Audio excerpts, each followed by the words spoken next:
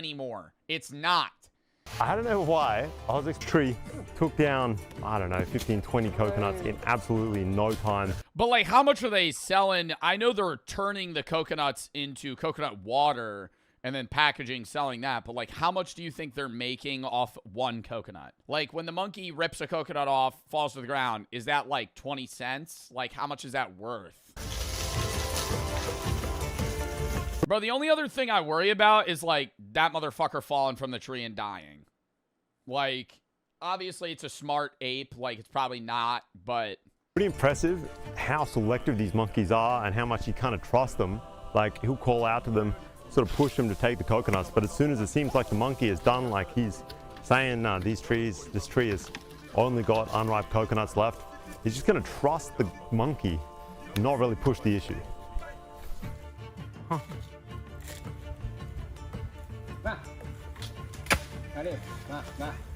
Later that day, we run into real working monkeys. They arrive just right... Wait, those were apprentices. So this one's like seasoned veteran, been working the biz for 10 years. He's got a pension built up. Riding on motorbikes, pulling up to a roadside pit stop. One of them's on the side of a trike, the other's just hanging onto the back of a motorbike like a school kid in Vietnam, catching a ride home. Wow, and they just hang out with humans. Do you think they perceive the humans as different from themselves? I always wonder that about, like, apes. Like, if you lived with a bunch of gorillas, would they be like, this guy's weird? Or would they see you as one of them? Like, obviously, like, a cat would see you as different. But, like, if you're, like, a lot of apes are very similar to humans. Would they just be like, that's a big human? And he's kind of pale. Up there is a monkey gathering coconuts. It's been going on for more than 400 years. God. They've been doing this shit since the 1600s? Who was the first motherfucker to try and teach a monkey to grab a coconut? Wow.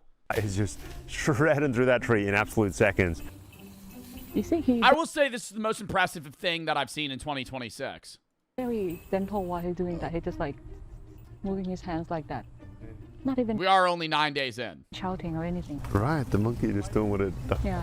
He said like the monkeys already know what to do, but he also like helped to guide a little bit too. So. Like this seems to be far more working monkeys than the ones that we saw getting trained up. They don't have to sort of yell at them that much. Andrew Fraser gets knocked out by falling coconut. Wow, these monkeys really are very fascinating. Oh! Just fucking one bonks him right on the head. Unripe too. Just a hard green coconut. It's gotta be, in the 400 years of them doing this, there has to be a colorblind monkey that really sucks at this and just fails out of the coconut school. And these two are big adult males. They make the apprentice monkeys look like they're on training wheels. They're huge, strong, and they just blitz through trees. Oh, these are like they're not even adults. These are like teenage monkeys. Strong, and they just blitz through trees. Can you ask him if he's ever been hit by a coconut? Yeah, sometimes. Oh, just sometimes when they hit the tree and then, like, you know, just hit him too, sometimes. But that is it. Like, you have to be very cautious. You have to fall. Would that shit kill you? I know people die from falling coconuts every year, but like if that monkey threw the coconut and it like hit you in the head, would you just die on the spot? I feel like you wouldn't die. Even if it's like 50 feet. I mean, how heavy is the coconut? We're told pretty bluntly that the meaner the monkey, the better they are for harvesting. And honestly, what? I can see why. These guys move at an absurd pace. You're filming below, and it's just non-stop thud of coconuts hitting around you. Like his monkey. I don't know. I wonder, like, do you think they find it fun? They are very well trained, right? So one monkey can harvest about 1,000 coconuts a day. 1,000 a day? Nah, they're making this motherfucker work a 9 to 5. 1,000 a day. I mean, a tree probably has like 30 or like at least 10. So they're doing like 100 trees. That probably doesn't take them 8 hours if they're quick. It is wild. They don't even really seem to come down. They just jump from tree to tree. They do kind of just take breaks up there every now and then, think about which one they want to knock down. But Yeah, they just start jerking off. Just a quick smoke break up at the top. Bro, they do that. Have you ever seen the videos? Bro, no, monkeys do that shit. I swear to God. Dude, okay, don't look it up. But you know he's up there, bro. Guy's like, come on, man. You haven't fucking it. Oh, why is it raining? And as we drive around the area, we run into harvester after harvester. These little Honda bikes with a sidecar for coconuts. And you pull up and you see the monkeys just hanging out in the trees and collecting the coconuts. So again, guys, similar kind of setup. A couple of these trikes. Big boy monkeys, males mainly. Apparently females and males can do this job, but the males seem to be the choice selection. They're rocking. Holy fuck! That one of them grabbed that many in that amount of time? Dude, that's like 100. Until midday. It is getting hot right now, so I bet they're about to take a break and just look at all those coconuts. Like, that is thousands of coconuts these guys have cleared out. All right, I don't know about thousands, Andrew. I think we might need to take a class on counting. I'd go maybe 120. There's monkeys working all around this area, and it does seem to be a pretty much thriving community of them. Oh la la. Every time it's a big adult male. Yo, that one does look bulky as fuck, you know what I mean? He's kind of like that hippo from Madagascar. Oh, he's a big one, huh? I feel like he'd walk out some hardcore. Oh, God, their buttholes are always just out, bro. Damn. Why are you staring? I don't know. It's the entire backside of the monkey, bro. Now you're making me rewind to go look at its butthole, dude. What the fuck? Yo, like that shit. Stop.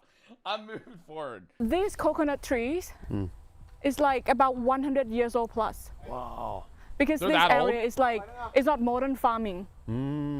So you can see that it's not. The horrors of DoorDash. Welcome back to the Papa Meat channel. How you doing? How you doing? Coming on sundown because today we're going to be talking about food delivery drivers. I did some DoorDash this weekend, Nick. That's why we're doing this. Let me tell you, the whole operation, the whole DoorDash, the whole food ordering app industry, it's got to change. Oh, I love it. I think it's very inefficient and also fucks over the food drivers. But being able to DoorDash or Uber Eats food at any moment is sick. It's overly expensive for sure. Yes. But I don't think that here's where I think it works is if you're ordering a large amount of food. If you're using DoorDash and you're ordering like $60 of food, it's probably worth it. But if you're ordering lunch, you're going to spend as much money on food as you are for it to get delivered. And that's when it's a waste. For centuries, if you wanted to eat a meal, you either had to go out to a restaurant or cook the goddamn thing yourself. Today, however, you can place an order to a seemingly endless list of restaurants and have it. Who the fuck is ordering ice cream on Uber Eats? That shit is showing up fucking liquid. You're going to be drinking that. Me? You've ordered ice cream on fucking Uber Eats? Yeah, then your DoorDash driver hits you with a, Oh, Ron has a couple stops along the way. He'll be there soon. Ron just picked up your milkshake. He'll be there in about 35 minutes. Oh, awesome. It'll be warm. You can place an order to a seemingly endless list of restaurants and have You it have to refreeze at it. your door without lifting a finger until you have to grab the bag. Well, many of us indulge. I wouldn't even be pissed at the guy, bro, if he did that. Like, I couldn't be mad at him. I'm so serious. I would just be like, bro, you're good. I'm going to refund that shit on Uber Eats or DoorDash. Like, don't even worry about it. Well, many of us indulge in this Oh, I'd feel so bad. service extremely often. We never stopped to 78% of Americans use food delivery services. Bro, really? I'm definitely ordering more than 3.7 times per month. We never stop to think about people who have to deliver the goods, right? We never take time to think about these drivers. I don't think what I was saying.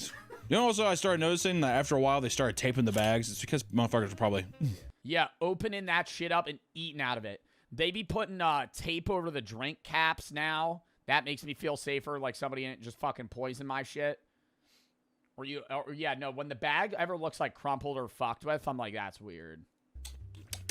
But that's why if you're a pro, you got your own stickers in bags to replace stuff. I thought that you were gonna have your own utensil that you're able to squeeze in the bag and Mission Impossible the fry out of the bag or something. Being a delivery driver, whether it's on DoorDash or Instacart. I've had a DoorDash driver before, or it might have been Uber Eats. It only happened once, but he picked up my order and never delivered it.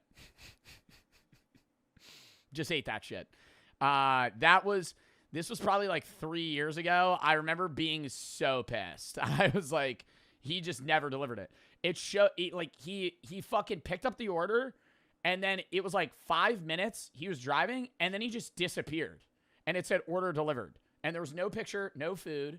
I contacted him. I was like, he didn't fucking deliver that shit. Other people are always hungry. Yeah, no. And I got the money back. So, if you want to eat it, eat it. But like, I mean, he's going to get fired. You don't make a lot of money. And then it's all based on tips. And then if people don't tip. It's based on tips. And here's the problem of being a driver is it's based off tips. And the tips are based off order price.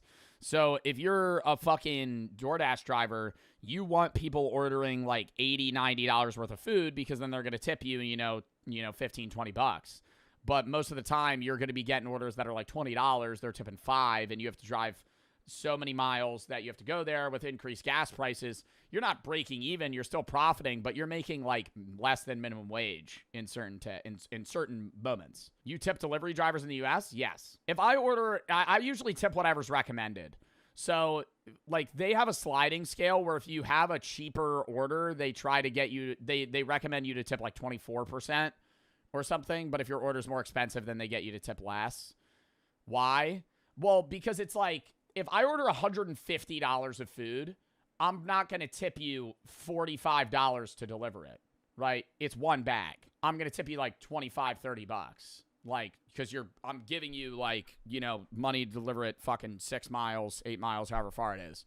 But if I order like a Chipotle burrito, I'm not going to tip you 10% because then you're getting like $2. I'm going to tip you like $10.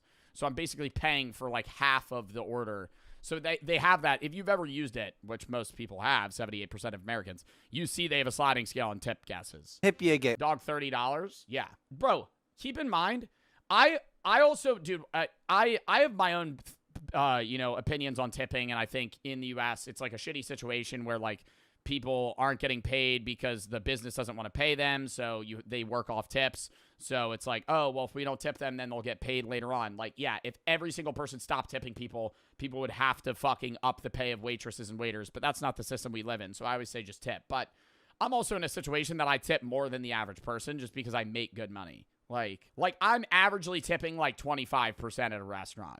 But I'm not going to stay, because I'm like, why am I being stingy? High cortisol activity, low cortisol 2026. Recently, there has been a trend on TikTok of people saying they are now choosing to only have female Instacart drivers deliver their goods because male drivers keep messing up their orders. One woman gave her driver a super simple list asking for 1 pack of toilet paper, 1 pack of towels, and 1 pack of chicken. Despite the app stating that the man scanned a pack of chicken, what she got was 240 red Solo cups.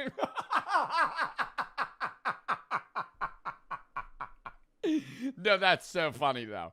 That is fucking hilarious. 240 red Solo cups. Oh my God, you're gonna be playing Pong for like 10 years. A refund. You know what? In a situation like this, though, do you not just think that I'm doing multiple jobs at one time and I gave you the wrong bag? I think that's what it is. Yeah. Because they might have 3 bags in their back. They might have 3 bags in their back car, and somebody ordered that, and now some other dude's getting paper towels. Oh my God. Wow. This woman wants toilet paper, paper towels, and chicken. She gets red Solo cups. Meanwhile, there's a party full of people that are waiting on red Solo cups to be able to play drinking games, and they just get like toilet paper and raw chicken. Don't worry, guys. The red Solo cups will be here anytime. Sorry, dude, but I'm not a feminist, and I like men a lot. And I think, dude, if a man goofs up, you have to give him 75 chances. It's true. Women, 1. Women, none. You have to be perfect at all times. In another instance, a male shopper was tasked with getting a customer a tub of Neapolitan ice cream. After claiming they didn't have the brand she wanted, he sent multiple blurry pictures of what they had, only for it to be very clearly in stock. There's none. It's a fucking buffoon, man. I couldn't tell you. You have Ben & Jerry's? No, the fuck to the left. I see it in the picture, in your blurry picture. It's right to the left. Well, aren't there a lot of like grocery stores and shit now where like Uber Eats and DoorDash drivers, they don't even do the shopping. Like a worker at Walmart has the job of DoorDash and they fill the bags and then the worker just shows up and goes, "I'm here for blank." They pick up the bag and leave. That's the best system because then they're less likely to fuck it up. Because if a guy's job is to just fucking search for items, he knows the store, he knows where stuff is, it's quicker as well. While staying at an Airbnb in Miami, a group of girls ordered a long list of basic groceries and necessities for their upcoming stay. When the order was marked as delivered, they expected to find it on the porch. When they opened the door, however, they found the driver simply tossed all the groceries all over the picket fence and left. What are we not seeing though in this? What are we not saying? We're not having the full picture on his side. Like I bet you think he's just like, can I? Whole ass grocery order, bro. Like, I don't know. I feel like there's like a level of, it's different if you're like, you have a disability or there's a reason you can't, but like, bro, why are we doing an entire week's worth of food on DoorDash? Like, I'm just go to the grocery store. You know, I think it's different. Like, it's a level of convenience where it's like, fuck, I don't have time. I'm going to order lunch. But, like, just go to the grocery store. Just go to the grocery store. If you're getting fucking $300 worth of fucking, or not $300, like $160 worth of groceries, go to the grocery store. Ron, yeah, literally, bro, Ron doesn't they don't grocery shop. The core guys just order all of their and it doesn't exercise, and then it fucking misbehaves, and they wonder why. I'm like, yo, that dog's meant to be nonstop mentally and physically engaged. Those animals are bred to be like on the go and ready all the time. And you're using it as like a show dog. Like that times 10 now with an ape, I would assume. Like I'm guessing an ape's probably pretty active. The sourcing is brutal. Babies here are taken by either killing the mother and or breaking up and scaring away the troop. But it's messy because long-tailed macaques aren't just pet market animals. Globally, they're actually a major biomedical commodity. Between 2008 and 2019, an estimated 450,000 were traded internationally, mostly exported out of Southeast Asia to labs in the US, Europe, and China. I think it's kind of a justifiable evil. But it means that there is a legitimate market for it. Oh, to like test medicines on them and shit? Jatinegara, though, is mainly domestic pet trade. And it keeps going through this legal omission. Indonesia protects species listed under its 2018 regulation. And that regulation does not include long-tailed macaques. They're not considered protected and an endangered species. The IUCN, though, did move them to endangered in 2022. But the IUCN is not law here. It's kind of like a warning light. And the regulation just has not been updated yet. So shutting down these markets is hard, unless authorities can prove specific permits or quota Or violations. just smoking cigarettes in its face. Or obvious cruelty just exists. And I find this a little bit strange, because a little bit further north in the south of Thailand, there is a monkey trade that's getting a ton of international pressure. The brand Shako is accused of using monkey labor to pick the coconuts. And that is getting cracked down on hard. And after checking it out, I find it a little bit more justifiable.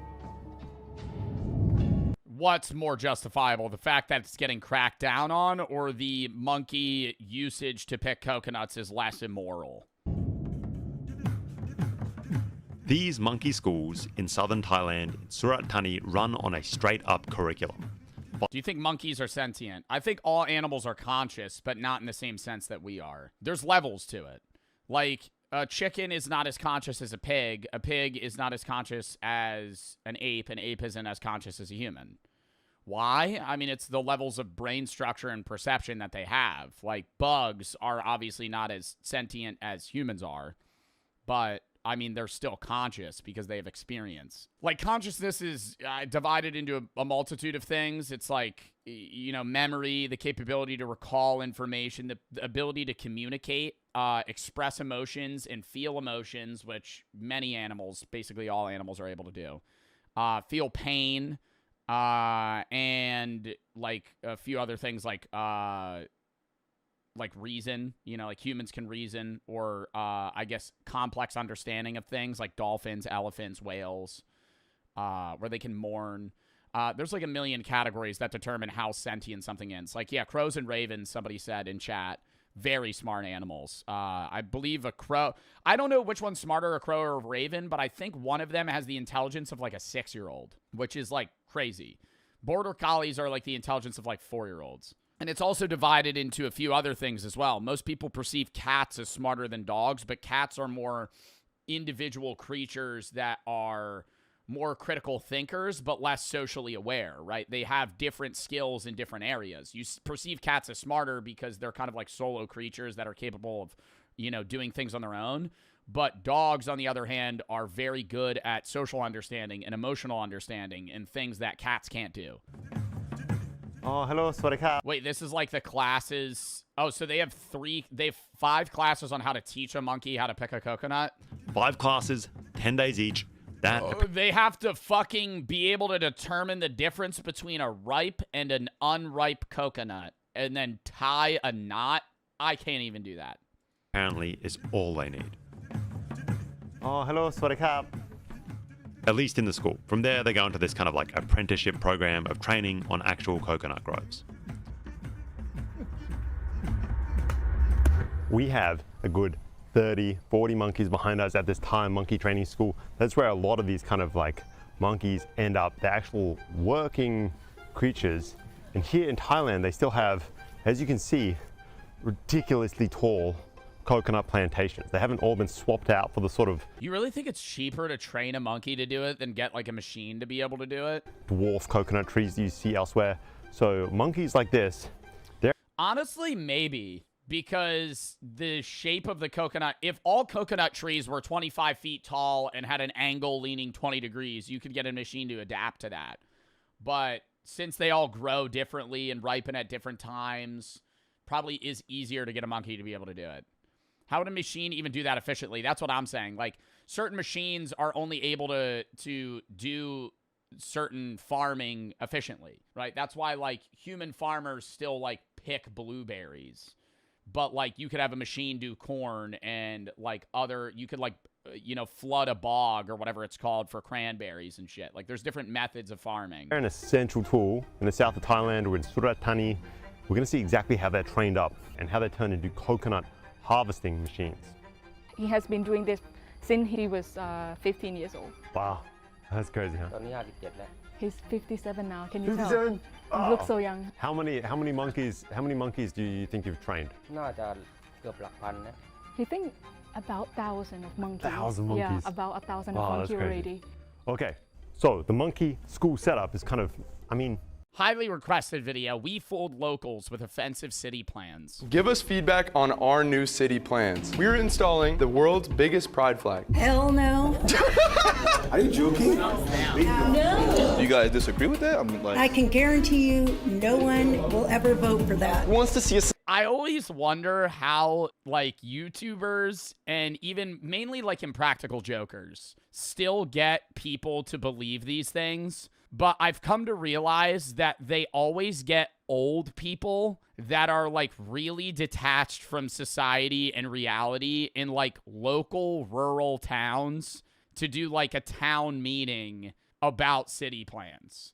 Like, somebody that would be a part of the HOA in, like, your rural Nebraska city. Not gullible? I don't know. I wouldn't necessarily say the word gullible. Maybe... But, like, yeah, no, people that are living in 50 years ago. Society where parents stay together longer. Well, we have a solution.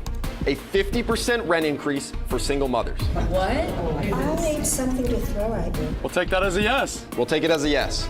No. Are you trying to go? I feel like these guys can pull it off because they're YouTubers, but don't you ever wonder how, like, I don't watch Impractical Jokers anymore. I feel like nobody, I don't want to say that's a dead show, but, you know, it's not 2013 anymore. But I always wonder how they still get people that don't know them.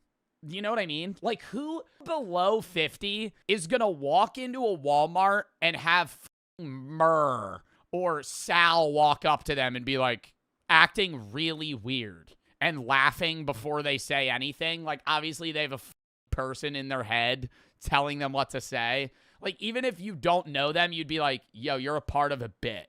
Like, this, I'm on camera right now. The NFL playoffs are here. Football is at an all-time high, and there is no better time to get in on the action than with DraftKings Sportsbook, the sponsor of today's video. If you sign up with DraftKings and use promo code JOEB at sign up and place a $5 bet and your bet hits, you get $300 in bonus bets instantly. What an offer! DraftKings Sportsbook is the place to place touchdown bets. Not only do they have same-game parlays, they also have live betting for the people that love the thrills of live betting, betting on drives, betting who's going to get a touchdown, if they're going to place a field goal, whatever, in a given drive. DraftKings has you covered. And if DraftKings isn't available in your state yet, one of the green states, you can still take advantage of DraftKings Fantasy. So sign up for DraftKings today and use promo code JOEB at sign up and place a $5 bet. If your bet hits, you get $300 in bonus bets instantly, minus 500 odds required. Thank you to DraftKings for sponsoring this video. Let's get back into it! Us? You said no. Disclaimer, everything said in this video is for entertainment purposes only. This does not represent us. Do not replicate or act upon any content shown. We invited local residents. Oh, so you don't think single mothers should have a 50% rent increase? Huh. Yeah. To attend what looks like a real city meeting where we're posing as officials presenting new plans that will affect them. But the catch is we're given extremely offensive ideas that we have to present no matter what. After the president, I would love to be a part of this. I feel like okay, no, here's the thing. I could never do the presentation. You would fold? Oh, 100%. I could not do the presentation. I would love to make the presentation. You know what I mean? Like, I'd love to be the guy that makes the slideshow of something that's just, like, obviously gonna get bad reviews or, like, a bad reaction. But I don't think I could ever stand up and just riff, you know? Stand up, read a presentation, click this next slide, and it's like, we're gonna ban gay people from, and I have to defend that. In front of a fucking town meeting of people that are just going to be appalled. Strangers will raise their hands if we convince them to support our new plans. And just like the Impractical Jokers, whichever team gets the fewest hands raised will face the terrible mystery punishment at the end. It's actually... So this is Impractical Jokers. This is... This is a one go on Impractical Jokers. There's no thumbs down. It's just if you lose, you just get the punishment. I'm telling you right now, it's not good. It's not going to be fun. Yeah, we're not doing all that. We're not doing all that. We're not going to do all that. No. You guys can do terrible. We're not doing terrible. We do like the chill. We do like the prizes. We're not doing punishments. No, we're not doing the punishment. We're winning. This is the winners. Do you guys see what's behind you? That's your presentation. That's your presentation we made. What do you know about your presentation? What about you? Don't know shit. Dude, I would just pull every buzzword out of the book of something that's controversial. Like, the presentation would just consist of, like, every single, like, buzzword that just gets people upset. You don't know shit about your presentation. They're fine. Is it that bad? It's bad. What do you mean is that bad? Yours is so bad we have a security guard here. Oh my god. Oh my god. JD and I are going first, and remember, Security guard here in case one of the people fucking rushes them. we have no clue. Yeah, abortion. Yeah, dude, literally abortion, LGBTQ, Charlie Kirk, gun laws, immigration, DEI, just everything. Every climate change. Workers very, very poorly. Because of this, some drivers come up with creative ways to earn better tips. Jade Phoenix was a full-time Uber Eats driver. The thing that I see, not with Uber Feets girl. What? I was going to say, not with Uber Eats, but with Uber, the thing that I've seen is somebody picks you up. You usually go, hey, or the driver will go, hey, I'm going to drive you here. If you want to ride back, here's my number. Call me and just pay me cash, right? And then they'll get the full amount. And I've done that, right? And that's a little sketchy. Like, I'm a guy, so it's like a little bit different. I'm not as nervous with it. But it's like, the guy drives me, it's $40. He's making like 20 of it because Uber's just taking a huge cut. And he'll be like, hey, I'm going to be in the area. If you need me in fucking 4 hours, call me. And then I'll just come pick you up. And so that's usually like a better move. Driver who claimed because then they're getting more of the money. Find a and they're just pocketing it. Secret method for raking in insane tips on literally any kind of order. When dropping off people's food and snapping a picture to confirm the order, she would purposely include her feet in the pictures. There is no way that she's getting more fucking money from that. Claims her tip significantly increased after she began this new strategy. She even received additional money on top of the tip after she sent them the original picture. You got way more than expected, $29.68. Do girls like men's feet? Men with feet, it's what psychologically, what is that would lower it, dude. Some dude fucking whips out his dog's hairy ass fucking feet, man. Just in the photo, dirty as shit, long ass toenails. Ugh. Is that? What is the feet obsession? I don't know. That's something I will never understand. Didn't we try doing a foot video and it got demonetized or something? That's the thumbnail. If for whatever reason you want to watch it, it's on Patreon, bro. There's no way. It's not just the customers that are creepy horn dogs, but the drivers as well. After ordering food, a woman in the UK began receiving creepy messages from her delivery driver. She was being asked if she was home alone or if she was married. When the woman said she was taken, the driver began begging her to leave him so he could hook up with her. Leave her, baby! The man got so desperate that he began offering as much as £10,000. He doesn't even know what the woman looks like. He's just offering a random woman off her name alone fucking $10K to break up with her boyfriend. For her to break up with her boyfriend, there's no way the pussy could have been that good. UK pussy? You kidding me? Yeah. Oh, man. Well, I don't think I can leave them. I don't think just can you leave the Chris at the door? £10,000, Mom. It shows you their profile. Yeah, but they're not going to be able to see you. See what me can do. While looking into the driver's account to report him, she found it even creepier that his 82% satisfaction rate. Chad, I was telling you, below 90. Listed reasons for delivering was passion. I will say I've had a driver after delivering my thing be like, hey, I love your videos. And I say, oh, thanks, man. And then it's a thing of, you want to hang? Shit like that. God, that's creepy. That's so fucking weird. That is so fucking weird. Exactly. 100 step. Oh my God. Bro delivers your food. You want to hang out? No, fuck off, you weirdo. Bro, that or you meet somebody in public. They'll be like, bro, we should hang out sometime. Oh. I've gotten that like twice ever. And I awkwardly have to go, nah, man, I'm sorry, man. I don't really know you. I don't really know you, bro. Oh, we should smoke together sometime. No, I think I'll pass, man. I have no idea who the fuck you are. Don't ever there's no reason to contact me or anyone ever. Or like that girl. Let's just get me out of this, that girl. If it's a girl now just being like, you know how hard it is for someone just to be like, no. I have no idea how you're going to react to that. You know what I mean? No idea. You've been around me when there's been people. So it's always a risk because we've had a lot of, we won't go into details, but we've had a lot of people that are. That, bro, or more often, it's weirder when they're like, yo, you want to hang out? But sometimes it's like, yeah, I respect the hustle, but like, I'll meet somebody. They'll be like, yo, I actually do social media. Could you like follow me? We collab.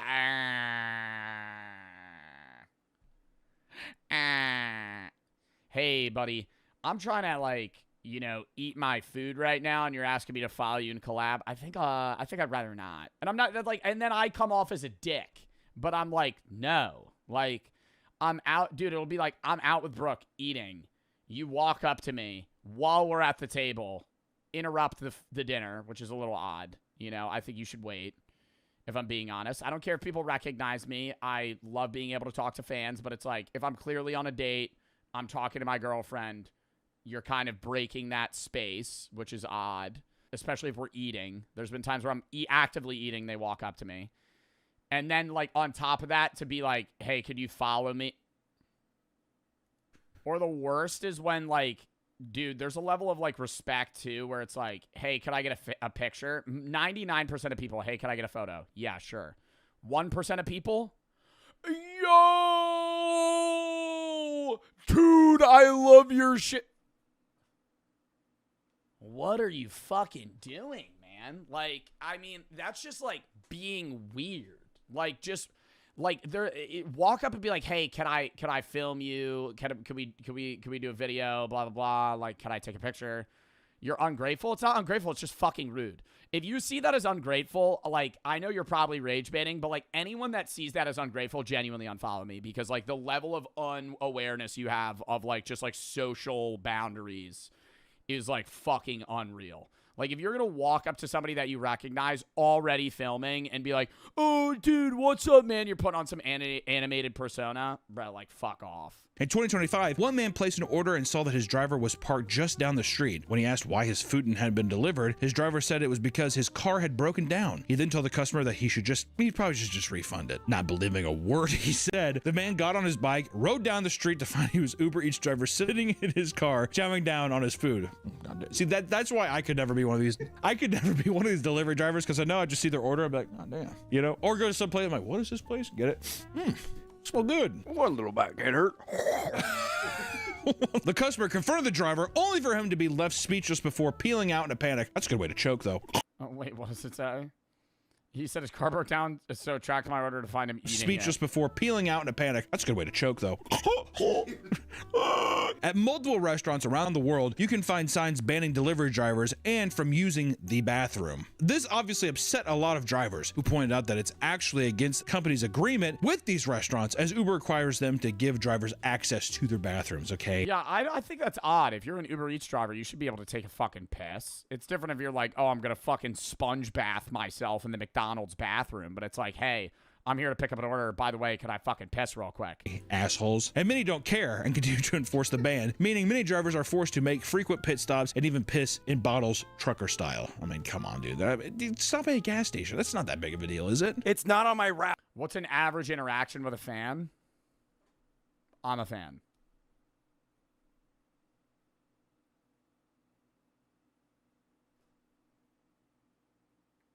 And now I'm me.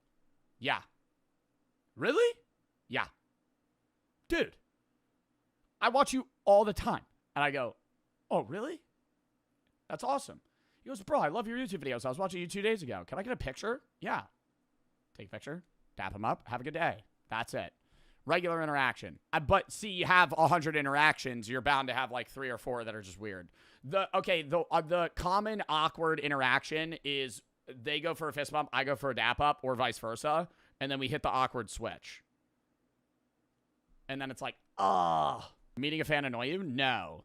It doesn't annoy me meeting a fan. It annoys me when they stare at me from 50 yards away for an extended period of time, because either A, they're not sure that it's me, or B, they're just too scared to walk up to me, especially if they're in a group and they're all kind of hovering around each other and just constantly looking up and staring at me. It like ruins the potential for me to have a fun time if I'm like out and doing something nice, because they're kind of just like stalking me from afar. Like, just walk up to me. And so what I've done now is I've gotten pretty good at, like, if I see them, I know they know who I am, because there's like a certain stare they give. So I just break that so I don't have to deal with that. And I walk up to them and I go, do you know who I am? And I've never had somebody yet go, no, because it's pretty obvious. Like, they're going, staring at their phone, staring at me. So I'll just walk up to them. I go, you know me. And they go, yeah. I go, thank fuck. I usually go, I'm sorry, I'm just trying to break, like, the awkward. The only time I've ever denied people of taking a photo was when I've been in a hurry.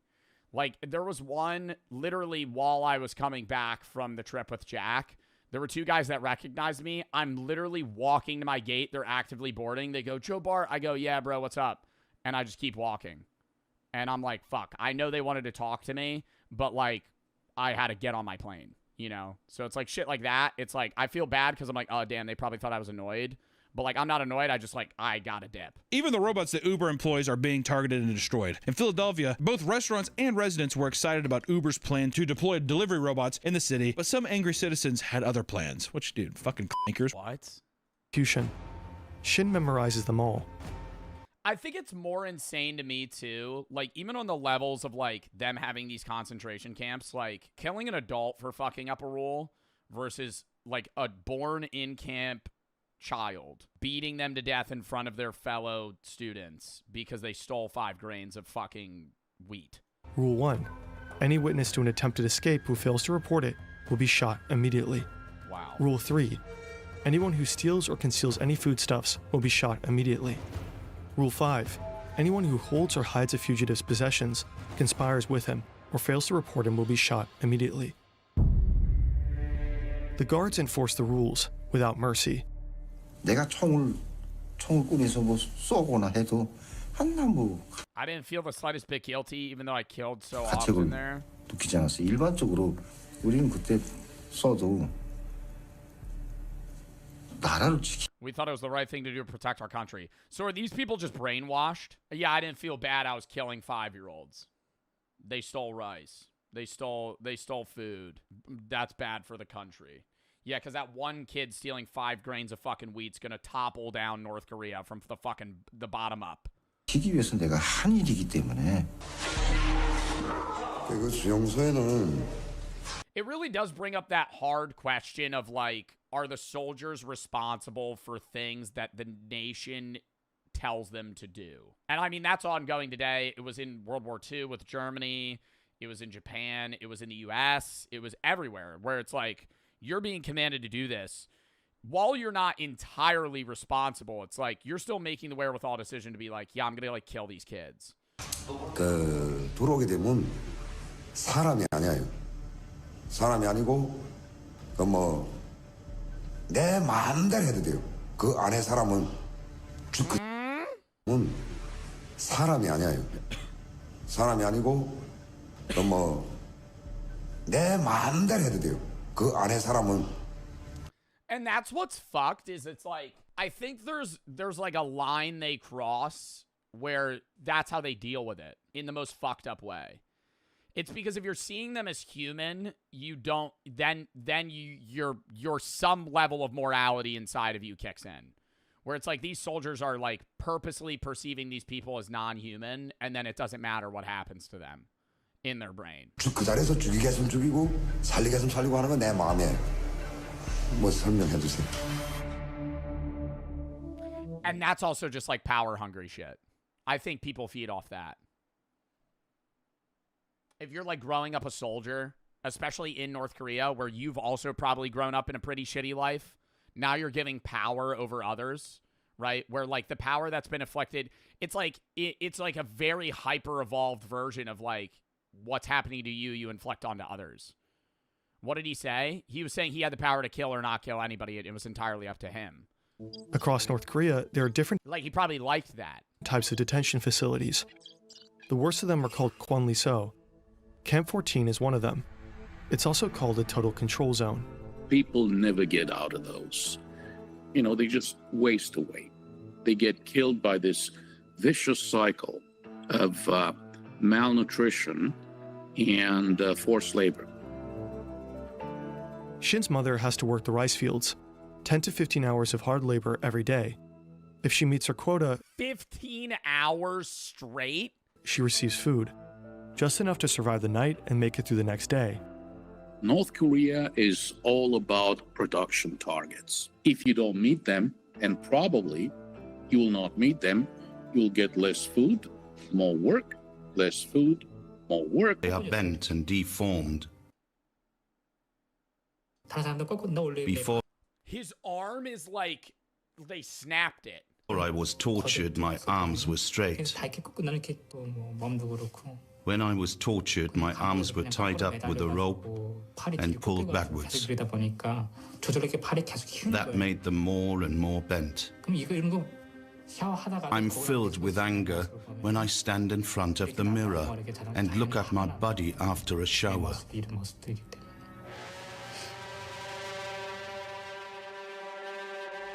After 4 weeks of torture, he's thrown into a pitch-black cell. No windows and barely enough space to lie down. There he'll spend the next 6 months. After his release, Shin is thrown back to the general prison population. He has to work in the coal mine, the farm fields, and eventually in a garment factory. This is where he meets Park Young-chul, a man unlike anyone Shin has ever seen. Born into an elite family, Park once held a prestigious job and had seen the world beyond North Korea's borders. What? So he left North Korea? By then, Shin already knows he's on the execution list. With Park at his side, he begins planning what will be Shin's third and final escape. Shin and Park are assigned to do some woodwork up in the mountains, along with some prisoners. They're chopping wood near the outer fence. The camp's fence is around 10 feet high. How many guards do you think they got for, like, a group of people? Because part of me's thinking, like, you could just rush those motherfuckers, you know? Lined with high-voltage barbed wire. But I feel like, bro, if you got a group of 10 people, they probably got, like, 3 guards. And they're all holding machine guns or rifles. The next guard tower is a quarter of a mile away. Shin watches. Some people would die. Yeah, well, realistically, they probably have enough guards to where all of them would die, so they can't revolt. But I'm thinking, like, if you had 2 guards and 10 people, you could realistically try, like, knowing 8 of you are going to die, but, like, 2 of you are going to be able to overpower them and live, and then you just steal their shit. The patrols. There are long gaps between them where no guard is close enough to spot the 2. The plan is simple. Wait until dusk so that their footprints can't easily be traced in the snow. They slip through the high-voltage wires without touching them. Risky maneuver. As the sun sets, Shin and Park move closer to the fence. They hack branches, pretending to stack wood. Nobody notices them. Park hesitates. Shin's heart races. He grabs Park's hand and they run. Shin slips. Park reaches the fence before him. He tries to squeeze his head between the 2 lowest wires and hits one of them. Park's body is not moving. The bottom wire bends under his weight, creating a narrow gap. Oh my god, and you just leave him. Oh my god, you just leave him. Shin crawls over Park's You have to. body. He's almost past the fence when his legs slip, hitting one of the wires. The voltage tears through him. His pants char. His skin burns from ankle to knee. It's that fucking high a voltage? Did it kill him? But somehow he makes it through. No! Okay.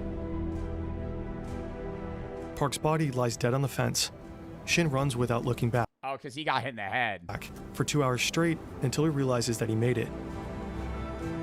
He manages to cross the river to China, and after a journey of almost 2 years, he finally reaches South Korea.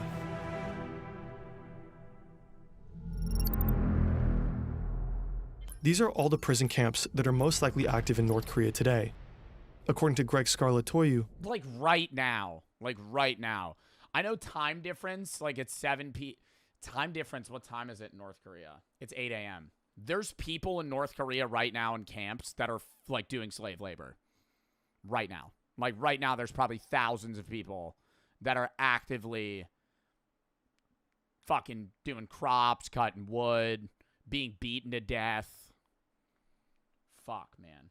the camps are changing, and not for the better. Camps near the border have reportedly been moved further inland, likely to make escape even harder. And some new internal perimeters have appeared, possibly to isolate high-value prisoners. The third development, in terms of infrastructure, evolution and development, has been the creation of watchtowers and what appears to be intersecting lines of fire around the camps. They would be meant to basically exterminate those who attempt to leave those camps. For some camps, evidence is even scarcer. There's one camp that we know very little about, and that's Camp 16, 1-6. That's very close to the Punggye-ri nuclear testing facility. And I have spoken with the South Korean nuclear scientists who said, look, we don't believe that prisoners are used in digging those tunnels for the nuclear tests, but it is very likely that they will be, used and abused while cleaning up after those nuclear tests. The Oh my God, what? And then they're gonna die of radiation? HRNK estimates that up to 120,000 people in these camps? people are currently held in North Korean prison camps. In fact, as a viewer of this video, you might know more about them than most North Koreans ever will. We have to remember that these people are being tortured and maimed today. They were tortured and maimed yesterday, and the same will happen tomorrow. So, I think it's a matter of moral, ethical, religious, and political obligation to continue to maintain our interest in these issues. This is Shin today. He gradually adjusted to a life in society and became a public speaker and advocate for human rights in North Korea. In 2015, Shin Dong-hyuk retracted parts of his story and admitted to changing certain key details in Escape from Camp 14. The book's author published a detailed statement outlining every change Shin had made. According to Shin, some memories were simply too painful and others too shameful to share truthfully at the time. This is wow. So it's not even like he made it seem worse. He made it seem better than it was. Like one of the edits it showed was that he hated his brother. And so it was easier for him to rat on him. a common reaction for victims of torture, who often cope by suppressing or distorting their accounts of what really happened. Greg Scarlatoiu and others believe Shin's changes don't alter the fundamental truth of his reports. Was Shin Dong-hyuk a political prisoner? Yes, 100%. Okay, he spent some time both at Camp 14 and Camp 18, right across the river. Did he witness the execution of his mother and brother? Yes, he did. So the fundamental elements of Shin Dong-hyuk's story did not change. Shin bears the Yeah, it's like small little additions to each part of the story. scars, physical and psychological. I just don't know how you could physically live a regular life after that. You know what I mean? Like they're very like advocative and they do public speaking work, but it's like always in the back of your mind, you're going to be like, people I knew are in that camp right now. Like you escaped and now you could live in South Korea, but it's like, you know, there's over 100,000 people that are there still and they're just never going to get out. Wow. That's a sad video, but I'm glad we watched it. All right, count me down 30 seconds. Sean, I got to piss, then we're going to hop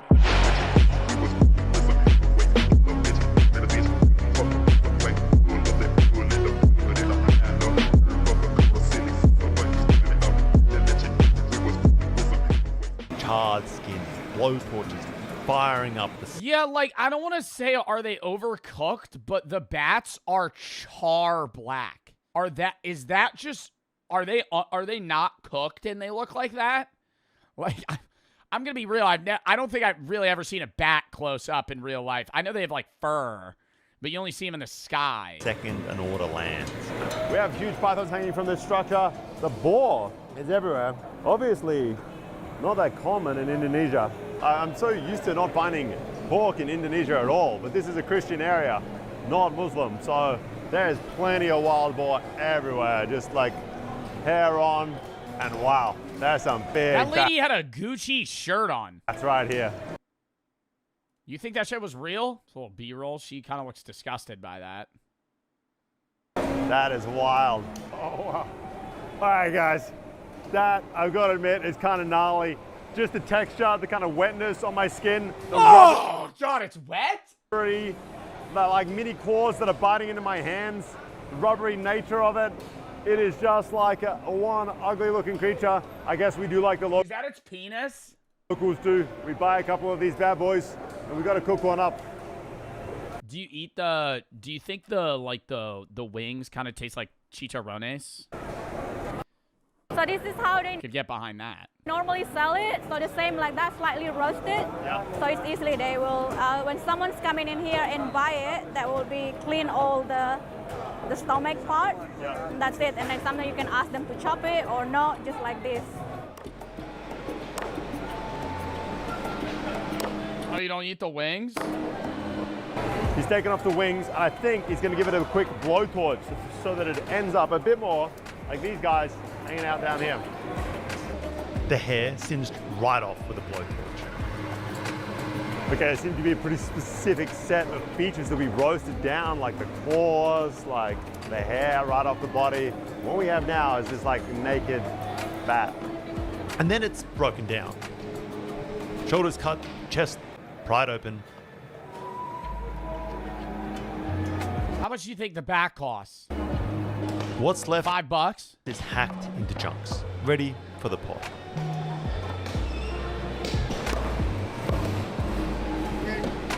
We have this kind of... Bro, I'm eating right now. I could eat watching this, no problem. I never understand that shit. Oh, dude, I'm eating. Oh, dude, I'm eating. You're not watching somebody throw. Bro, you know what you're eating? You know what you're eating? Probably a dead animal. You know what you're looking at? A dead animal. What the fuck?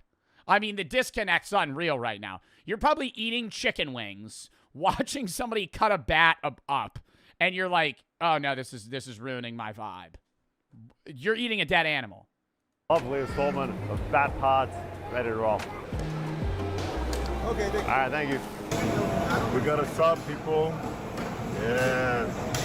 Oh, thank you, sir. One package bat ready to go. I want to see him eat it. When are you going to eat it? This looks like a nondescript house in the middle of Sulawesi, but in fact, it is a restaurant. And inside, they have some of their local specialty dishes. This is like a common local eatery. It's not like you got to go to someone's backyard who cooks up special Chinese medicine infused, whatever, like you might find bat and cobra done in Jakarta. Here, it's... See, cobra's a no-go for me because that thing's fucking poisonous. Like, anything that kills prey by, like, poisoning them to death or, like, inserting some sort of venom is a no-go. Like, I wouldn't want to eat that. You also have alpha gal. I could eat a snake, Zod. Snakes aren't fucking mammals. a staple. So we're gonna check out how it's done right now. Let's go. The Minahasan people are devout Christians. How do snakes have sex? I'm not Googling it. And it is absolutely everywhere you look. You walk into a restaurant even, and you can just feel it everywhere. There's crucifix. They don't? No, they do. No, they definitely do. I don't think it's like a salmon thing where like one lays an egg and the other fertilizes it.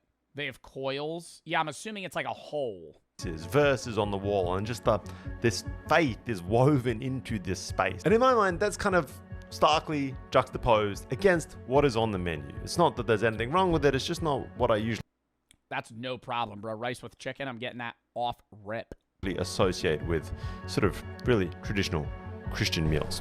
Either way, the menu is just straight up jungle fare. There's bats, pythons, dogs, you name it, and the place is just packed. Locals are pulling up, lining up at the counter and ordering canteen style like it's just another weekday lunch spot. They're like, I'll take a better cat, a better dog, some of that python, a bat please. It is kind of wild. And out back, the cook is already in his groove. I hand him the bat, and he is more than happy to show us how this is done from scratch. All right, the fly's going over it's a problem. The bat first gets cubed, and I'm talking just straight up cubed. Everything is going in this thing. Organs, intestines, the hairy ears, those pea-infused wings and skin, the whole lot. Pea-infused wings? Pea? Bats store pea in the wing? No. People, they eat with pea. Am I mishearing what he's saying? Pea from the wings. the guts. Oh, really? That was like a medicine. Wow, with the guts in the bat. Yeah.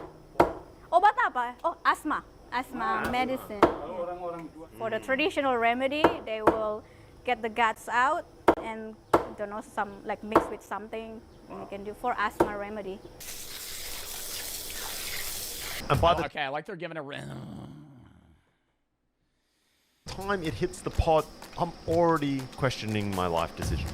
It looks kind of wild to me. I'm not I would be like, make that shit extra well done. I want it to be like char. gonna lie. I thought the bat wouldn't be that bad, but I think it's kind of like, it is pretty challenging with like all the guts and the organs and everything in there.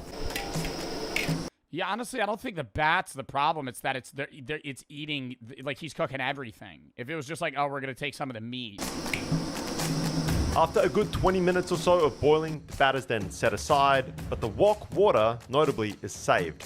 The broth, they will drink it. So that's how they keep strong or maybe healthy, just like traditional medicine, apparently. The wok is then refilled with oil, and the cooking shifts gears. We're gonna add some lemongrass, garlic, huge spoonfuls of chilies, shallots, ground turmeric, and then, of course, the bat. And on top of all of Hey, they're kind of saving it. They're kind of saving this right now. It kind of looks disgusting still, but like what they're adding, maybe I'd give it a try. this, he pours back in that leftover broth, that rendered down stank, just to add a little bit. I need to smell this. Can YouTube implement a system where there's like some tube that just emits whatever this smell is? That would be if it smelled rancid, I would throw up. But if it smelled like chilies, I'd probably be able to eat it. More funk to this water. I'm not looking forward to this bat anywhere near as much as I was the python. I don't even know if you guys saw the python. Might be a different episode. We're then going to hit this with some pretty intense heat. Just basically stir fry it up. Just like that, we have one bat cooked up Minahassan style, ready to serve. It looks gross. If I'm being like to me, like that's an intestine or something there. I wouldn't want to eat it. But like I'm not judging anybody that would. I just think that I would not enjoy that.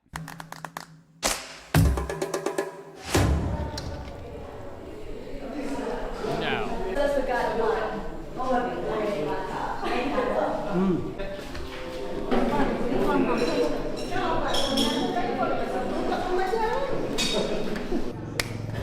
Hi guys, we have here a giant bowl of sliced and diced up bat. Well, it looks more edible now than it did earlier, I've got to admit, but regardless of how much extreme food I have eaten, this is... I think the texture would be a big factor. If I bit into something and I got like I was biting into like a ligament, that would induce instantaneous vomit from me. Like it would be like just like in the same motion I would throw up. Or if I like bit into like an organ of some sorts and it like kind of popped in my mouth like a gusher. I have eaten. This is probably going to push me to the limits. There's something about a bat with its reputation, and then seeing this thing cooked with just like all of its guts, with the broth added back in for like extra flavor from it being boiled.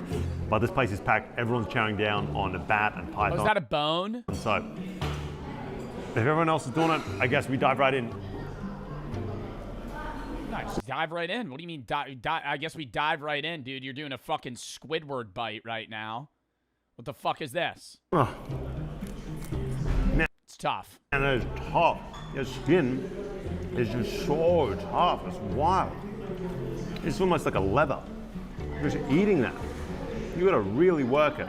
You know, you guys might not have seen it in this episode, but I literally just chowed down on a bunch of python that was cooked this exact same way. And I was under the impression that it would be very much the same flavor profile. You cook two animals in the exact same recipe, but this is completely different. This texture of a frog, it is just the craziest, oddest creature. There is nothing like this. That is for damn sure. It's got a bunch of this black skin. Oh, there's hair on it. Oh, I don't know if I can do the hair. That is, wow. Look at that. Sorry guys, I draw the line at the hair. That is bonkers. You gotta really work this thing to get at this meat. And I thought this would almost be rat-like. Well, let me tell you, this is so much of a leaner animal than a rat. The organs were placed in here with this as well. And that is clearly like a kidney or a liver. And he said this cures asthma. Now, I don't have asthma, but it's put in there for people to eat. We're gonna chow down. Sort of powdery. That's almost better than the meat. I honestly, I'd probably rather eat that. I would probably rather eat. No.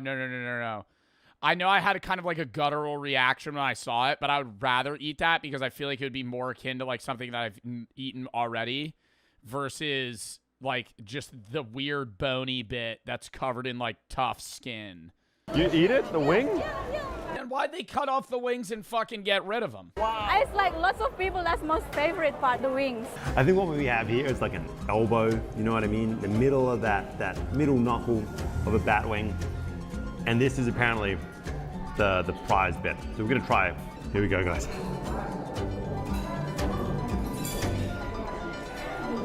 That's all skin that comes off it. It is so thick, so rubbery. You can taste or feel tiny micro hairs that weren't blowtorched off it. It has a real gamey flavor. I think the gaminess.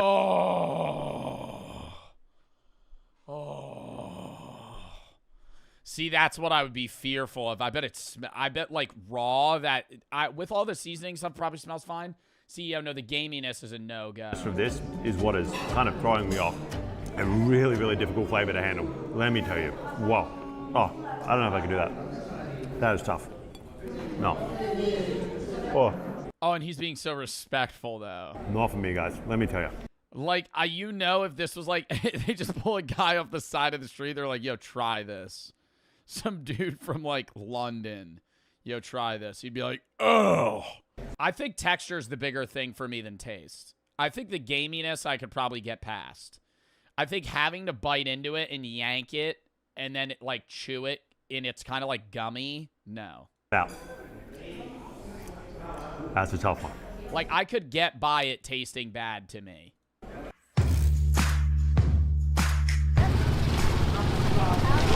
All right, market number 2, people. What's this market, Nita? Langawan Market. Oh, God, there's another market. What are they going to fucking sell at this one? A little bit outside of Tomahawk.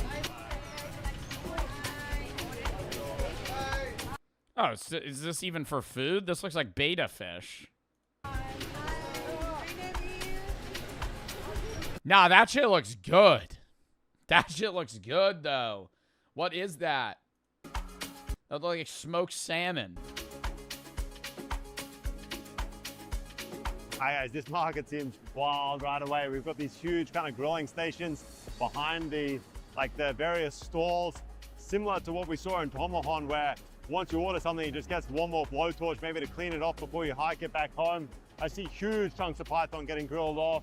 The dog in the corner. There is bats absolutely everywhere. And again, it just seems to be like a primary meat in this area. It's not just like some kind of novelty.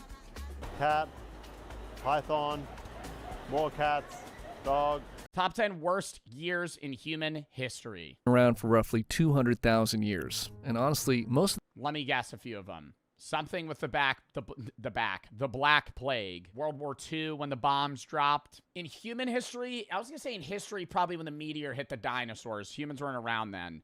2008. Why? The housing market crash? Y2K when the world didn't end. that time was spent dying in pools of our own diarrhea. 2020. I don't think like COVID years are top 10 worst years in human history. Yeah, Holocaust. That's why I said World War II. So when you think of the worst years in human history, it's basically all of them. But that would be a boring video. So let's be prisoners of the moment and allow recency bias to cloud our analysis as we rank the top 10 worst years to be alive in human history. Number 10, 1918. This year kicks off with a I feel like that was a pretty fire year now. Wasn't that right before the Roaring 20s? Roaring 20s was like a great time to fucking like be a middle-class American. little something called the Spanish flu. Unless you were black or a woman or a minority or a non-white man or disabled. Okay, so maybe it wasn't a great time to be alive during the 1920s. Surprisingly, this flu wasn't or gay. Yeah, okay. Actually from Spain, but it was still no bueno. Exact numbers for the death toll are kind of hard to pin down. Oh, Spanish flu. But estimates range from 20 to 50 million human deaths globally. The Spanish flu was 50 million deaths. How many people died from COVID? 7.1 million. Wow. So Spanish flu was like 6 times that? No, 7 point something times. Particularly deadly for 2 reasons. 1, it was a brand new strain of the flu. And 2, the conditions of the Great War made it so much easier for the disease to spread. Soldiers returning home brought the flu with them, infecting people in remote areas who had no immunity to the virus. What was extra special about the Spanish flu was that it was unusually deadly for young adults compared to other flu viruses of the time, leading to a significantly higher death toll. This disease... Chat, if you got the Spanish flu, do you think you would eat that shit? I think I got a pretty weak immune system when it comes to like big illnesses. I had COVID twice, and I was fine. But... that was COVID. Spanish flu, like part of me, okay, I would never want it, but part of me is like, would I die with the Black Plague? Yeah. No modern medicine, right? Like, let's say you get the Spanish flu, but you're not allowed to take like Advil, Tylenol, nothing. Like, you're just you're ripping it. You know, like you're lasting that shit out. It's wraps. Most of us are dying. Was terrifying for doctors. Black Plague has to be on this. The Black Plague was so bad that people thought it was an evil that brought the end of the world, bro. That many people fucking died. There were bodies in the streets, piles of dead people. When the Black Plague was like the devil himself coming back to Earth, bro. like a third. It was a third of Europe. I'm pretty sure it was more than a third of Europe. I think it was maybe a third of Europe as a whole, but a ton of, like, certain areas, like, almost everybody died. How many people in Europe died of the Black Plague? 50 million people, but this was in the 1300s. So 50 million people in the 1300s is way more than the 1900s. 30 to 60% of the continent's population of Europe died. Florence, for example, lost up to 60% of its population, similar to London. So, like, heavily populated cities lost, like, more than half of their people. Just because of how quickly it spread, or how quickly their It was a third of the world. That's what it was. patients died, but the process of how people died from it. Heliotrope cyanosis was a symptom of the Spanish flu, where a patient's skin would slowly turn purple as their lungs filled with fluid, preventing them from getting enough oxygen into their bloodstream. The blue/purple color would start in their lips and fingers, but eventually spread across their whole body as they neared death. After the patient passed, their entire body would then quickly turn from purple to black. Truly horrific stuff. To make matters worse, 1918 was also the final year of World War I, which saw another 5 million global casualties and made most of Europe no fun. Also in this year, you had the Russian Revolution going on, which ended the House of Romanov for good with the assassination of Nicholas II and his family this year. This revolution allowed Vladimir Lenin to take power, where he established a totalitarian dictatorship that oversaw the mass killing of political dissidents. The revolution was marked by brutal civil war and famine, which killed millions more. And finally, the Treaty of Versailles was being drafted, which, while not initially terrible, put Germany in a super bad mood that had some pretty major downstream consequences. But more on that later. Number 9, 1492. What happened in 1492? I feel like there's a gap. I feel like there's a gap in human knowledge. Like, most humans know a lot of shit that happened between 1800 and, like, today. And then you know a little bit about the 1600s and, like, Jamestown and, you know, fucking witch trial shit, blah, blah, blah. You know, you could even go back to, like, certain, like, poets or people that were alive, like musicians in, like, 1300s. 1492, Columbus. Columbus sailed the ocean blue in 1492. Ooh. That one slipped the brain for a minute there. Yeah. We all know in 1492, Columbus sailed the ocean blue. But by doing you gotta say the rhyme for me to know. You can't just show me the date. that, Columbus also opened up a portal to hell for nearly everyone who is currently living in the Americas. Yo, that motherfucker was a horrible person, bro. They don't teach. Yo, they deadass didn't teach. I feel like now they probably do. I remember when I was a kid, bro, they did not teach about Columbus being a horrible person. They were like, Columbus founded the Americas. That motherfucker lied to the Native Americans and said that the fucking moon was gonna, or the sun was gonna disappear, or the moon was gonna disappear. They lied. He was like, hey, the sun's gonna disappear if you don't fucking give us food. And they were like, no, it won't, because who the fuck would believe that? And he just knew knowledge about astronomy, and he said his god was more powerful than theirs. And then there was a fucking solar eclipse, and the sun disappeared. And then they fucking gave them all their food, and then died. Every indigenous person that came in contact with the Europeans. I thought he said the moon would be of blood. I'm pretty sure he just predicted a solar eclipse. Yeah, in 1504, there was a total lunar eclipse. During his fourth voyage, Christopher Columbus induced the inhabitants of Jamaica to continue provisioning him and his hungry men, intimidating them by predicting a total lunar eclipse.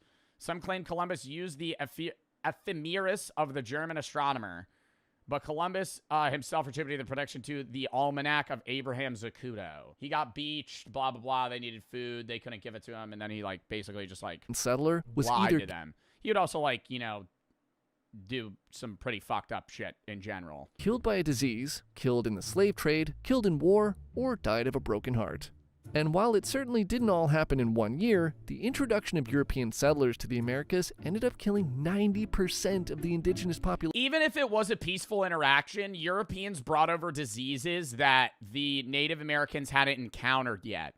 And then they all died. Same thing with, like, a lot of encounters with, like, Amazonian, like, tribes. Like, you just, like, go see them, you could be peaceful, and then they're all just gonna get, like, fucking smallpox and die. Diseases like smallpox, measles, and influenza decimated communities that had no immunity to these foreign illnesses. I guess one could argue that the events of 1492 had positive effects. It was not peaceful. I'm saying there was multiple interactions. There were instances of peaceful interactions. Many were not. On much of humanity. I'm not with Columbus. I'm talking about like people just arriving to the Americas. Leading to the age of exploration and the eventual globalization of trade and culture that brought us things like pizza and chocolate. However, the near extinction of an entire continent civilization does put it on our list. Number 8, 2008. This is probably the housing market crash. I feel like we're jumping pretty heavily here. The housing market crash of 2008 was worse than smallpox. Height of recency bias, but and Vladimir Lenin. Who cares? It sucked. 2008 was the year the entire world realized that rich people just basically make up how much money there is. And for a number of reasons too complicated to go into in this video, something called Lehman Brothers went out of business, and then the entire global economy collapsed. Stock markets around the world crashed. The American auto industry nearly went belly up, and the cost of food and gas. And the bubble of borrowing money or having debt to buy assets is like what's happening right now with the AI bubble. I'm not trying to like make people panic, but the shit that happened right before the 2008 housing market crash where people were taking on debt to buy houses and assets is exactly what's happening right now with big businesses. So if it fails, they're fucked. Went through the roof. It was the worst financial crisis since the Great Depression, causing millions of Americans to lose their jobs and homes. Also, if you've ever wondered, why do houses cost so much these days? Well, in the aftermath of the 2008 mortgage crisis, new home construction basically stopped for about 10 years because nobody could get a loan. And since there wasn't a 10-year hiatus on unprotected sex, we now have way too many people and way too few houses. So thanks again, 2000. People that look like that. Like side by side, you'd be like, are you twins? On the premises. All right, man. So this is who you are? Yes. What, your Miss Jagger is your first name or last name? Last name. All right, Mr. Jagger. Yes, that is who I am. I drive the semis for UPS. I am not Mike. I don't know nothing about Mike. I'm a craps player here. Look, there's my socks for UPS. Can you please, you got a gun here. Will you please take me out of these cuffs? My shoulders are killing me. You're going to sit there for a minute, man. So, when he gave you this information, did you guys verify it against an ID, or how does that work? So, in that report there's an ID on there as well, and we can show you that one. Okay. Jason, a long combination vehicle driver, had been playing craps until about 3 a.m. when he decided to leave the pepper mill and go to the Atlantis casino. On his way out, he stopped at a blackjack machine and started playing. There, he was approached by a security guard who addressed him as Mike. When Jason clarified that he was not Mike and presented the guard with his driver's license, the guard apologized and walked away. Should have been it. Should have been it. Yo, are you Mike? No. Can I see your ID? Regular security's allowed to ask for your ID at a casino. Give him the ID. Oh, okay, sorry. Walks away. However, how does it keep going? Jason attempted to leave, he was surrounded by security guards and handcuffed. He was told that he was under arrest for trespassing. Just need a break. My shoulders are killing me. What do you think the actual Mike got trespassed for? Just being like belligerent, like getting too drunk at the casino? So that's the ID that he presented. Oh, it said sleeping? Sleeping? You get trespassed for falling asleep? I go to Atlantic City, and there are people that actually piss themselves at the slot machine and keep playing. But if you fall asleep, what, like a homeless guy? Hey, look at the nose. Yeah. Huh. Weird. Very weird. All right, let me snap a picture of that. I'll run both names. The casino's AI facial recognition software positively identified. Nah, actually, when you do look at it again, it's this guy's skull is wider. Jason as Michael, the man they had trespassed. Let me step out this way I get better reception.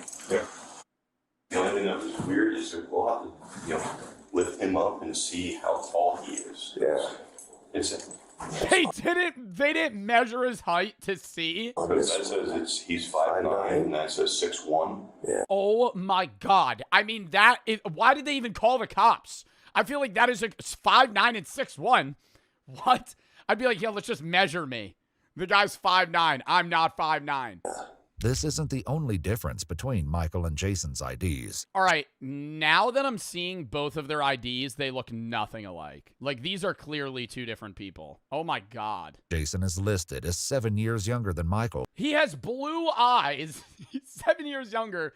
He's fucking, what, 4 inches taller and 50 pounds more. And says that he weighs 50 pounds more. As well, the signatures are different.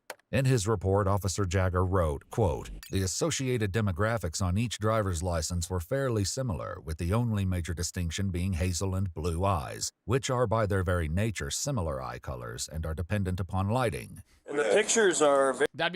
Imagine Jagger goes to the guy, he's like, you get that leg lengthening surgery, boy? So you put on a few pounds, change your eye color. You're wearing fucking contacts, aren't you? I bet you fucking got that metal rod shoved in your fucking leg. That's why you're 6'1", just so you could come back to the pepper mill, eh? Harry, I mean, the nose... Right. You want to keep playing fucking craps? I bet your dumb ass wants to... I bet you have plans to fall asleep here again. And then we have our Call you a little napper. new system, our new facial recognition system, and that's what it's telling us.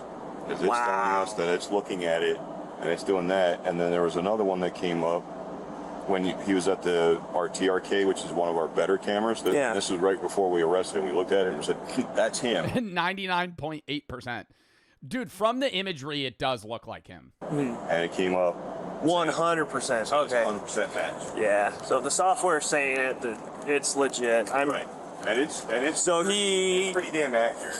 So either he presented a fake AI from 2023.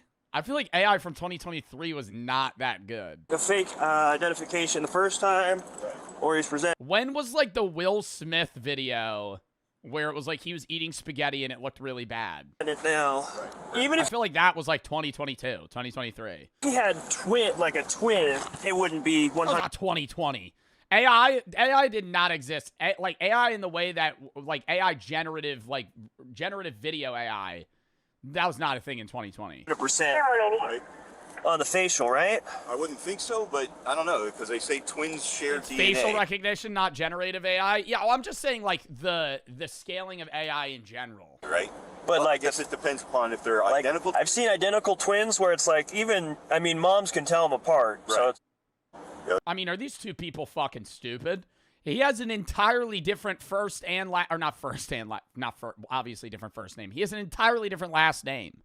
Why are they saying they're fucking identical twins? The thing that kind of made us feel suspicious, or us managers, was right after our officers made contact and they saw the ID that he's presenting today. And they're like, okay, it's not the same guy. He immediately gets up and starts cashing out, like running for the door. I'm like, okay, if it really wasn't him, why is he running for the door? Why is he getting ready to leave? Jason? Probably vibe killer. He was going to leave anyway, playing a little bit. That might be like a gambler sign to leave. Genuinely. You're at a casino, bro. People take signs to leave and gamble or stay or go to another table. Bro, like a dime could fall on the floor and they'd be like, that's a sign. I got to bet it all on 10. You know? Some shit. You know, a security guard walks up to him. Hey, man, what's your ID? I'm probably going to call it a night anyway. And would later explain that earlier that night, fucking 3 in the morning, he played at the Legends Bay Casino, the Nugget Casino, and the El Dorado Casino before... okay, this guy's a gambler. This guy went to 4 casinos in one day. Arriving at the Peppermill around 11:30 p.m. He God damn. claimed that each time he was up $200, he would move on to a new casino. And nah, that's a fucking strategy, though. Because it forces you to pull out. Like, you don't keep going. Wow. Just before his arrest, so he's up $800. He had made $200. He also estimated that prior to the 16th, he had gambled hundreds of times at the Peppermill without incident. After speaking with the Peppermill employee, Officer Jagger calls to check the police records. Yo, I wish I had that mentality, bro. Because there's been so many times where I am up at a casino and I keep gambling and then I lose it all. Like, if you have a hard set, this guy has a hard set limit that he leaves. Wow. And then it's like a refresh, new area. If you lose it, all right, you're even, whatever. Versus like, dude, if I pull up with like $500, I'm not leaving unless I'm up like $2,000. Like, bro, because I'm like, Yo, I'm not walking out of the casino up $100. If I come in with 5 and I'm up 100, what a lame ass fuck it. I leave the casino. Yeah, really cashed out big today. Really ran them for their money. I profited 1/5 of what I came in with. I gotta be up double. Curious situation. Trying to positively identify somebody who may or may have or may be using a fake ID. So I've got 2 names, 2 Nevada driver's license. What's the most you've ever won? Online gambling or regular gambling? Most I've ever lost in a day, $2,000. Most I've ever won in a day, $2,500. I'm not like Aiden Ross, bro, or XQC. I'm not like going out there fucking throwing $100K on the table. I'll be up or down like $1,000. Numbers and all that. If there's a chance. You lost 8K to Jason. That doesn't count. That's not, bro, I'm saying casino gambling. Yes, okay, all time, yeah, I lost $8,000 to Jason the Ween. All right, fucking, yeah, we gotta always bring that up every other fucking day. Yes, I lost $8,000 to Jason the Ween. On a bet. It was a bet. It was gambling. Yes. Fine, sure. I lost $8,000. So I could have you run both and see if any of them come back and maybe send me And the YouTube video did terrible, so I didn't make the money back. Pictures. I did not make that money back. Pictures in an email of what their IDs come back as? Yep. Huh. That is super weird. Do you see resemblance in those? Yeah. Yeah, that is. But yeah, they're Are you up or down all time? What a stupid question. Buddy, down. Down. Are you kidding me? I don't even know how much I'm down. Down. Surely. Fucking what the hell? If I go into a casino, if I gamble, there's like a 1 in 4 chance I'm going up. Like I'm leaving up. There's like a 1 in 2 I'll be up at any point, but then I'll keep gambling and lose it. Yeah. That's super weird. So I have a feeling these are both the same guy, but he has different IDs. That's crazy. Because their software here, they have this facial recognition software here at the Peppermill. Why would he go through all of it? If he got trespassed for, like, cheating, I would get him having a fucking fake ID to, like, scan the system, go back into Peppermill, and keep gambling. Why the fuck would he get a fake ID so he could go gamble at a casino that he got kicked out of for fucking falling asleep? Why would anyone do that? And he came back as a 100% match for the character who was previously trespassed. Yeah, So this is definitely a weird one. So I have a feeling he's somehow making some fake identification or something, but I mean, if you're pulling them up, then they're legitimate. Yeah, they're both through the DMV at least. He's somehow able to get them. Because it's 2 different people. Oh my God. Yo, these people should not be cops. Holy fuck. What? Yo, because it's 2 different people, bro.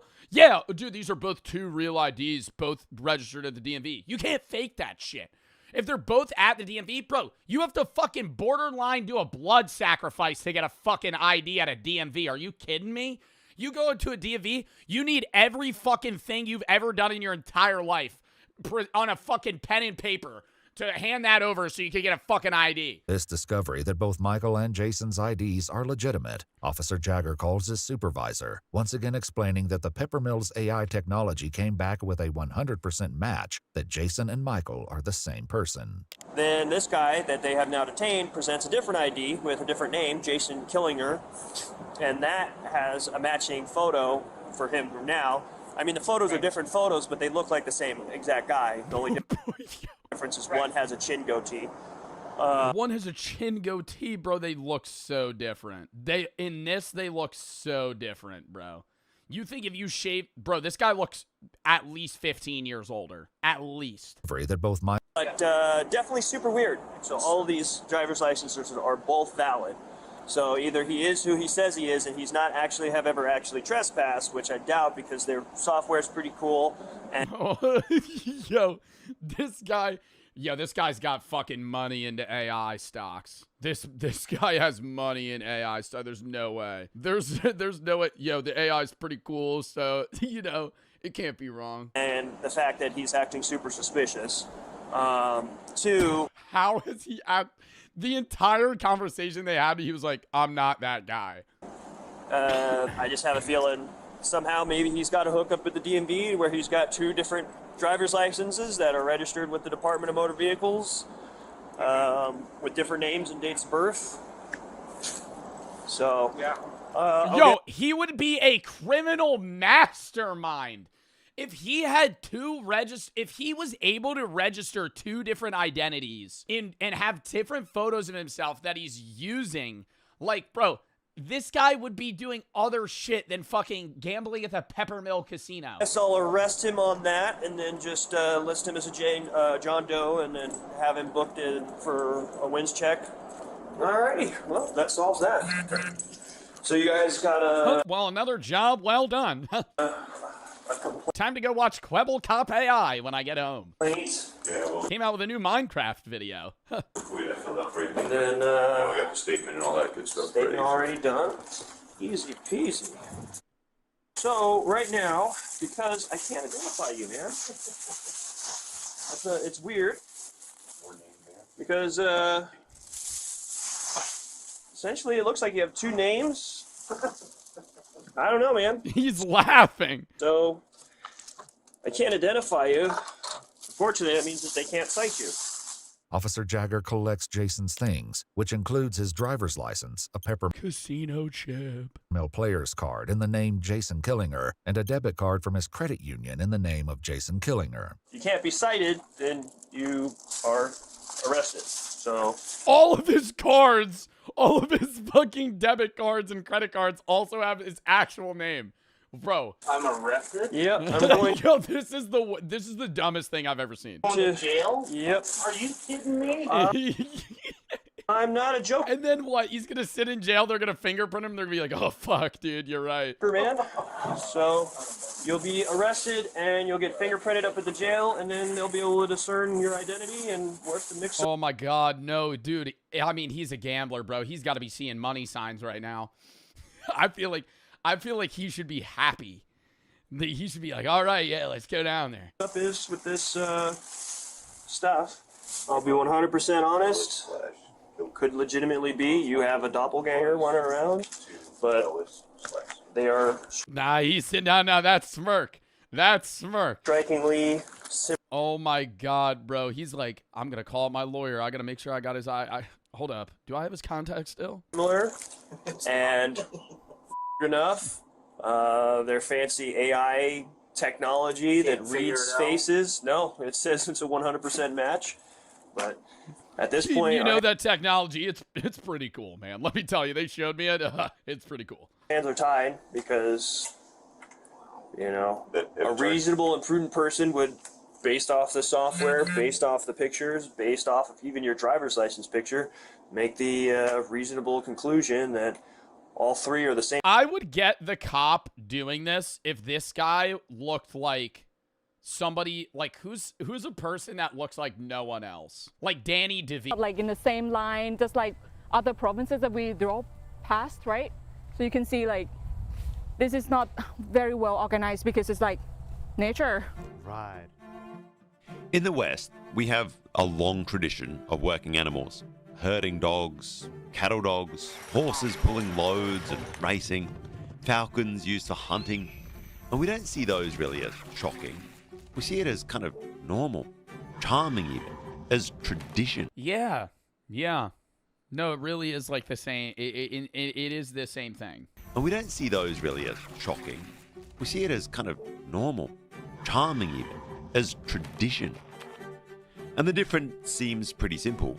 Dogs are working animals to us. Monkeys in our minds are supposed to be wild, supposed to belong in the jungle. But here in because we've never lived around them, but if you're around them all the time, you'd be like, oh, that's normal. southern Thailand, that distinction doesn't really exist. For generations, people have raised monkeys to work alongside them. This practice goes back well over 100 years. And today, by law... Holy fuck! Talk about a Fast and Furious jump.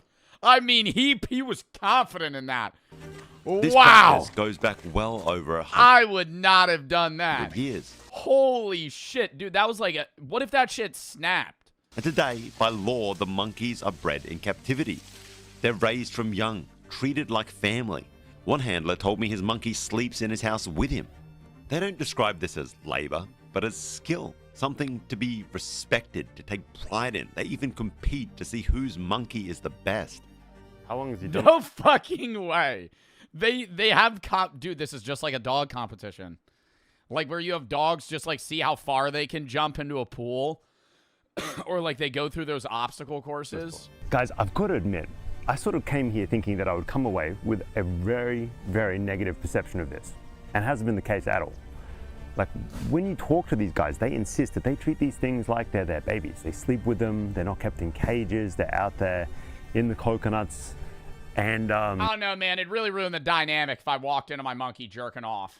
I think that would be an immediate vibe killer. It's like when your dog humps you. It's just like, oh, no, no. Dude, that's a top 5. That's got to be like a top 5, top 3 most awkward thing everybody experiences is going over one of your friend's house and they have a male dog that just starts fucking humping your leg, dude. And you're like trying to walk away and it just fucking grabs on you, dude. It's like a wrestler just fucking hunkering down on your leg, man. It sucks. And you're just sitting there like, ugh, no, I ain't doing that shit, bro. I'm gonna scream at that dog. If a dog starts humping me, I'm going, no, no. Seems like a pretty symbiotic relationship between the handlers, the monkeys. It's been a tradition. Joe's dealt with a hard banana. Yeah, then they get a red rocket. Oh, God, dude, that shit's fucking disgusting. Here for up to 400 years. It provides livelihoods for the locals. I think there's something kind of compelling about it. And when you read online, you hear the negative sides of these stories. You're told that these monkeys are ripped away from their mothers as babies so that they're easier to train. People are uncomfortable with a wild animal being used for sort of labor.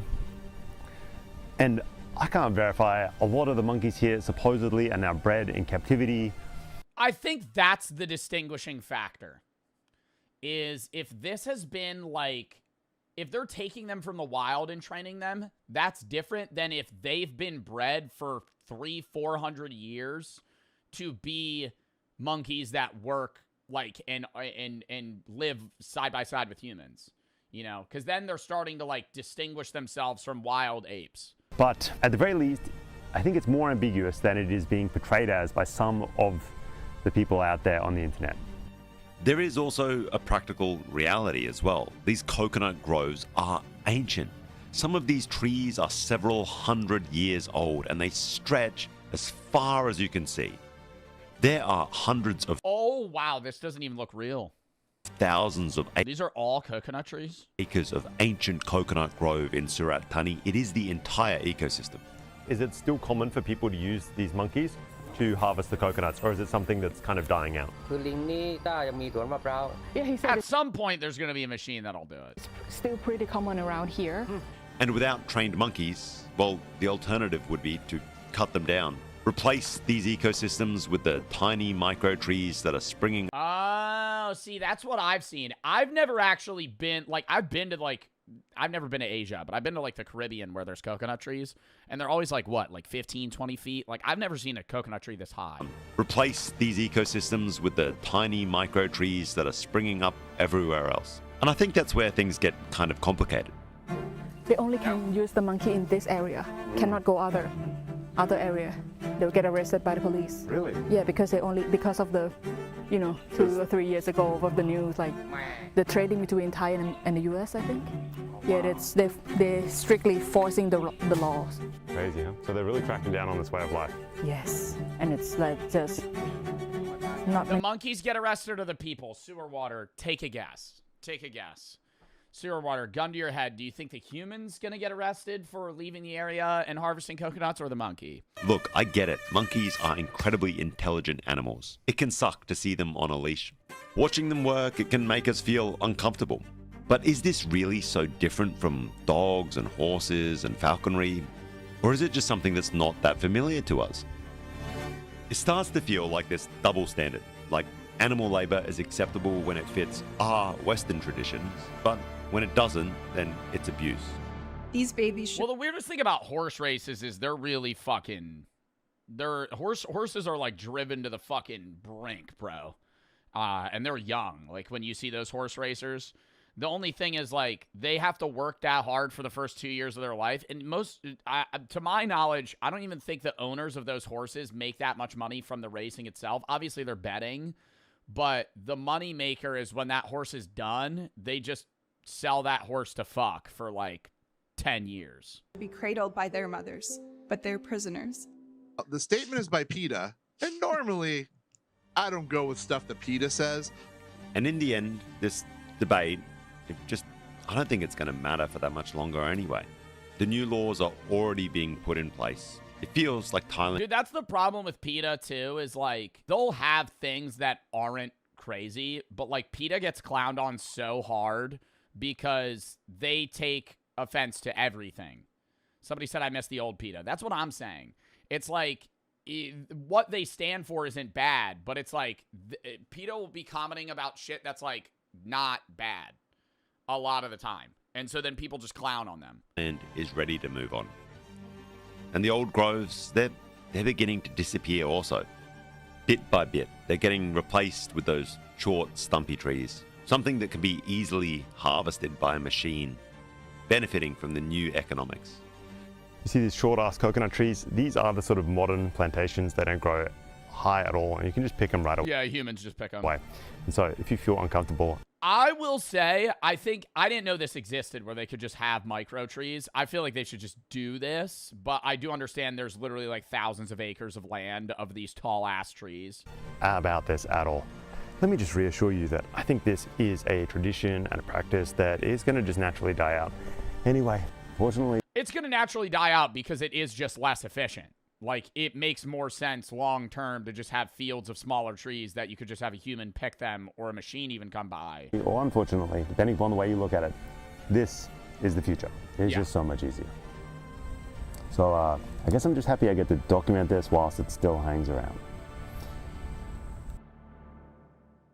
Wow, what a fun fucking video to watch. Fucked up in the beginning, too. More questionable near the end, but what seems to be a reliable and good way to harvest will be replaced by diesel burning machines makes sense to this day and age. While the monkeys untying the knots this day is really insane. No, that was the craziest part. Like, that was the most impressive thing, was its capability to untie and crawl through knots to be able to, like, untangle itself. Next video chat, lock in.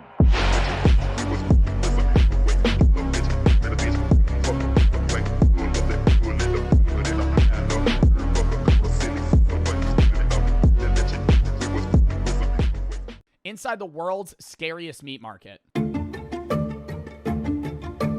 Is that real? North Why does that look like a doll? Sulawesi's markets are just on this completely other level. People call it Asia's most extreme market for a reason. This is like the final boss of extreme food culture. I've never seen anything quite like it. This is pure amount of madness. Even Indonesians from outside this. I feel like I'm not really okay. I've never eaten a bat before. Would I try it? Yeah, I would try a bat, but like I feel like in a crazy exotic meat market would be like some shit that's poisonous. If they were selling like Fuji or whatever it is, like fucking puffer fish, no, not getting that. That's how you get COVID, dude. Then I'd be patient zero. Downright terrified of this place. It is Fugu, not Fuji. known to have everything you That was just a duck. can imagine. Cats, dogs,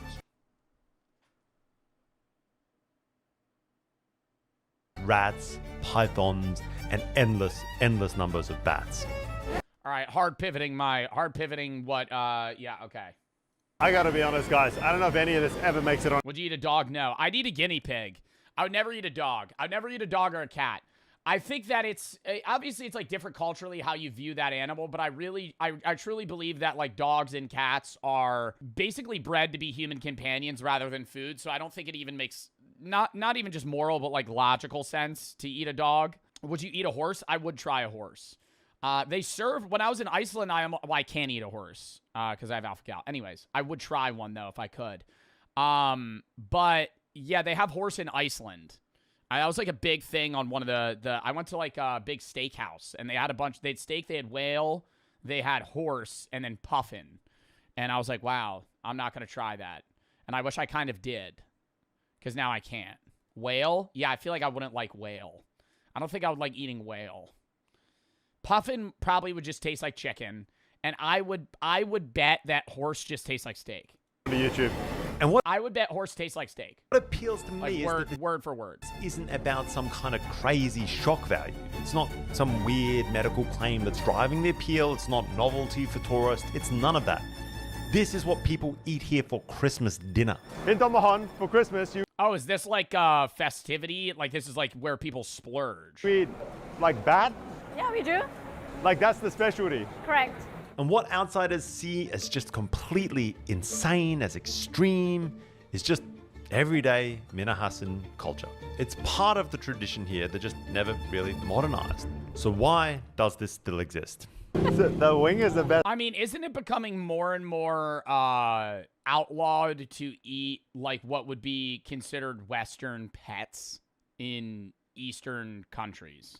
Like, I feel like I've seen a lot of shit where it's like becoming more and more, I guess, normalized to just like not like, hey, don't eat that. Like, I know that's obviously a stereotype too, of like Asian people, which is just racist. But I'm pretty sure that's like in most Asian countries, that's like not even really a thing.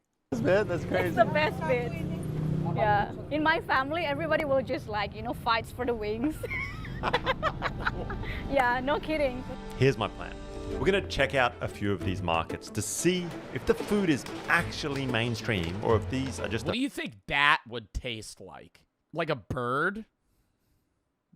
I feel like it would taste... I feel like it would taste really bad. Like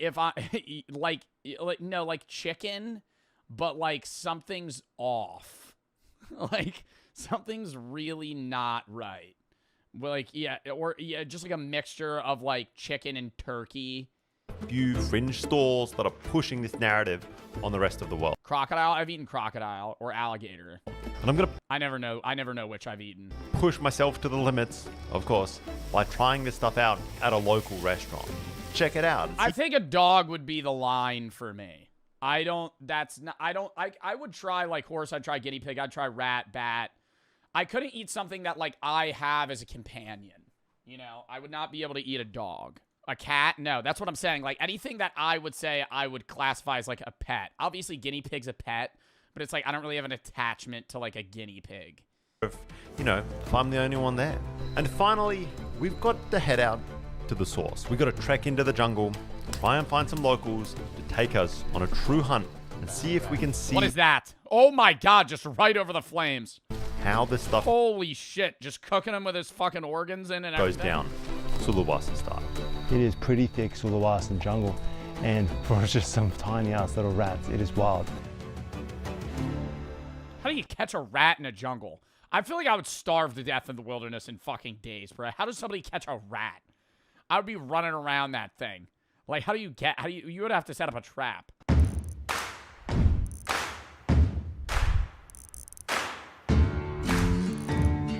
Raccoons are becoming domesticated. I would love to own a raccoon. They're little bandits. Wait, where is this? Sulawesi. Have never seen this on GeoGuessr. In Indonesia. I never guessed that island. Just like... Oh my god, I could tell you right now, if you fucking spawn me on this goddamn road, I'm going Jakarta. If you spawn me on this road in GeoGuessr, I'm going, that looks like English, but I can't understand any of it. There's no special characters. It just looks like I'm reading gibberish. That's how you know that you're in Indonesia. Because it's like, okay, Babi Utang, Patolo, I don't know what I'm reading. My kind of jam, Just roadside, retailing bats. Boar, python, bats, frogs. Well, hello. Ooh, I'd eat frog, no problem. Oh.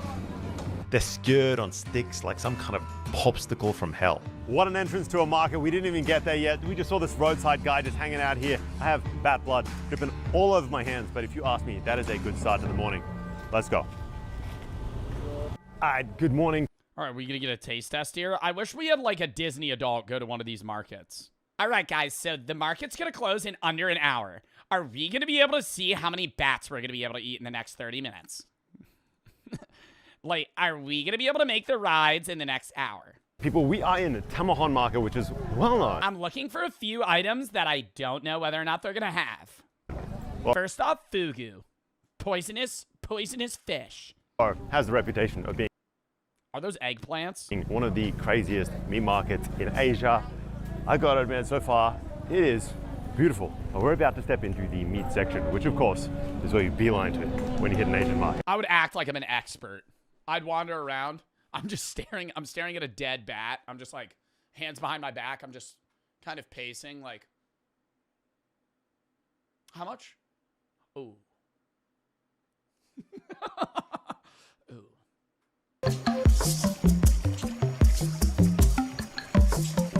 Crazy.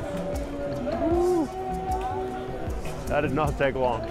Yeah, I'm happy he blurred that. As we hit the corner of the market, there are some blackened out roasting dogs. There's pigs everywhere. There's a dude carrying around a tray of, is that rats or squirrels? That's rats? Oh my God. Do you think they're seasoned? Yeah. Wow. Bro, like I could not, like I'm not,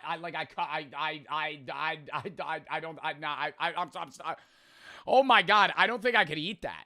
I know I'm stuttering. I'm like, holy fuck. Oh, if you guys know anything about me, you know I'm very much a rat I don't fan. think I could eat that. I would try it, but like, dude, I would want you to just hand me a piece of meat and just be like, tell me if this tastes good. Don't tell me what fucking animal it is. I don't want to see the whole dead rat and be like, all right, I'm going to buy it on a stick. Of the market, there are some blackened out roasting dog squirrels. That's rats? Yeah. Wow. If you guys know anything about me, you know I'm very much a rat fan. I don't know why it's become this kind of like sick addiction. Jungle rat here in Sulawesi is a huge, huge thing. But we're going to venture a little bit deeper into this market and see what else we can find. The second you step in, it is just absolute sensory overload. It's not one or Oh my God, I love that guy. Smoking a cigarette, just fucking cleaving away at this hunk of meat. absolute sensory overload. There's not one or two stalls here. Every Oh, vendor they're all doing it. is just stacked with jungle fare. And one thing mainly jumps out. Bats.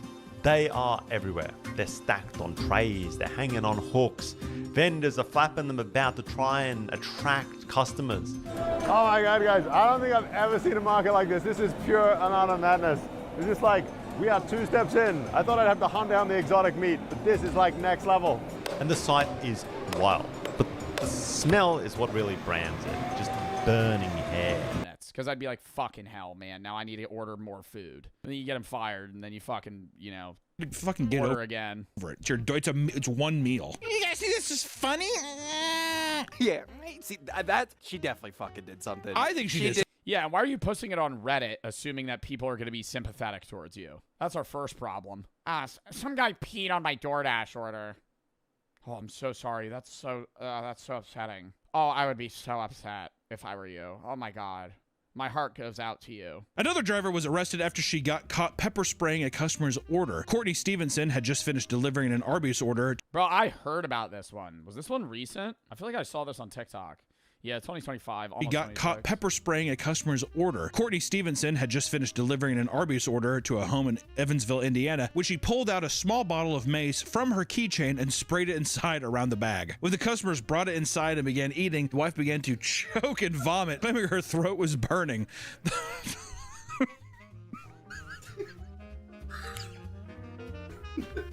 It's horrible, but it's also just... it would I mean, like, the fumes... Yeah, I don't know. I feel like unless you ordered something that was like really spicy, wouldn't you be like, wait, this is like foul? Alone would be so insane that once again it's a Midwest couple being like, oh goddamn, chicken to China, the Chinese chicken, this shit is popping. Opens it up.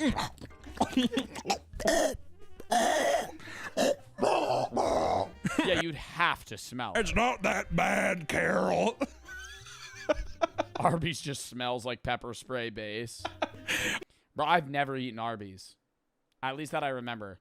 I think I've eaten Arby's maybe once. I told you should have went with General Chow's. Courtney was charged with 2 counts of battery, resulting in moderate injury. 2 counts of consumer It's like fucking biochemical warfare, dude. You're spraying food with fucking pepper spray? product tampering and was banned from DoorDash. The horse. Do we get a reasoning? I hate when it's just like, we say this, we move on. I want to be like, why did you do that? Like, what made you go, I'm going to spray this order with pepper spray? Also, horrible fit. horrible fit. We got blue jeans, a long black leather jacket, and just a tucked-in white shirt. Ugh. A driver named Olivia was caught up in a massive scandal after receiving a delivery. The instructions stated to leave it on the front steps of the home, which I will say, the delivery note option. This was the one that like blew up, where it was like there was like a naked man on a couch and she took a picture of him and she was saying that he was like waiting for her with the door open, but he said that she opened the door. I don't even know what actually the full result was of this case. I feel like she got like fined or something. The delivery note option might as well not even be there because I've never seen them actually do it. It's almost always disregarded. I digress. When Olivia arrived, she noticed the door just slightly creaked open. After a brief inspection, she could see a naked homeowner asleep on the couch. Instead of filming him's wild. Walking away and reporting the customer on the app, she decided it would be a good idea to walk further into his home and record him. Everyone's probably seen this. Her walking further into his home is a claim made later by the man in court. There's no publicly available evidence. Story by now, but it still appalls me. I can't believe it. She then went home and uploaded the footage to TikTok, claiming she had been sexually assaulted. Wait, hold up. This is a lot. Contrary to popular belief, the video you just watched is the only publicly available evidence. No original upload or ring cam video exists on the internet in which she opens the door that was slightly ajar, or we were not able to find it. The screenshots from the deleted video is just a chop of the original footage. In the only video that is on the internet, she does not touch the door, she does not enter the house, and she's very clearly follows the instructions from the note on the app, which, if followed, would force anyone to see the man on the couch. Yeah, I think that's where we're in this weird gray area where it's like, okay, well, why is this dude butt naked on the couch, and why is his door unlocked? And was it open? The only other existing footage is the additional footage mentioned in the police report is not public and therefore does not specify what the footage is. Oh my God, so it's not on social media, but the police have it? There's no publicly available video of her. If you see a naked person sleeping... Hold up. Although there are some really bad AI okay. If you see a naked person sleeping, is that assault? He's in his own home. I think where you get into the debate is why... Yeah, you're allowed to be naked in your own home. That's not illegal. I'm saying if he ordered food and was naked in front of the door and left the door wide open, that's a problem. The debate comes from the idea of whether or not the door was open to begin with, right? That's the gray area. I don't know. You tell me. I don't know how cracked it was, blah, blah, blah. I digress. To me, it sounds like a drunk man ordered food and passed out on his couch, whatever. If it was fully open and it was a screen door and the person is naked there. Yeah, and it's also different if he was, like, awake and, like, doing something versus him just being, like, passed out, drunk, asleep, naked. The door was probably cracked. She should have just left it and then opened it, saw him naked, and then filmed it. I don't really know, though. Like, I don't want to assume. Actually, that would be like, what the fuck are you doing? The internet did not side with her and called her insane for walking into someone's home, even if the door was slightly open. Things would only escalate when she continued to post online, screaming at the top of her lungs and doubling down that she was sexually assaulted and how DoorDash was in the wrong for banning her. When local police got hold of her footage, they determined that the man was clearly drunk and asleep on his couch. This clearly indicated that there was no assault or wrongdoing since he was in his... Yeah, like, that's what I was saying. Like, if he was, like, left the door cracked and he was, like, fucking, like, jorking it or some shit on the couch, like, that'd be, like, way fucking worse. But, like, I think the way that the lawyers are mocking it up against her was drunk man, ordered DoorDash, fell asleep naked on the couch, door was probably cracked. She should have just dropped the bag off, left, saw the door was cracked, opened the door, saw him naked, opened it more, filmed him. I don't know, though. Like, I have no idea how this turned out. But however, in January of 2026, she was charged with 2 felonies, 1 charge of unlawful surveillance, and another... Oh, she got fucking charged? No assault or wrongdoing since he was in his own home. For months, Olivia would defend her actions, but however, in January of 2026, she was charged with 2 felonies, 1 charge of unlawful surveillance, and another of dissemination of unlawful surveillance images, each carrying a maximum sentence of 4 years in prison. The saying a few bad apple ruins the whole bunch definitely applies to delivery drivers, as we've all had annoying experiences dealing with them. For some people, messing with their food is enough to put an entire app on their shit list, which justifiably so. Most of them do their jobs correctly, but there are plenty of drivers that seem absolutely incapable of doing. But like, if it was like crap, why would she do that? That's what I don't understand. Like, I don't know, man. We're never gonna know though. If it's like the lawyers have this video that isn't released to the public of like her opening the door, then that's like the biggest thing. Is like if the door wasn't open and she opened the door, then it's fully on her. It's literally one or the other. So the next time you order food online and it gets delivered correctly, be respectful. After all, you never know how insane their shift has been, right guys? And also too, I will say, I mean, have respect for the DoorDash driver and stuff. It's a meal. It's a meal. Granted, you paid money for it or whatever. If they didn't deliver in the right spot and you had to walk a few extra feet to get to whatever, or you had to do X, it's not the end of the fucking world. You know, did somebody fuck up your order and you had to, you know, you had to like live with another thing? These things don't make it justifiably okay just to be like, well, I guess I'm just gonna get walked over. But at the same time, just like let it fucking go, man. Or just don't order through the app anymore. You choose a different one. Yeah, I think it's like, from a customer perspective, if you're having like repeated bad experiences, like just stop ordering food. You know what I mean? That was a good video though. I did enjoy that. We gotta do push-ups, I know.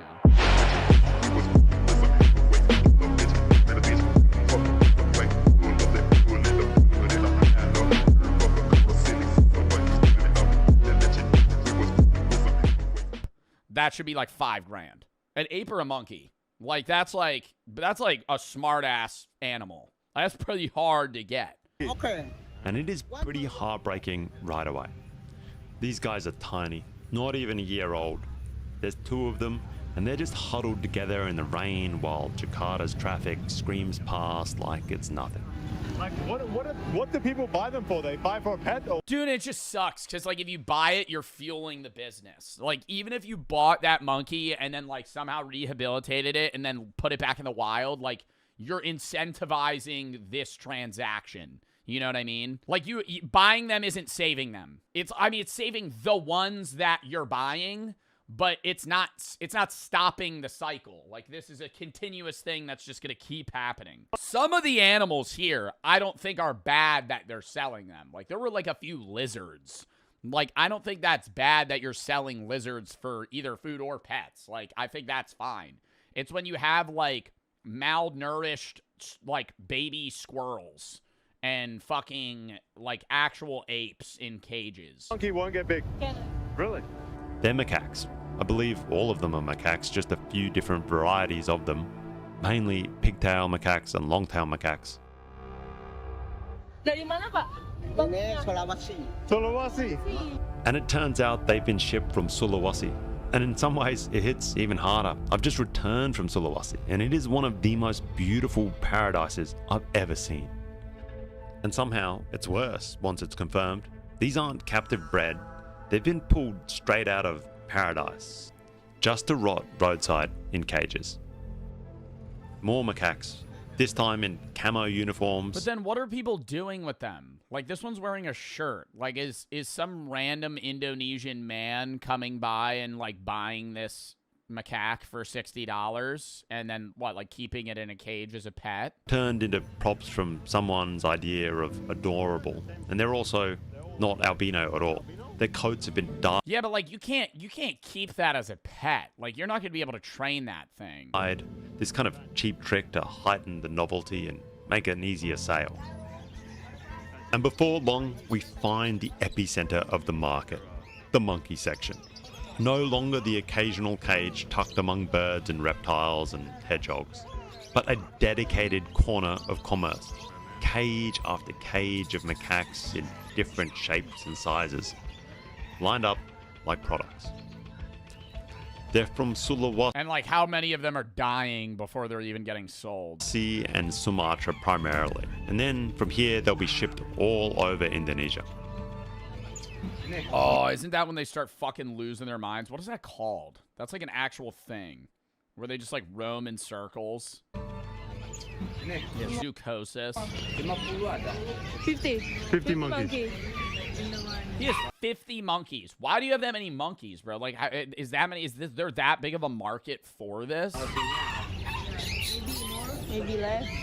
Around about 50. Yeah. And in just one stall here, they have more than 50 monkeys, cage after cage lined up. And then you see the ones that are already breaking. Some are clearly getting just wired up from being trapped in these cages for too long. Some of them are too small, they're too stressed. And once they get bigger, you can tell they're nowhere near as easy to sell anymore. Meanwhile, there are more cages with tiny babies. Some of these things are insanely young. Again, looking like they're barely a month old, clinging to each other like that's the only comfort they've got. Oh my god, and they have no idea what's going on. Oh, just 1 month. 1 month old. Yeah. 1 month old? How did they catch that? Did they catch the mom and then the mom gave birth? They've got these big cartoon eyes, these oversized heads, little hands gripping onto the cage bars. It's almost too cute, which is the problem. And you can tell exactly why. They've been taken away when they are at peak cuteness, peak sellable. The first stop is these markets, and then they get sold off as pets all across the country. Do you have that many people in Indonesia own monkeys? The monkey trade at Jatinegara. Like, I wouldn't even know the first thing of taking care of a monkey. Like, what do you feed a monkey? Like, fruits and nuts and shit, but it's like, you have to, like, keep it entertained, and it needs exercise. Like, dude, that's the problem with it. It's on another level. But it's the same shit with, like, any animal owner in the United States, too. Motherfuckers will buy pets, not bananas. Motherfuckers will buy bananas. You're just saying banana. No, chat's not even saying bananas. Just banana. Okay, we're feeding them banana. All right, anyways. Oh my god, what was I saying? Motherfuckers will buy pets in the United States, not understanding how much work it is to take care of that pet. Like, it's unreal, dude. Even something as simple as, like, a dog. They'll buy a puppy and not realize, like, hey, you have to, like, train this thing, take it out all the time, watch it, make sure it gets exercise. It's, like, a smaller step of, like, raising a kid, bro. Obviously, a human's gonna be harder, but, like, I honestly think raising a dog is probably a pretty good training exercise for, like, keeping something alive. Like, it's not easy to... That's why so many dogs are misbehaved, too. They don't socialize them right. They don't get enough exercise. They'll buy a fucking... what's, like, the smartest dog? My God, it's a sheep-herding dog. It's a sheep-herding dog. It's so cute. Why am I blanking on the name? It's, like, one of my favorite animals. I would love to own one, but I couldn't exercise it enough. Not a husky. A border collie. Yeah, motherfuckers will buy border collies because they think they're cute, and then they keep them in an apartment 6 stories up in the city. And it doesn't exercise, and then it fucking misbehaves, and they wonder why. I'm like, yo, that dog's meant to be nonstop mentally and physically engaged. Those animals are bred to be, like, on the go and ready all the time. And you're using it as, like, a show dog. Like, that times 10 now with an ape, I would assume. Like, I'm guessing an ape's probably pretty active. The sourcing is brutal. Babies here are taken by either killing the mother and or breaking up and scaring away the troop. But it's messy because long-tailed macaques aren't just pet market animals. Globally, they're actually a major biomedical commodity. Between 2008 and 2019, an estimated 450,000 were traded internationally, mostly exported out of Southeast Asia to labs in the US, Europe, and China. I think it's kind of a justifiable evil. But it means that there is a legitimate market for it. Oh, to, like, test medicines on them and shit? Jatinegara, though, is mainly domestic pet trade. And it keeps going through this legal omission. Indonesia protects species listed under its 2018 regulation. And that regulation does not include long-tailed macaques. They're not considered protected and an endangered species. The IUCN, though, did move them to endangered in 2022. But the IUCN is not law here. It's kind of like a warning light. And the regulation just has not been updated yet. So shutting down these markets is hard, unless authorities can prove specific permits or quota violations. Or just smoking cigarettes in its face. Or obvious cruelty just exists. And I find this a little bit strange, because a little bit further north in the south of Thailand, there is a monkey trade that's getting a ton of international pressure. The brand Shako is accused of using monkey labor to pick the coconuts. and that is getting cracked down on hard. And after checking it out, I find it a little bit more justifiable. What's more justifiable? The fact that it's getting cracked down on, or the monkey usage to pick coconuts is less immoral? These monkey schools in southern Thailand, in Surat Thani, run on a straight-up curriculum. Do you think monkeys are sentient? I think all animals are conscious, but not in the same sense that we are. There's levels to it. Like, a chicken is not as conscious as a pig. A pig is not as conscious as an ape. An ape isn't as conscious as a human. Why? I mean, it's the levels of brain structure and perception that they have. Like, bugs are obviously not as sentient as humans are, but I mean, they're still conscious because they have experience. Like, consciousness is divided into a multitude of things. It's like, you know, memory, the capability to recall information, the ability to communicate, express emotions, and feel emotions, which many animals, basically all animals, are able to do. Feel pain, and, like, a few other things like reason, you know, like humans can reason, or I guess complex understanding of things like dolphins, elephants, whales, where they can mourn. There's like a million categories that determine how sentient something is. Like, yeah, crows and ravens, somebody said in chat, very smart animals. I believe a crow, I don't know which one's smarter, a crow or a raven, but I think one of them has the intelligence of like a 6-year-old, which is like crazy.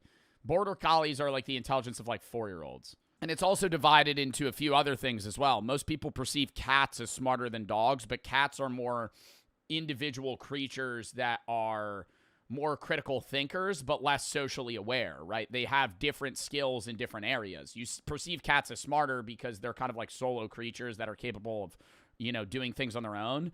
But dogs, on the other hand, are very good at social understanding and emotional understanding and things that cats can't do.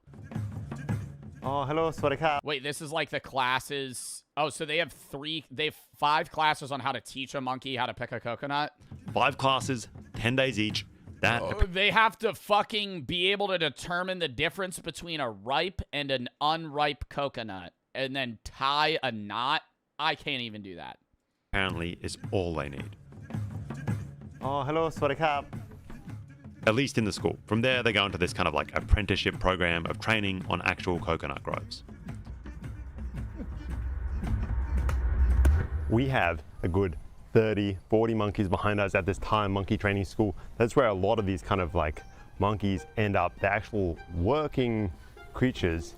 And here in Thailand, they still have, as you can see, ridiculously tall coconut plantations. They haven't all been swapped out for the sort of You really think it's cheaper to train a monkey to do it than get like a machine to be able to do it? dwarf coconut trees you see elsewhere. So monkeys like this, they're Honestly, maybe. Because the shape of the coconut, if all coconut trees were 25 feet tall and had an angle leaning 20 degrees, you could get a machine to adapt to that. But since they all grow differently and ripen at different times, probably is easier to get a monkey to be able to do it. How would a machine even do that efficiently? That's what I'm saying. Like, certain machines are only able to You gotta hear it out. You gotta hear it out. So no approval, no driver. With 80% of your cars gone, you will never end up in traffic again. What do you guys think? How did you guys come up with that? So, thumbs down. So you have to call before you start driving? Yeah, you have to call him and then you have to book your travel. And if your trip isn't important, he'll deny you. If he allows it, Dude, what would make this actually believable? The calling it makes it not believable. What would make this feel real to me is if they were like, instead of calling the traffic czar, you have to download the app called Ready Drive.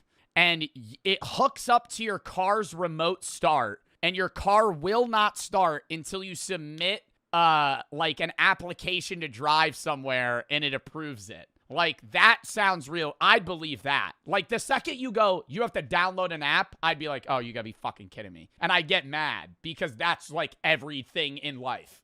Oh, you want to use this? Oh, we have an app. There's an app for that. awesome. But if your trip isn't important, he will not allow it. That's not a good idea. Yeah, that doesn't, yeah. What happened to living in the free country of the United States of America? Yeah! USA, USA. That's what I'm going to throw at you.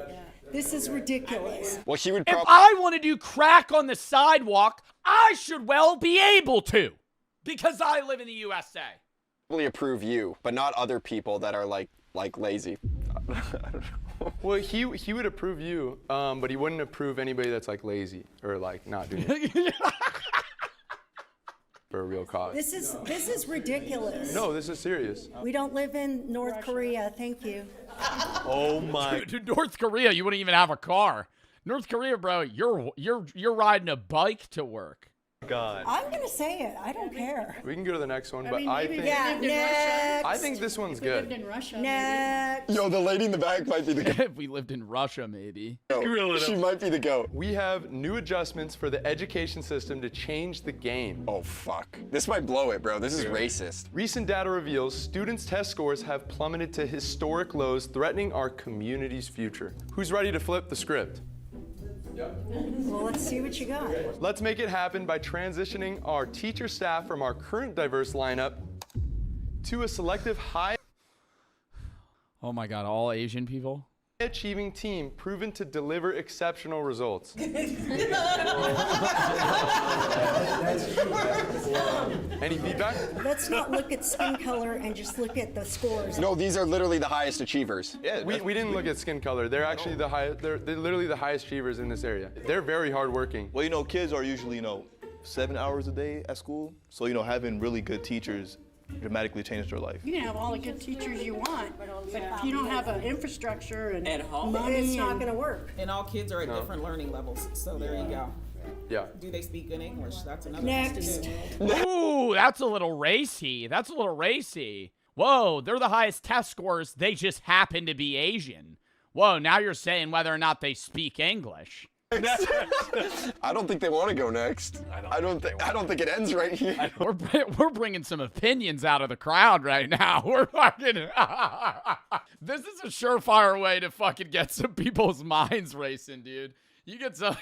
You do this town meeting, they're just gonna start fucking spewing shit. Dude, this is not gonna be good. Okay. Jay? Is he laughing? Jeremiah? He's laughing. And rest assured. He's totally laughing. Is he laughing right now? He's totally laughing. That's a laugh. That's a laugh. What Oh, they get penalized for laughs? is he doing? And guys, every time the presenters laugh, that's 1 point off their score at the end. And rest assured, he's been sneezing a lot. And rest assured, 12% of their salaries will fund their Uber rides to and from schools. It's a win-win situation. Sharper minds in class and fewer risks on the road. This really sounds racist. I don't know what to do. It is pretty racist. It is. What is Jay doing? He's laughing again? Are you serious? Dude, he looks like he's fented out. What the fuck was it? Why is he laughing? Yeah, I feel like it'd be better if he just outwardly laughed than like leaning down, like they know he's giggling. Stupid. No, it's not a good. He wrote it. Stupid. I'm gonna. So what? It's stupid. What's stupid? The whole thing. We have more Bro, he's not breaking character at all. policies that you guys will probably like, so. While we're on the topic of education, immigration is good, but it's a problem when they don't speak English. I already know I don't like this. Fortunately, we have a solution. Allowing immigrants to learn English at Bro! Yo, that's his third laugh.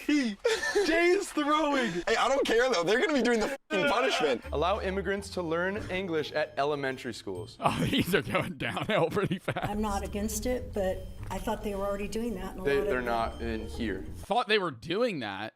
What? She thought they were just having like random 40-year-old immigrants sitting in at like a first grade class. What do you mean she already thought they were doing that? What? They're not here. So this will help them learn the basics so they can integrate flawlessly in America. So they would be in school with the elementary students at the same Yeah. time. So just to double up, like, so we can save pay on like the teachers to. I just say no.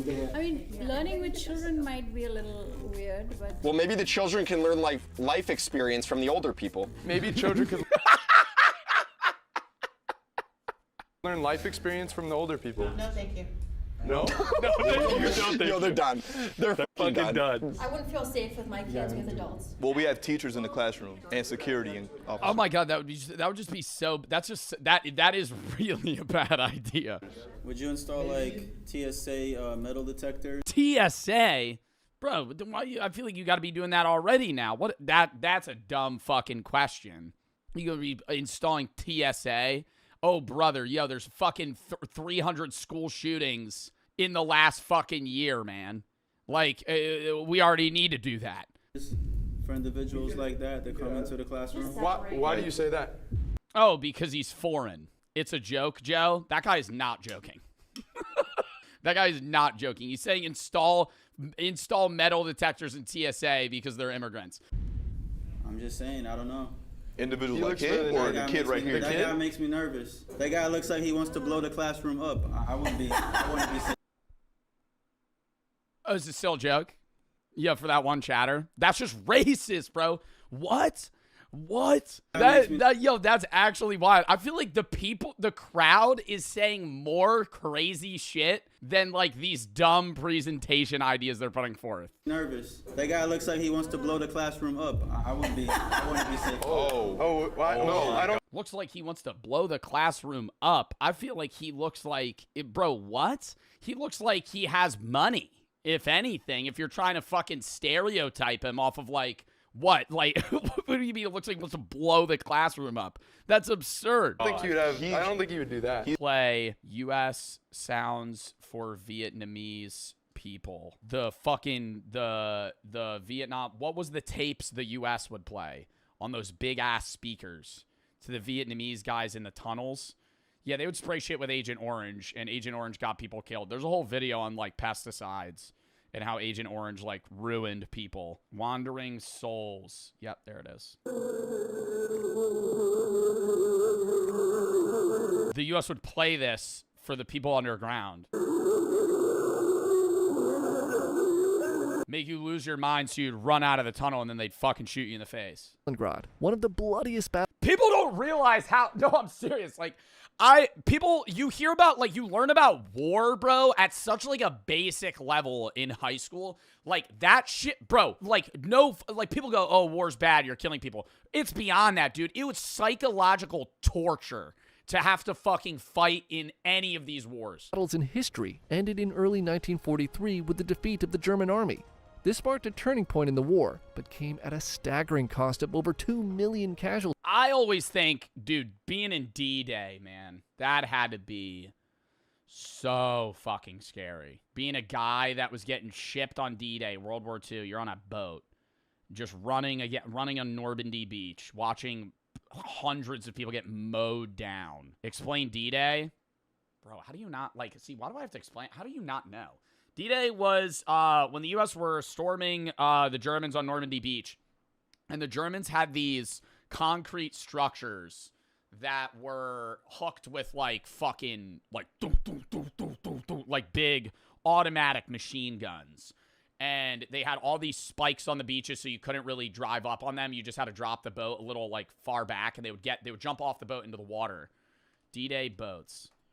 So they would be in these boats packed like sardines, and they would drive up to the beach. This hatch would open. They would all run out. All of them would die. Not just the U.S. I'm saying from the U.S.'s perspective. I know there was other countries involved. I'm saying U.S., Germany. Germany was the people that were defending. It's like Saving Private Ryan, yeah.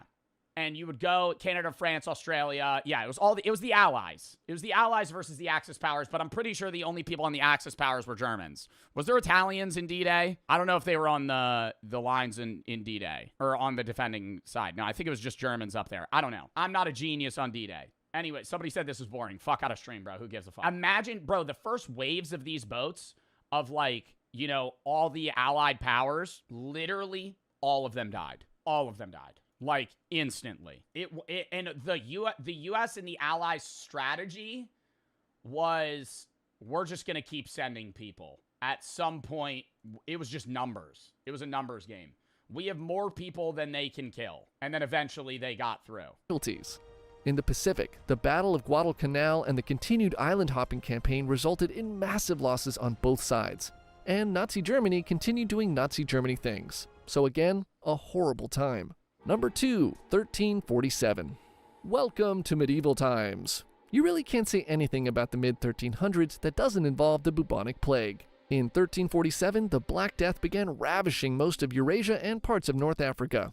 You hear about the Black Death too. You just start getting black bubbles, growths on your body. Within a few years, the plague killed roughly a third of Europe, which probably put a pretty big dent into the cappuccino and scarf industries. The plague was caused by a bacterium in the fleas of rats, and rats were basically the podcasts of the 1300s. Completely unwanted, but absolutely everyone had them. Death from the bubonic plague was swift, but painful. An infected person would develop horribly swollen lymph nodes, often accompanied by fever and diarrhea, and would usually be dead in under a week. Medicine of the time was primitive, to say the least. A popular cure for the plague included taking a healthy chicken, plucking its back and bottom clean, and then strapping it to the patient's open sores. The idea was if the chicken became ill, it was helping to pull out the disease from the patient. Oh, bro, what? So they would try and move the illness from you to another creature? Okay, let's check your chicken today. Oh, awesome! It's almost dead! You're doing great! This would be repeated until the patient or the chicken died.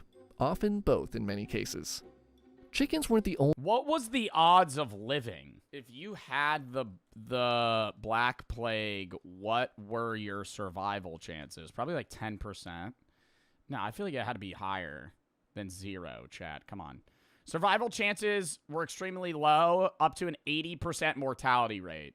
So there were instances where people would survive. Survival depended heavily on the type of plague. Bubonic had an 18% survival rate, septicemic had a nearly 0, and pneumonic had a 0. The bubonic plague was the most common. You had about a 1 in 5 of living. Only animal rubbed on boils. Plague doctors also tried rubbing cut-up pieces of snakes on them as well. Awesome. See, snakes were considered evil, and so was the plague. So the idea was that if evil things liked other evil things, putting the snake on a boil would trick the plague into following the snake and leave the patient's body. Wow, so people were really fucking stupid at this time. That's absurd. Wow, that was like the best idea they had. Like, I would rather them go, let's pee on it. Like, I would rather them be like, yeah, you got a wound there. I'm going to pee on it. Then I'm going to rub an alive chicken's butthole on your fucking wounds. So it sucks the fucking... The fucking sickness out. Another cutting-edge cure for the Black Death was eating crushed emeralds. People who couldn't afford emeralds would drink arsenic or mercury instead, which probably was just a little less effective than the chicken and the snake. All the anguish from this pandemic began to pull society apart at the seams. Many people took the chaos of the situation as an opportunity to steal from the sick and weak. Needless to say, people were so... From the sick and weak, bro. If you were one of the guys that lived, you were just straight rolling in it, bro. You just steal everybody's shit. Half the households ain't got anybody in them anymore. They're dead. So scared to help one another, many were left to die alone in misery. It took centuries for Europe and other parts of the world to recover from the mass destruction of the Black Death. Number 1, yeah, I could easily see, dude. If you're in the UK, over half of London dies. Like, you're going to need 30, 40 years to just rebuild society. 36. This is essentially a greatest hits of all the worst moments from human history. Things kick off with our old friend the supervolcano, which sent a cloud of volcanic ash over the entire northern hemisphere. This left most of the world in virtual darkness for 18 months, brought the global temperature down 30 degrees, and caused, say it with me, widespread famine. Things were extra bad in China, where dust rained to the ground by the handful, and 70 to 80% of the population died. The lack of sunlight led to crop failures, starvation, and social unrest. But wait, there's more! On top of extreme... Yeah, that's pretty scary, dude, living in, like, perma-darkness. Food scarcity, a plague broke out in Europe. People would break out in pus-filled boils before perishing by the thousands, making disposal of the bodies impossible. Bodies were heaped in piles or thrown into the sea, only to wash back up days later. And the southern hemisphere wasn't spared. To make things worse, 536 had a powerful El Nino that warmed the waters off the South American coast, killing fish stocks, flooding the coasts, and you guessed it, causing widespread famine. So yeah, 536. Oh my God, dude. People are literally just like constantly on the, I feel like societies pre like 1600s were just constantly on the brink of death like every 50 years. Like, oh my God.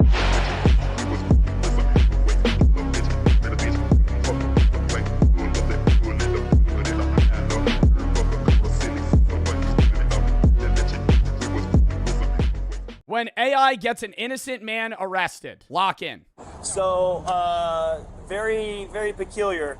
Peppermill has this pretty sophisticated artificial intelligence software that analyzes faces of previous trespassers. And they did a 100% match on this guy who, whenever they trespassed him before, presented an ID that had a different name. They look like the same exact guy. I'm not Mike. I don't know nothing about Mike. So either he is who he says he is and he's not have ever actually trespassed, which I doubt because their software's pretty cool.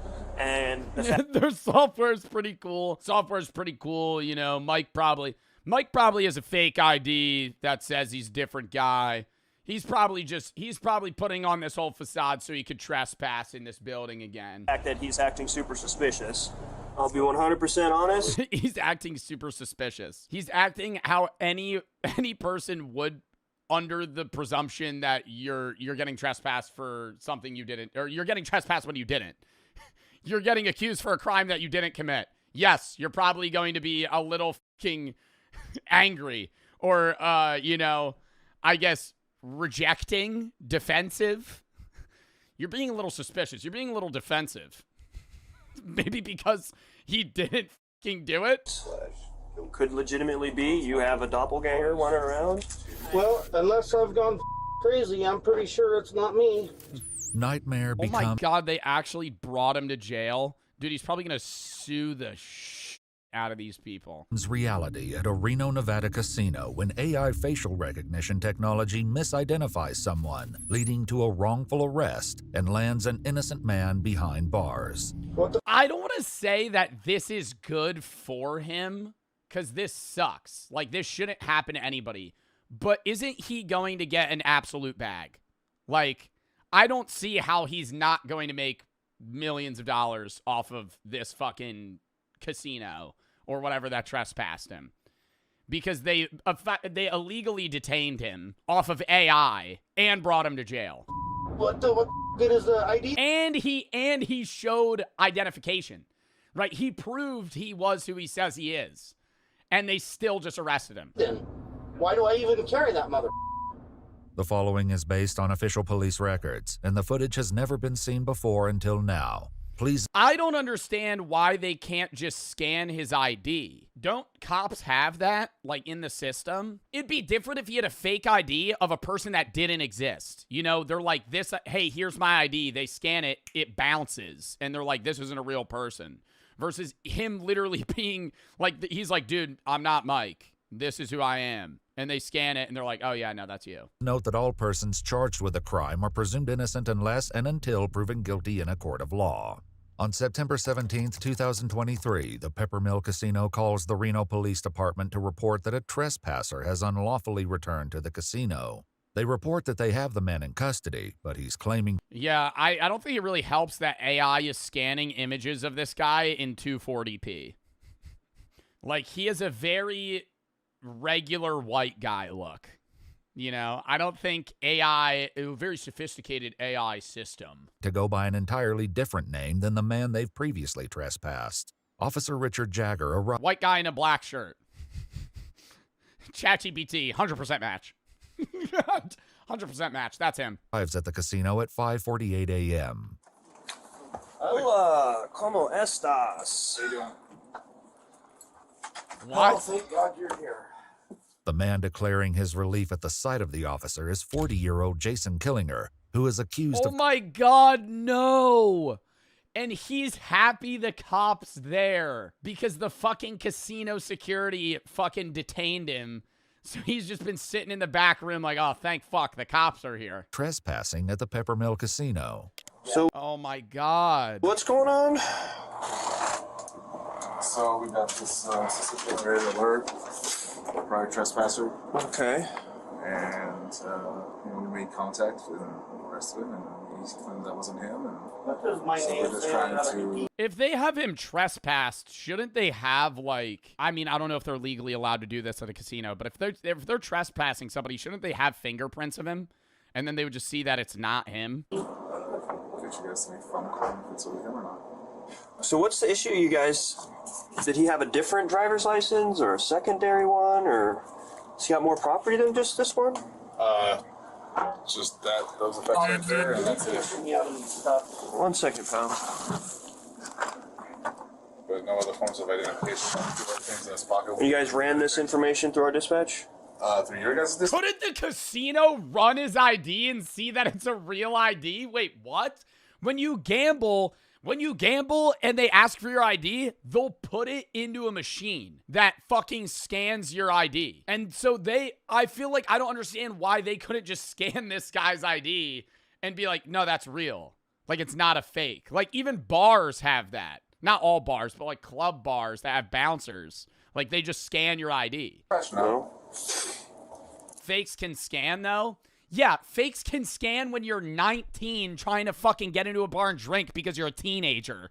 What fucking 45-year-old man is getting a fake so he could go to a fucking Peppermill casino? Like, what? But after hours, comes back as that being who he says he is. So he's saying he ran it, and we ran it, and it's saying he's not the guy that we trespassed, but it's weird because the AI's saying it isn't. It's on his ID, but that's what we went off right there. Yeah, and this is one of those things, you guys have this fancy software that does all this stuff, so it's like... Officer, what's your name? 1 second, man. A few months earlier, a man named Michael had been trespassed from the casino for... They do look eerily similar. They do look eerily similar. ...sleeping on the premises. All right, man. Maybe, I don't know. Oh, they look so similar. Fuck. So this is who you are? There's probably 1 million people that look like that. That's what I'm saying, bro. Isn't there a type of face that you interact with on a daily basis that's like so common? And I'm not saying like, oh, you have a common face, but like, dude, old people, like an old white man wearing a hat. There's like, dude, you could think of a guy, like think of that face. There's probably 1 million people. Next video, Fern video. Camp 14, the most horrible place in North Korea. We've done a lot of North Korea reacts, but they're all very interesting because it's so like crowded. There's so much mystery around North Korea and what they do, how they function, what they do to their people, how bad the lives are. I've never heard about Camp 14, so this is going to be interesting.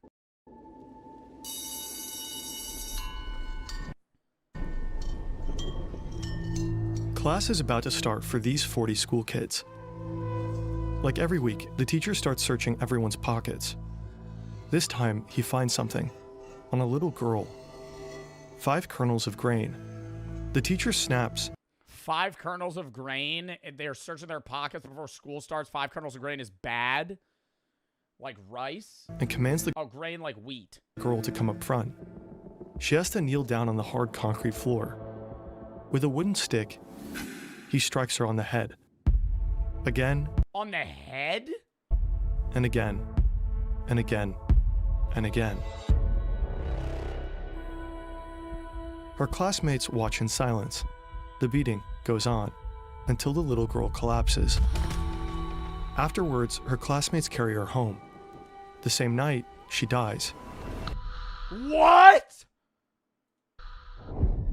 For having 5 kernels of grain in her pocket, they fucking beat her to death? Why is that a violation? The little girl and the other 39 children are all inmates in one of North Korea's deadliest prison camps, Camp 14. Oh my God, no, we did hear about this in the Johnny... We didn't hear any specifics about it, but we heard about the camp in the Johnny Harris video, where you could see the camp and the outlines of it. And this is where they send, like... Dude, it's like an entire city. There's, like, thousands of people that live there. Comparisons have been drawn to the Nazi death camps, to the Soviet Gulag. They're accurate, and in their own way, they're different. A lawless detention facility hidden in the mountains of Kaeshan. a place where people are imprisoned for the crimes of their parents. Once you end up here, you will most likely die here. This is truly a space. Crimes of their parents, but what's so weird that I don't understand about the camp is like, yeah, in North Korea, if somebody tries to escape or they commit a crime, part of your family lineage is imprisoned in a camp. But if they have kids in that camp, are those kids also imprisoned? Like, is their family lineage perpetually there for the rest of eternity, or can they ever get out? That is outside humanity, let me say that. Prisoners are forced to work under inhumane conditions. The smallest mistake can cost them their lives. Escape is almost impossible. Only a handful make it out, risking everything on deadly routes. Make it out, but then they probably have to go all the way out of North. If you make it out, you can't stay in North Korea. You would have to flee the country entirely, and I feel like Camp 14 isn't bordering like China. In North Korea, there are several of these death camps, and the regime has kept them a secret for decades.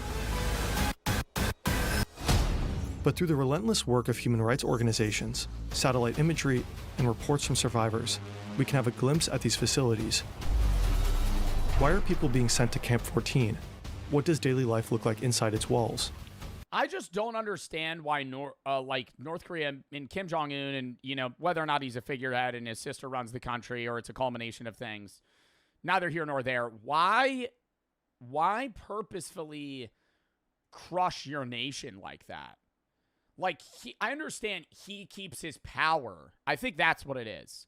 If he keeps his nation in like an impoverished state where the majority of people are either imprisoned, starving, or dirt poor, he can be rich. But like, if he actually tried to even still keep it a dictatorship, not be a genocidal dictator, and actually run his country in a normal fashion, wouldn't that benefit his own people and therefore him as well? I think it's like he would rather it's better to be feared than loved, is what he's saying. Right? I think that's kind of the mindset. Who said that? Another dictator said that. Machiavelli. But it's like, why? That's the route he's going down because it keeps him in power. But it's like, dude, your nation and you, I feel like he would be more rich. Even if he was less powerful, he would have access to more shit. What horrors do the inmates face? It gives himself more importance. I think it really boils down to also just like straight up narcissism, because he needs to be the center of his entire nation. And if his people are prosperous, then that he's not the guy they bend to. And how do people actually get out? This is the story of the most horrific prison camp in North Korea. It's some Hitler shit. Well, it's the same sense of Hitler shit in like he's basically being genocidal to his people. But Hitler was obsessed with world domination. Kim Jong-un's not obsessed with world domination. Kim Jong-un cyclically develops nuclear powers and fucking scares other countries till they defuse the situation. He steps back a little bit and he gets aid, right? And he kind of just does that over and over again to farm wealth for himself and his higher-ups, but still keep his people even like well below the poverty line, like dying poverty line.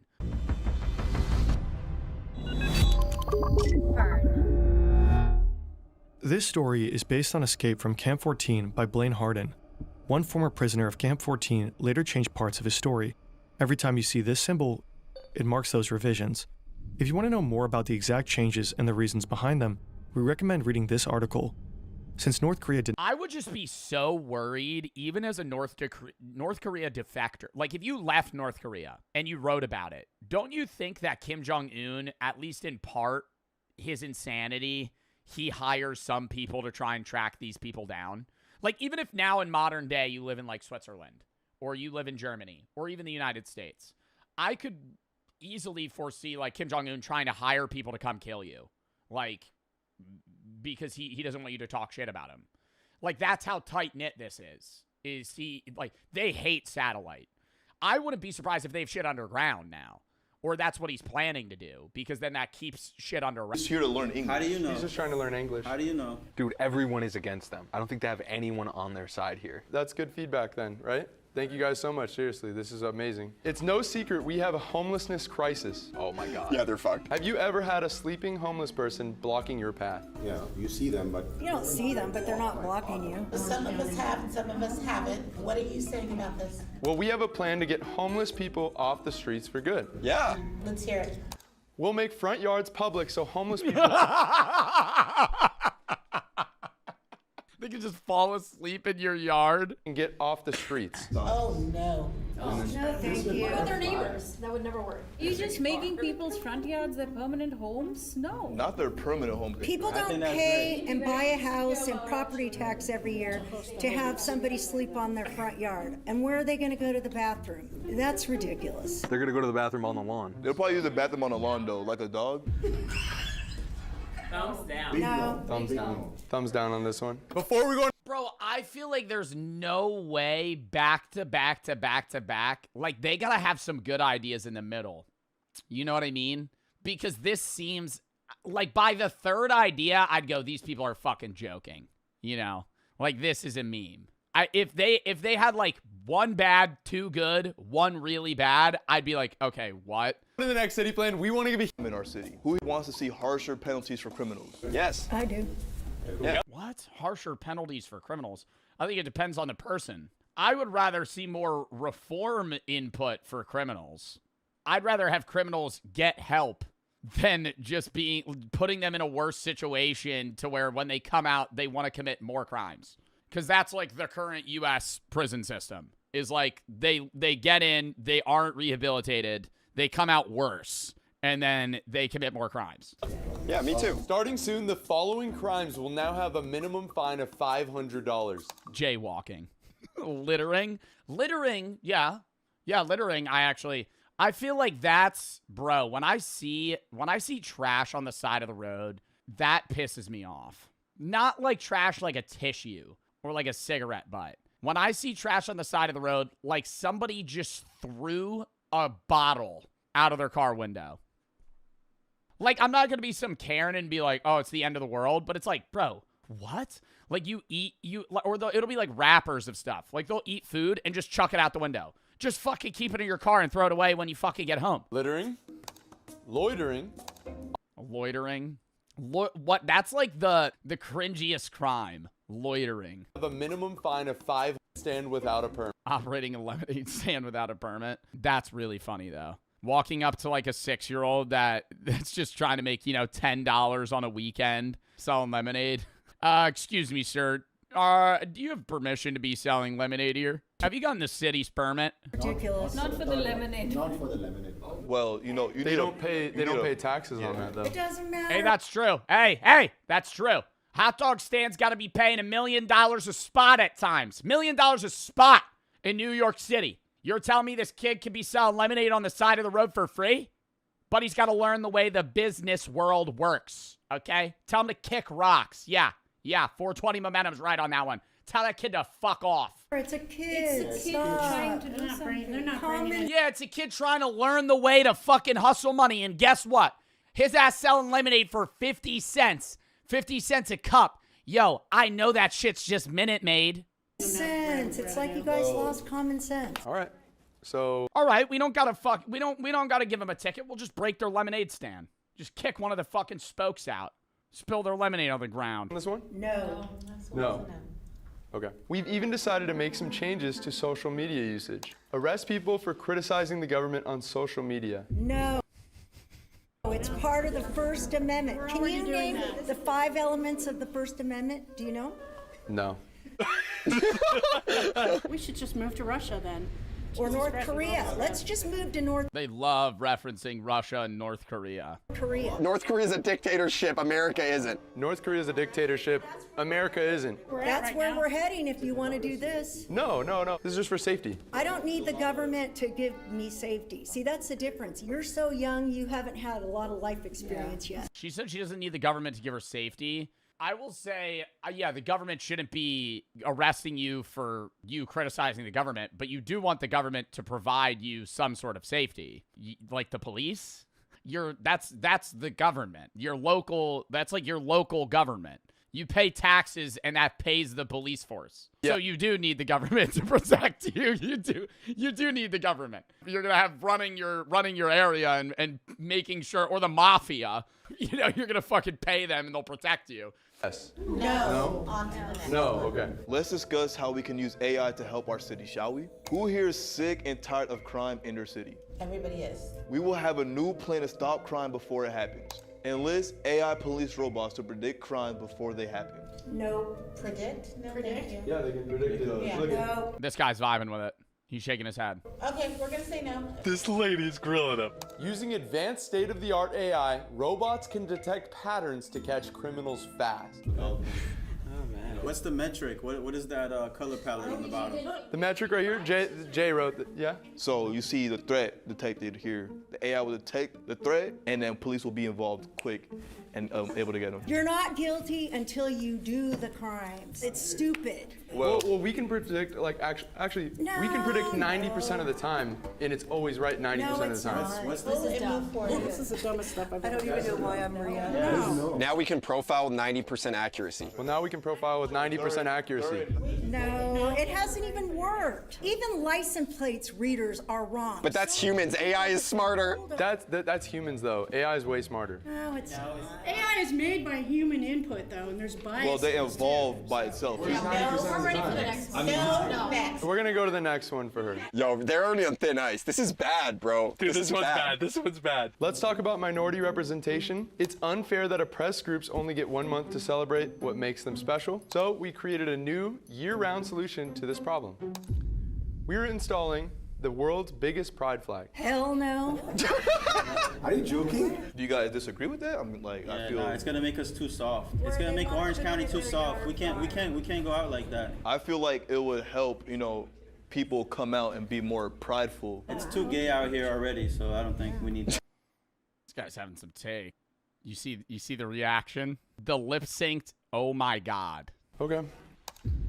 300 feet of gayness? I get the response of being like, all right, erecting the biggest flag in the world in the middle of your city is just odd in general, regardless of what the flag is. But then to be like, yeah, we already have too many gay people. What about a nice big American flag that has just everybody on it? Well, this is... What do you mean everybody on it? Everybody on it? What does that mean? Like you're going to have a U.S. flag and then you're going to put other flags within it? The new American flag. Good, it covers everyone. Move on. Yeah. Everybody's covered. Next. Yeah. This is good? Good? Yes? No. No. Yes? No? No. Yes right here? Yes, I think that a lot. Oh, that's a no. Yes, right here. Yes, right here, pointing at the lady with the choose kindness shirt in rainbow text. Oh, that's... Okay, sorry about that. Wait, I think there's something else. Okay, cool. And don't worry, it can be easily seen at night with our 9,000-watt spotlights. Oh my God. Next. Next.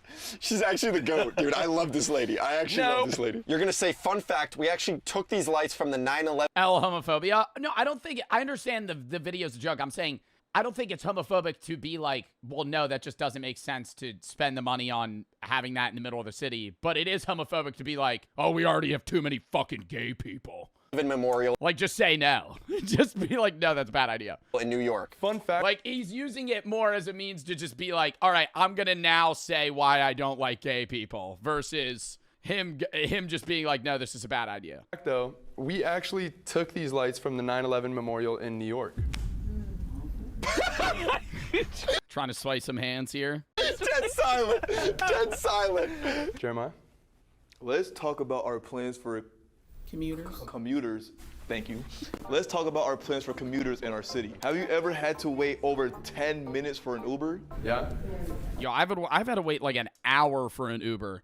I hate Ubers, bro, that pick that shit up and then don't get you. And they wait for you to cancel it so you pay a fee. Lame ass, bro. That is like, and I know it's like the system in place that makes it, that promotes that, but it's like, bro, what a loser way to be an Uber ride, like an Uber driver. Just like, I'm gonna pick calls up and then never go get them. I'm gonna sit in a parking lot and wait for you to fucking cancel it. I've also had Ubers, bro. I've had Ubers that I've picked up, you know, or I've called an Uber. It's 20 minutes away. Bro calls me. He's like, where are you going? I'm like, you know, blah, blah, blah, here. He goes, all right. 5 minutes go by. I'm like, you're going to be here, right? Yeah. Put the phone away. You know, we're pre-gaming. We're chatting, you know, talking. I check my phone in like 15 minutes. Bro canceled the Uber 10 minutes ago. And now I got to call another one and wait another half hour, right? I talked to your ass on the phone, and I was like, you're not going to cancel, right? And he said, nah, I'll be there. Was not there. Was not there. Canceled us right after. We have a solution to solve this rideshare wait time problem. We are going to be the first city to test government vehicle ride sharing. Commuters can simply jump onto any government vehicle for... I'm reporting them. I had one guy pull up. We're Ubering, and we're standing outside waiting for him. And everybody, because the bar just closed. We're all outside. There's a million people outside. He pulls up in a minivan. People are saying bye. I get in the car. He goes, hurry up! Hurry up! And I go, yo, we gotta go. Everybody gets in the car. It's 30. He's waiting for 30 seconds. And he goes, you know you're supposed to be waiting for me. easy transportation. Ridiculous. This is insulting to my intelligence. Where's she going? Maybe she's Ubering out in the fire truck. Any feedback? I'd be down. Yeah. Down? Yeah, I'd be down to save money too. Say, lady in the back, let me guess. You're going to say, next. Lady in the back, let me guess. You're going to say, next. No, I just think it looks like it would be fun. But see? It would never happen. You guys need to lighten up. It's a good thing. Until Junior falls off and there's a lawsuit with the city and we have to pay for it. Till Junior falls off. No, till Junior falls off in front of the front tire and gets his head crushed by the fire truck. Up. It's a Until good thing. Junior falls off and there's a You have a kid flattened in the middle of the street. lawsuit with the city and we have to pay for it. But it does look fun. This lady's the best ever, bro. She's the best ever. Hey, well, thank you. Please raise your hand if you support our new city plans and want to see them passed. One? Oh my God, they just have one. Any hand? Why is he raising his hand when he was the one that was against every plan? One? They just go. So we got one hand. Thank you guys, seriously. You guys were amazing. For the memes. I feel like it was a great initiative. I don't know why they didn't like it. So how many hands did we got one. How many times did this guy laugh? He laughed 3 times. So you guys got negative two. Okay, so -2. So we gotta make them laugh 3 times. All we have to do is not laugh and we win. Yeah. We could get 0 hands, and if we don't laugh, we win. You spent the first quarter of the presentation like this. Jay, what the f was that? You started Bro, you were fent folding in the middle of your presentation. Joe and Justin are up next, and remember, we made their presentation. They have no clue what's gonna be on it. I feel like this one's gonna be hard. If they really need these guys to laugh, the presentation's gonna be tough. You're not evil, bro. Y'all are cooked. No, I'm telling you, we went crazy. If you guys can't get more than -2 hands, you will be doing the mystery punishment. That's pretty easy. All we have to do, the only way to get in the negatives is to laugh, and we're not gonna laugh. You guys are gonna laugh. No, you laughed last time. Did you confident? not? Yeah. I think you low-key were giggling last time. You're Mr. Giggle Shits, dude. Nah, trust. Thank you guys, by the way. Bro, the one thing I will say is, like, back when I used to watch Impractical Jokers, it's based off the crowd. You know what I mean? Like, you could just get lucky by having people that raise their hand. That, like, fuck with it because they think it's funny. Thank you guys, by the way. Thank you. Bro, this crowd is insane. It's like a town hall meeting. I don't need to be professional no more. We don't need to be professional no more. We can have as much fun as possible. These guys look nervous. No, they look Joe and nervous. Justin look nervous as hell, bro. Justin's panicking. How are you guys doing today? Great. Today we have new city plans we're gonna bring. We are Joe and Justin. Nice to meet you guys. let's discuss the future of our city, shall we? Good. Cool, thank you guys. No, it's to warm the crowd up. Warmed up, yeah. We gotta make sure they believe it. Yup. And then After that. Let's do it. Wait, so they are gonna do it. Yeah. That's the fucking play, bro. Have 3 regular slides and then get into it. Justin, you want to take us away? Yeah. Who here wants to see strong relationships built between the U.S. and other countries? Yes, please. That would be great. Definitely. We don't need the tension. This is insane. So we're excited to announce a new infrastructure partnership between the U.S. and the U.K. In exchange for funding California development, British officials requested one small thing. A royal vacation home built right here in the heart of our city. Securely empty. Bizarre and beyond Well, like they build their own castle or something for the queen. anything I've ever heard of. So you're opposed? What? You're opposed? I feel like I would immediately think this is a joke. There's no way. I don't know, maybe it's just like the officialness of like you actually getting paid to come to like an office building and listen to one of these talks. Securely empty. Bizarre and beyond anything I've ever heard of. So you're opposed? What? You're opposed? Okay. Essentially, it's a relation builder. I think it's a little extraordinary, but if it's worth the funding, it's worth the funding. Cool. I guess we just have to see how much it is. It's gonna bring in $10 million, so it's sort of worth it. The only estimate I have to give you guys a better idea is they're looking to fund about $10 million. So I think it'd be worth it, but. That's nothing. 10 million, it doesn't. 10 million. That's not even. Yeah, 10 million on a big scale. They're gonna cover like what the land costs. It's more about a relationship. Like think about it like a political marriage. If I was voting with the information that you gave so far, it would be like an absolute no. So we're gonna take that as a yes. So that's a yes for everyone? A yes? No. Okay. Is there a certain amount we would need? Because right now they're offering 10 million. Is there No, a number for me, where- it's the fact that it's only British accessible. There's an amount of money. There's an amount of money that I would also agree to it. If I was a part of the city, I'd be like, yeah, give the British people their own home if they're giving us $10 billion. If they're giving our city $100 billion, yeah, sure, they could have their own fucking lawn and castle that they're only allowed to go to. Well, that makes it absolutely ludicrous. All right, so I'll take it as a yes from most people. Okay, so I could tell a little bit of uncertainty right now. We'll take that as a yes. We'll keep moving. Okay. Let's go. Okay. My word, do you guys think you could do these presentations without laughing? I feel like the nervousness you would have would maybe make you not laugh, but the second I felt the crowd laugh, I feel like I would laugh. Let's address our homelessness crisis. Who here wants to help homeless people? I mean, of course. A little weird, not raising your hands. See two people in the front here. What's going on? What's going on? Of course. They're people. Who here wants a stronger community where we lift each other up? I mean, yeah. Two people in the front here. Why are we not raising our hands? Why not? It's a no-brainer. Los Angeles is currently facing one of the most severe homeless epidemics in the world.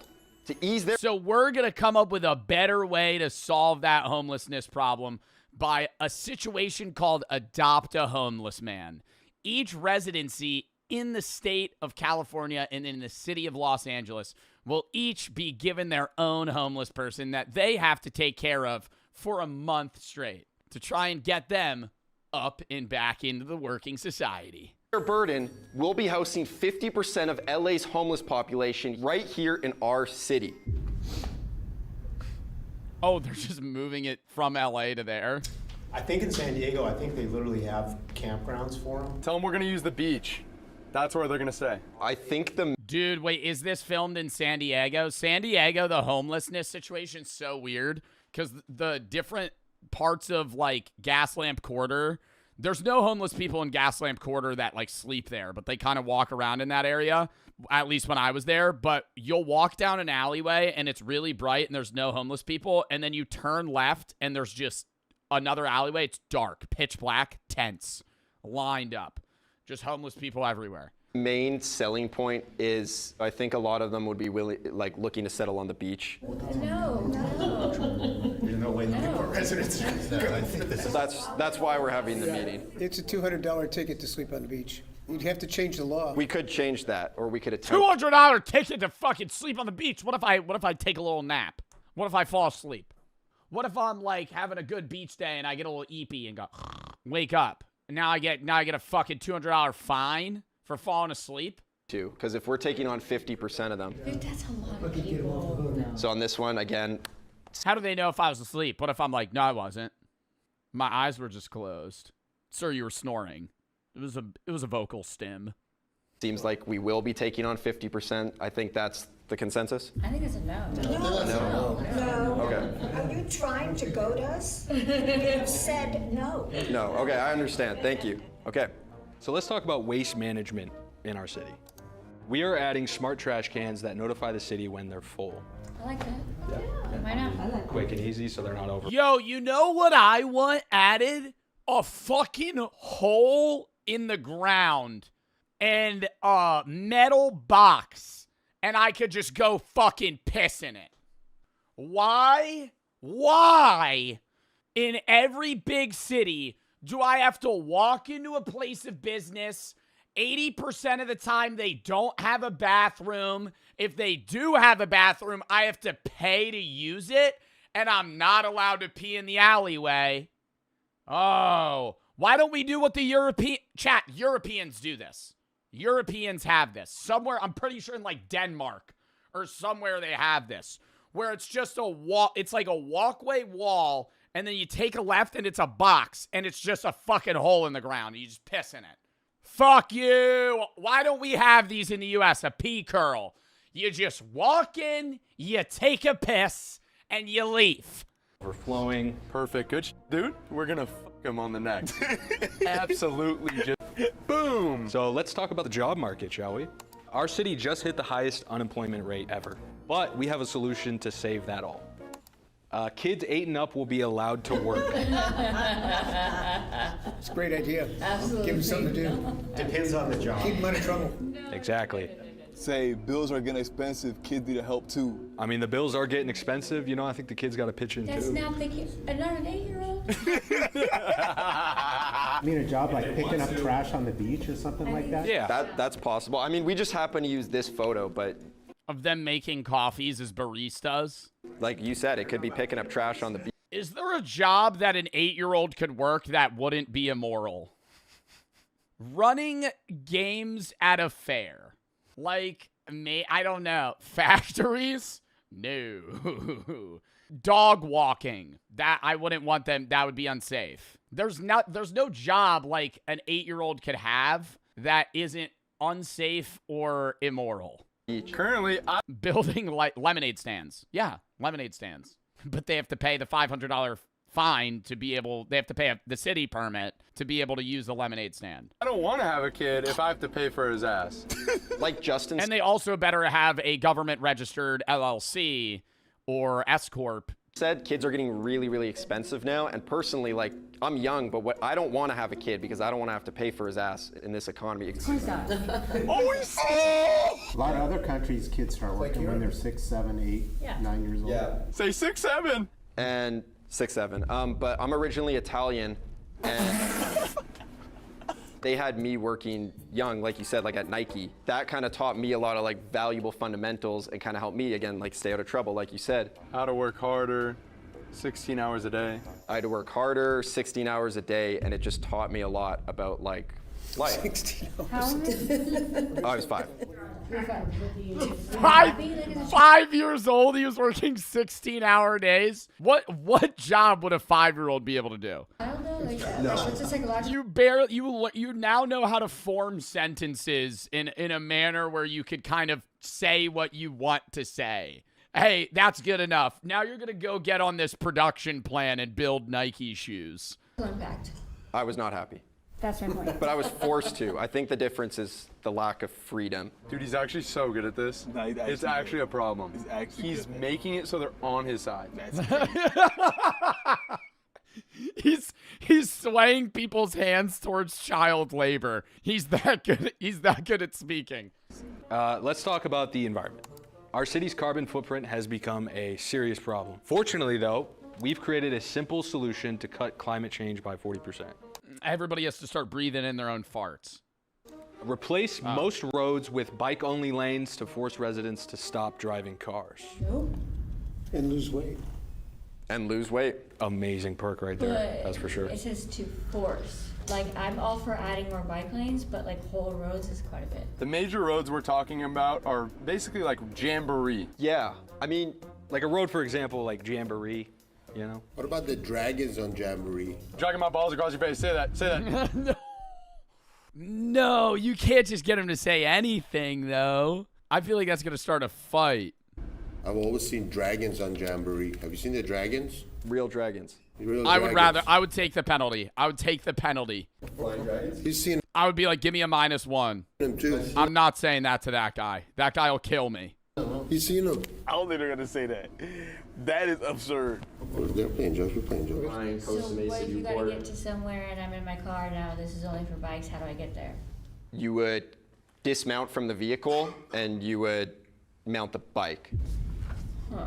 Go back to dragons. Did you say dragons? Let's go back to dragons, sir. You said dragons, right? Yes, I want to make sure that we are looking into that. Okay. Say dragging my balls across your face. You can't keep prompting him. You can't keep prompting him to say it. Dragon initiative. If we're going to have a pro-bike initiative, okay. I'm just thinking that, you know, because I mean the helmets are not going to help against dragons. Say it, Justin. Drag my balls across your face. Spitting animals, and when they spit fire, I mean, you agree, right? You know, with the dragons. The dragons? Obviously, yes. Okay. I like that. I haven't seen one yet. Dragging my balls across your face? We have positive changes for parents and married couples. This one's insane. No, this one's actually insane. They're about to get bad. Okay, what he did do that diverted the danger was he looked at his friend and said it. You know, you didn't say it to the guy. Because if you said it to the guy, that'd be scary. Gonna be good. A 50% rent increase for single mothers. What? Basically, the idea here is it will Incentivizes single mothers to find relationships. Incentivize mothers to stay inside their relationship.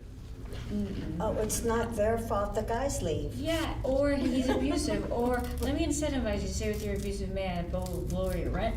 No. It doesn't matter. The father's going to end up paying for it anyway.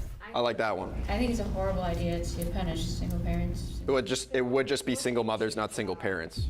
This will encourage women to stop cheating and prioritize their family. Definitely. Room's getting silent right now. You see the chairs creaking. This is where it gets like, you know, that level of awkwardness where like you can't sit still. That's like everybody just started fucking like fidgeting in their seat. What psychologist did you hire to do this? I need something to throw at you. Seriously? Why don't let's just keep it going then. What do we think? Yes, no? No.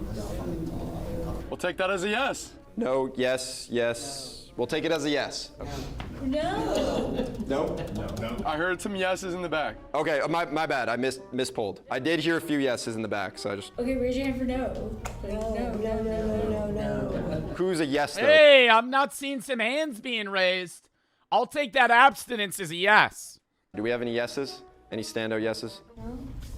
Okay, must have been the wind. All right. We have new entertainment planned for our city. This is our beautiful city, but one thing it's lacking is real fun. So we came up with a new entertainment zone everyone will love. Introducing the Urban Hunting Reserve. What are we hunting? Why does that look like the Roman Colosseum? Dragons. No, but for real, is that really like a designated hunting area? Say, you'll see on the next slide. Yeah, it would be a designated hunting. I'm sure if we go to the next slide, we can read more about a fun zone where you can import and hunt any animals in a large 20-acre wildlife reserve. We have hunt. What, and then shoot them? That's actually what like Russian oligarchs do. We're gonna ship in animals and then fucking gun them down. Hunting out in the forest, we just thought we'd bring it to the inner city, so it's like it's more readily It's a available. horrible idea. You can hunt robotic animals. Robotic. Lame. That don't give you buck fever. You ain't ever had buck fever before, boy. You ever kill a 10-point buck? You're sitting there shaking when you kill him. Animals, I think that's probably still 10 years out. Let me see. Shelter animals that go unadopted will be the main supply here to keep the business booming. What? Hunting dogs? Not hunting dogs, hunting shelter animals that go unadopted. Oh my God, that's disgusting. Pretty much. You actually could have gotten some people behind this right up until then. That's like the hook. That's like the hook, line, sinker right there. We're gonna throw in golden retrievers that don't get adopted. Free game. free Elo. Absolutely not. And look, no, see, and then this is what you do. Then it motivates people to stop getting dogs they won't take care of, and it'll also promote adoption rates from people that don't want these dogs to get shot in cold blood in the Roman Coliseum that we're going to erect right outside of Anaheim, California. So it's going to do two things, right? It's going to reduce overpopulation in sheltered in animal shelters, and it's going to increase people taking care of their dogs. I think it's more about You got to stand on it. He has to defend it. giving them a last stand, because these specifically shelter animals that go unadopted, we're talking about ones that are literally, they're about to be put down because they've been in the shelter. Just put them down, don't chase them down and hunt them. But it's giving them like one last chance to run around. One last chance to run around. They can frolic in the flowers before some rich guy with a fucking bolt action sniper rifle takes him down. We'll take this one as a no. We understand. Thank you, guys. With the exception of dragons. Unless the dragon came from a shelter, then We'll take this feedback. This is great feedback. Disabled people need help more than ever. We all know the blue handicap spots help those with disabilities. But what about the new spot colors for other groups with unique challenges? Introducing pink parking spots. And it's wider than a regular one. I've seen parking spots for pregnant ladies. Is it like that? It's just confusing. What is it supposed to represent again? I think it's parking spots for women only. There you go. There you go. These spaces will be 40% wider than normal spots to prevent parking accidents. Brilliant.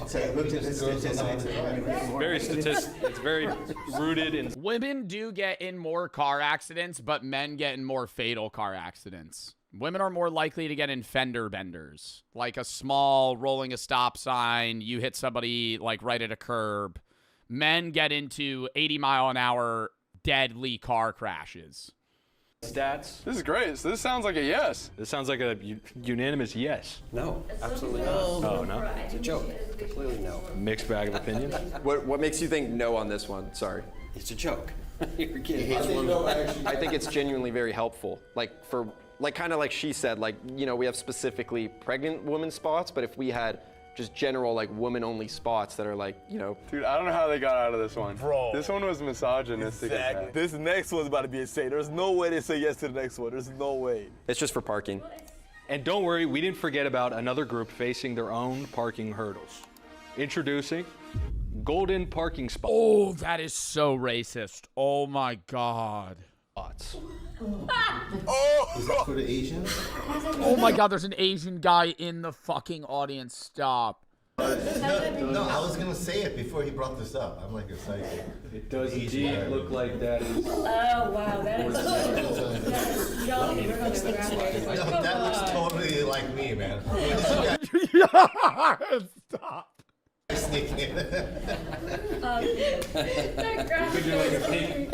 Sir in the front, would you like this parking spot? Oh my God. Sir in the front, would you like this parking spot? Oh, definitely. So yeses. Yeses on these, pink and yellow. So that sounds like yeses all around. Yeses all around? Yeah, give him All right, guys, thank you. Please raise your hand They're going to get a few hands. I feel like they did way better. if you support our new Their presentation was as hard, but he defended it well. city plans and want to see them passed. Yeah. Don't tell me. What? Yeah, I'd like 4 or 5. What the fuck? Cool. Thank you guys so much. And no laughs. 4 people raised their hand. Really great having you guys, and we really appreciate your time. Thank you. Appreciate it. Good job. Sorry I interrupted. Oh, you're all good, man. Thank you. I hope you enjoyed it. Have a good one, man. Oh my God. Oh, there's cameras. There's no fucking way we just lost. All right, JD. Oh, they could say there's cameras just to record it. And I got whatever quality purposes. -2 hands. You guys got 4 hands. That was insane. Yes! So JD and I are going to be doing the terrible mystery punishment, which is the 4-hour gauntlet. What is that? What the fuck is that? Before we get into the punishment, if you guys haven't, please hit the subscribe button. We want to. So now in another video, they have to do a 4-hour gauntlet.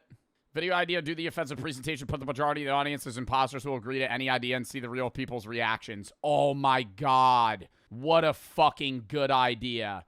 Get a bunch of absurd shit, have like 80% of the people just be like, yeah, no, I fuck with that. That's a good idea. And just see if like the people like fold. The problem is if they did that, there's going to be people that just go along with the pack and then they're going to seem like shitty fucking people.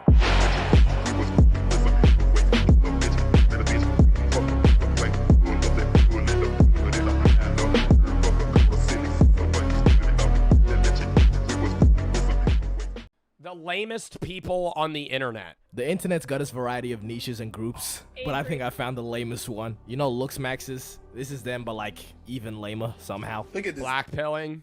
Bro, I keep getting on like blackpill content. Like people use this one clip of me where I say the first thing that somebody recognizes about you is your looks, and that's how they determine whether or not they're attracted to you.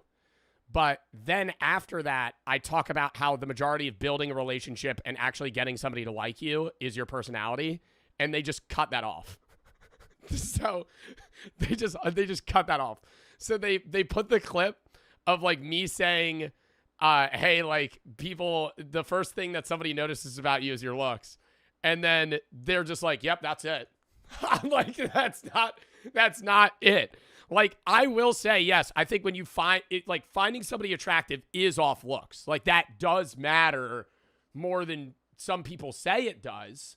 But in terms of long-term relationship capability, no.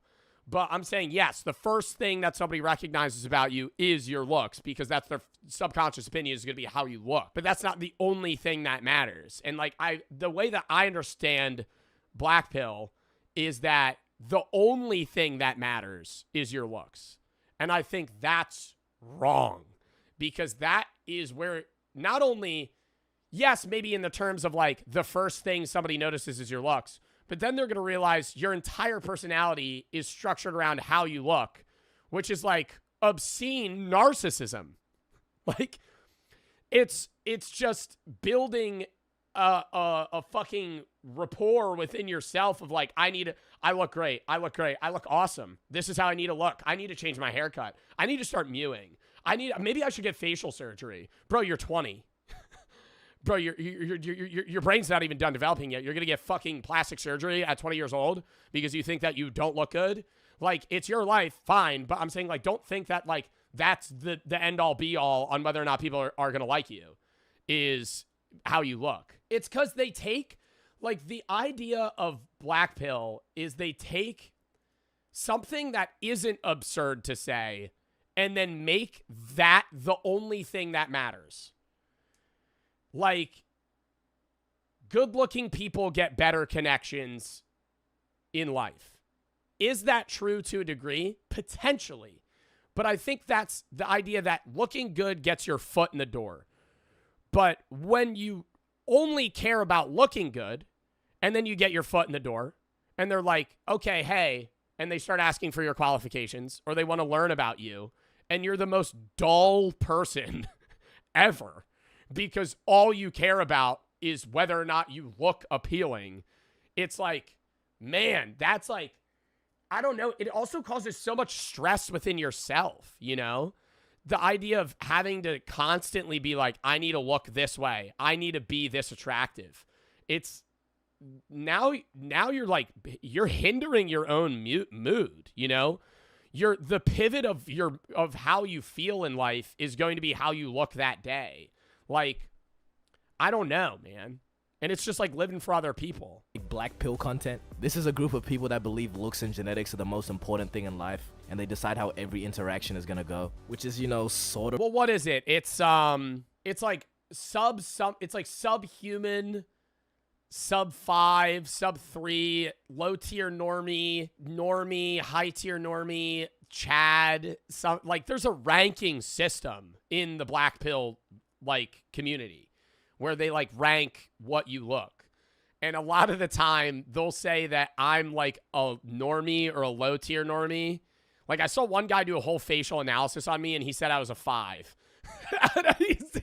He said I was a 5. And he was like, if he fixed his hair and got Greek curls, he'd maybe be a little bit better. But they'll be like, his nose is crooked, his jaw's too far out. I'm like, man, bro, I don't care. And the guys that are making those analysis videos are like 3s. Like, I just, how are you going to sit there and make all of your content about like, hey, I'm going to rank how this person looks when you're like literally in a basement that's wet underground, just like fucking just ranking people? I'm like, yeah, sure, I'm a 5. I don't care.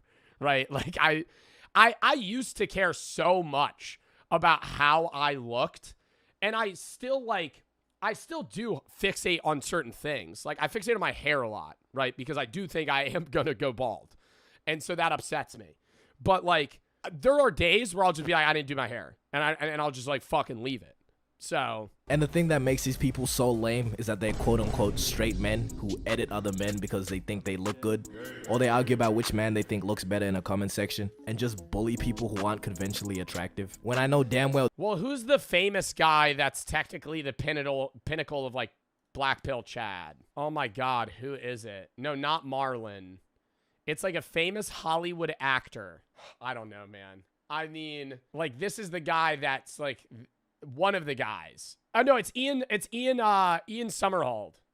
I would agree more on Ian Somerhalder than Jordan Barrett. Ian Somerhalder is a fucking hot guy. But like, I don't know, why is he the pinnacle of like Chad? Because his facial structure's good? Like it's because, oh, well, they'll say I have a negative canthal tilt too, and that makes me look like a bitch. Black pillars just do too much with it. Would Charlie Kirk have gotten assassinated if he were Chad? Well, probably not. What? What? Would Charlie Kirk have gotten assassinated if he was a Chad? Probably not. Is this a fucking meme video? Clav is trying to say that if Charlie Kirk was more attractive, he wouldn't have gotten fucking killed. Would Charlie Kirk have gotten assassinated if he were Chad? Well, probably not, and here's why. Good-looking people experience something called the halo effect, so it's quite possible that if Charlie were to be better looking, someone wouldn't have hated him enough to assassinate him. The whole mess. What? What the fuck? What are you talking about, bro? What do you mean? If he was more attractive, he wouldn't have died. I mean, I could understand like you're saying the halo effect of like people like more attractive people, not in the argument of assassinations. I feel like the immediate counterpoint to that is like, it wasn't John F. Kennedy considerably one of the most attractive presidents ever, shot in the head, broad daylight. You just lost to me now. I don't even know what's going on. The belief in this. What? Oh, well, he was a Chad White. He wasn't a Chad. This idea is objectively wrong and also lame. Please find a place of employment. Where are you finding this time to edit over people that you have chopped? See, self-improvement, and I guess looks maxing by extension, is not necessarily a bad thing. And honestly, I believe having deep pockets is more powerful than looking good. Let's take this guy Cuffham, for example. See, I'm not gonna say he's chopped. Let's just let the results speak. The first algorithm we'll look at is designed to judge the beauty or attractiveness of your face. Point two. No fucking way. We'll give you a score between 0 and 10. But he has motion and he's pretty financially abundant, and he has managed to acquire females. Money and status really has a larger influence on how you look. Am I about to make my own pill? I'ma call that shit purple pill, or PP for short. But deep it though, Elon Musk could really bag more than a broke ass nigga that looks like this. And Elon really built like a Tesla for real. But it doesn't really matter because that 0.7 in his net worth could retire several generations, alright? Yet black pillars still believe looks are everything. Damn, I didn't even think about that, bro. The 0.7, $700 million. Generations, alright? Yet black pillars still believe looks are everything, you slow ass niggas. So you know, instead of smashing your skull, how about you get some motion? Looks maxes, black pillars, they're a community and they like to share their knowledge. And the best place to see this in action is Reddit/looksmaxing advice. Whatever you do, if you want actual advice, do not look on here. Let's take a look, shall we? 15, male, is it over for me? Nigga in the comments said, you could just be famous. Alright. Bro must have taken PP. That stands for purple pill, by the way. Okay, next. What can I do? Please be honest. Okay, so niggas are trolling. Okay, so the 1 in a billion chance that, okay, the 1 in 0 chance that this is real. It's time to let it go, Unk. Let me try to find some actual serious ones then. Alright, this guy, 28, chronically single, and I know my forehead is huge. Okay, sounds reasonable. His forehead cannot be that bad. Interesting. The comments have some helpful suggestions. Shaved head might be the move. Maybe balance it out with a light goatee. You evil ass nigga, okay? You know what you're doing, bro. Gain about 30 pounds and you grow into that head. Is that something? Gain about 30 pounds and you grow. Stop. I'm trying to. That's actually fucked. No, that's actually fucked. You can grow into a head. Tell women you can read minds. Next, bro.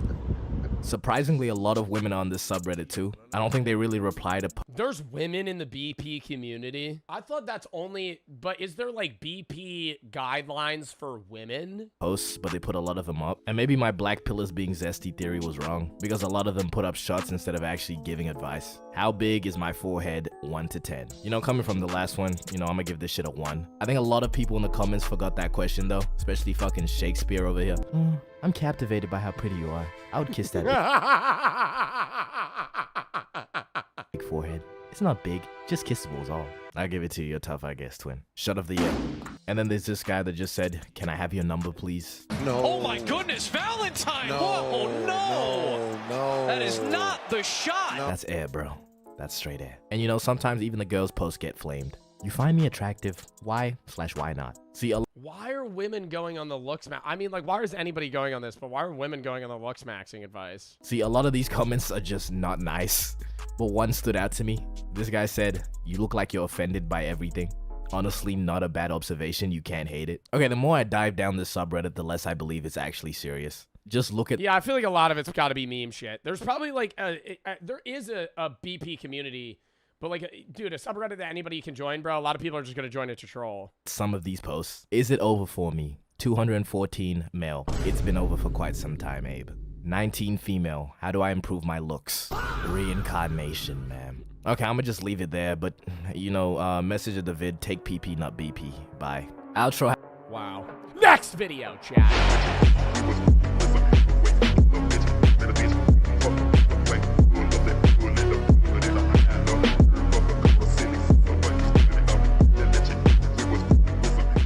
Can you profit from an all-inclusive cruise? Most people like this guy come on an all-inclusive cruise to relax.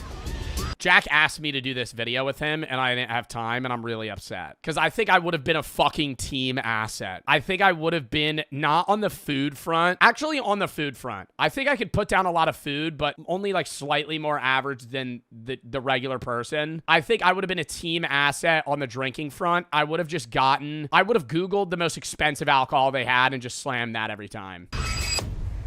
Also, am I crazy to say every guy has a pair of swim shorts that look almost exactly like this? Like a Chubbies, like neon design. For me, I'm here to profit.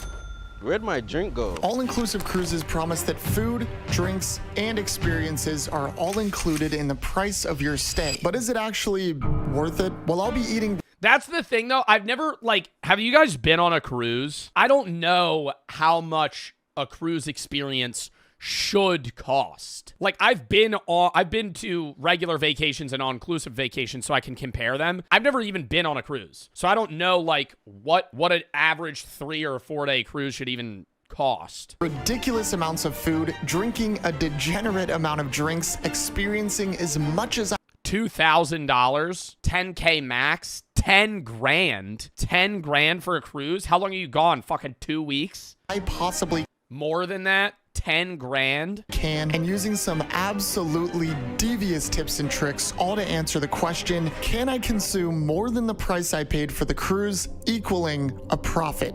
And our journey begins in the beautiful city of— I feel like you have to use it from a consumer standpoint of what the average thing would cost for you, though. And I think he did that last time, and I critiqued it, but I think that's the only way you're ever even able to profit. Because you have to compare, like, a shot of Captain Morgan to how much a shot of Captain Morgan costs. If you're doing it from how much they're buying it in bulk, when they get thousands of bottles of wine that cost them $1 a bottle, like, you're never winning. That's why this shit works, is because even if like half of the people drink as much as they would actually spend, they're still coming out net up.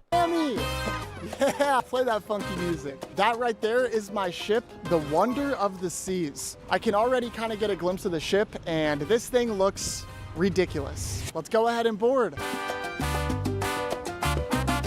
Enjoy your food.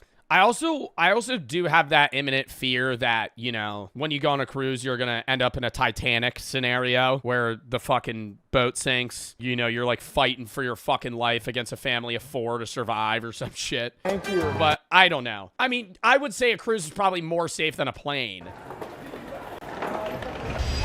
Oh my gosh. Is this even a cruise ship? Upon entering, this was like a mega mall more than a cruise ship. They had everything from Gucci bags to Rolexes to actual vehicles. I headed up to the top deck to see the main part of the cruise ship. There's so much. It's everything all the time. This ship has literally everything, including endless distractions. Bro, I feel like there's too many fucking people at a cruise, and that's why I wouldn't want to go. This is not a pool. This is a shared bathtub. This is a regular fucking pool with 35 people in it. Oh my God. Gross. Yuck. Oh, who wants to go to the hot tub? Me. Oh, there's a floating Band-Aid in the water, and I'm sitting next to a family that's for sure pissing in the water. But excited as I am to get going, we can't lose track of our goal. Now, I booked 3 nights on this cruise, which cost me $1,500. Oh my God. All inclusive. That's not that bad actually, because there's hotels that are just like straight up $450 a night. So you're getting to go somewhere and you get to eat and drink as much as you want for basically like $520 a day. $191. Ouch. However, included in this all-inclusive package that I purchased is free drinks, free gourmet food, free entertainment, and a boatload of amenities. Get it? A boatload? I have created the most calculated schedule to take. I love this in the back. Jack, you better go to the bucket. The bucket at a water park. The vibes are to just lay down and forget about it and talk to your friend until out of nowhere you just get fucking waterboarded. Full advantage of all of these things in hopes that I can eat, drink, and experience more than what I paid for this cruise, making us a profit. Because of boarding times, it's already 3 p.m., so we gotta get going. And with time already ticking, there was no better place to start than the buffet. There's a 50-50 poll right now of do you pee in pools, and 49% of my chat is saying yes. Lunch has been acquired. I decided to get a burger, some fries, some mac and cheese, and a slice of watermelon. To drink, I got a coffee and... What is the MSRP on this watermelon slice here, Jack? How are we going to calculate the price of that? 1/50th of a watermelon? What are we fucking marketing that as? That's 5 cents. The best part, a glass of champagne. The first of many.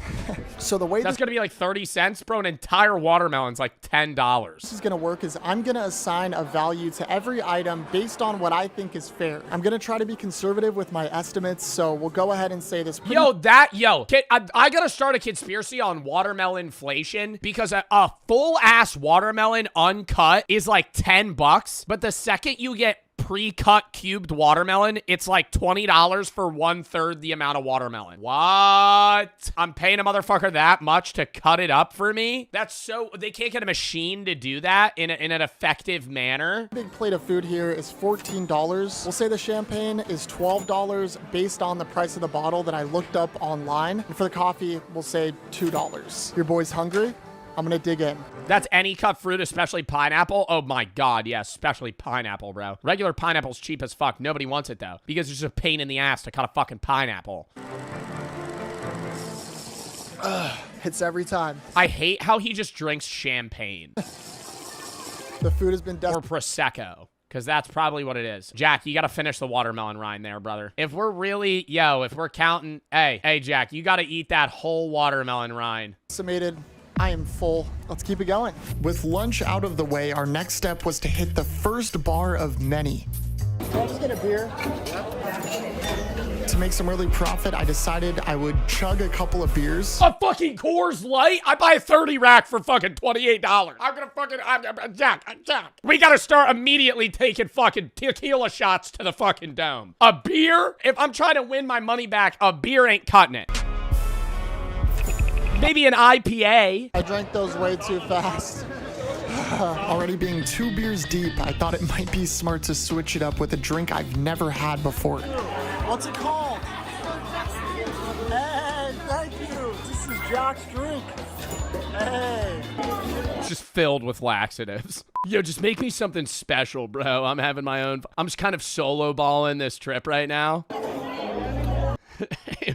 Oh.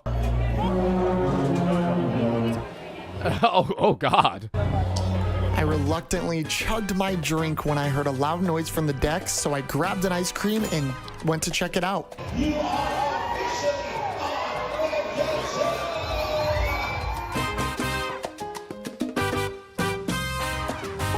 We have officially set sail. And while everybody keeps partying, I have a mission. What do they do if somebody like poops in a cruise pool? Are they easily able to like, because at a regular water park, they're like closing off that section, cleaning it and refilling. On a cruise ship, are they able to like, yeah, I know they're going to evacuate it, but I'm saying, are they just swim past it? Everybody out of the water. They just get a guy to scoop it up with a bug net. To stick to. The dude throws the bug net like this, thinking it's gonna go over the pool, extremely miscalculates it, just hits some woman in the face. All right, I think it's about time we dabble in experiences. The zip line. I would just be on that non-stop. Are you kidding me? Nah, this literally sells the cruise ship for me. Dude, I would just be running up and down the zip line. Do me a favor and video me on the zip line. Yep. Oh, it's not a pool zip line? Never mind. I thought it'd be a zip line that I could let go of and do like a fucking gainer into a pool. All right. That was a blast. Let's keep profiting, baby. Oh, look. There's the bar. Just so happens to be right here. Could I get 3 glasses of champagne? 3 glasses of champagne. Bro, your stomach is like fucking Chernobyl 3 minutes before it fucking blew up. Bottoms up. Ew.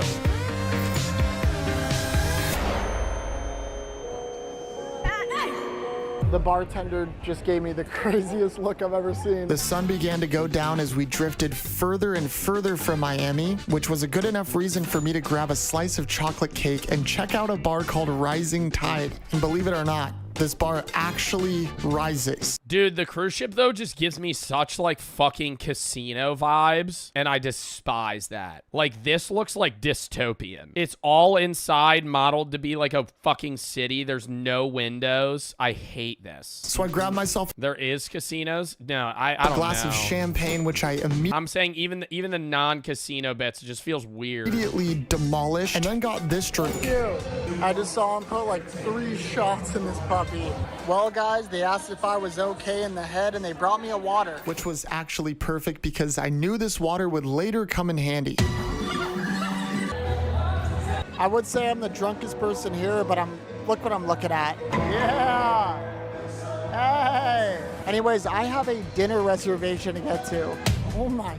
Can I say the type of people, like, I think there's people that go on regular all-inclusives, and then there's cruise ship people. Like, you are a cruise guy. Or, like, there's people that enjoy cruises, and they only do cruises. And that's it. They still travel, and they're not taking the same cruise over and over. But they'll be like, oh, we're going to these 4 countries on a cruise. They won't just go to the country. Gosh.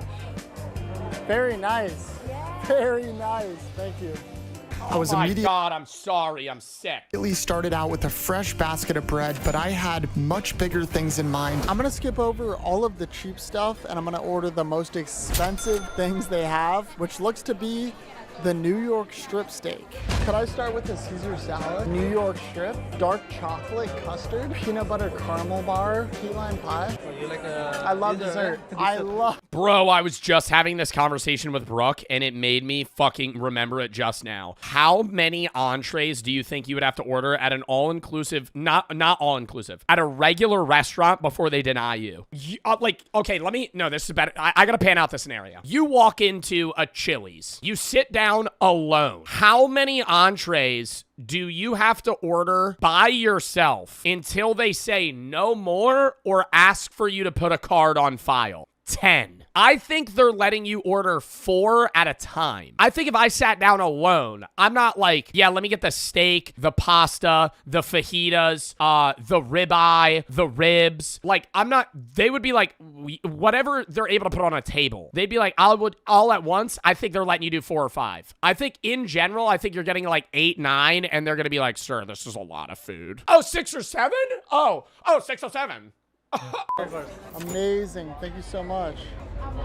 My side quest is to find the best item on this cruise, and so far, that pineapple cocktail is easily #1. We'll see which item ends up coming out on top by the end of this video. I hope you guys, watch to the end to see what. He's also unbearably close to this other fucking duo here. I hate restaurants like this. I have the take, and I know it's like close and personal, and it's different types of like cultures and vibes. I firmly have the take that at most, not all, most restaurants, if I'm able to reach over sitting and touch the person to my right or left, I am too close to them. If I can vividly listen and eavesdrop to their entire conversation, I'm way too close to them. I'm way too fucking close. Cocktail is easily #1. We'll see which item ends up coming out. Booths don't count? No, booths because you're facing opposite directions. On top by the end of this video. I hope you guys, watch to the end to see what happens. Which is, yeah, I learned that from Mr. Beast. First up, we got a Caesar salad. It's amazing. Absolute cinema.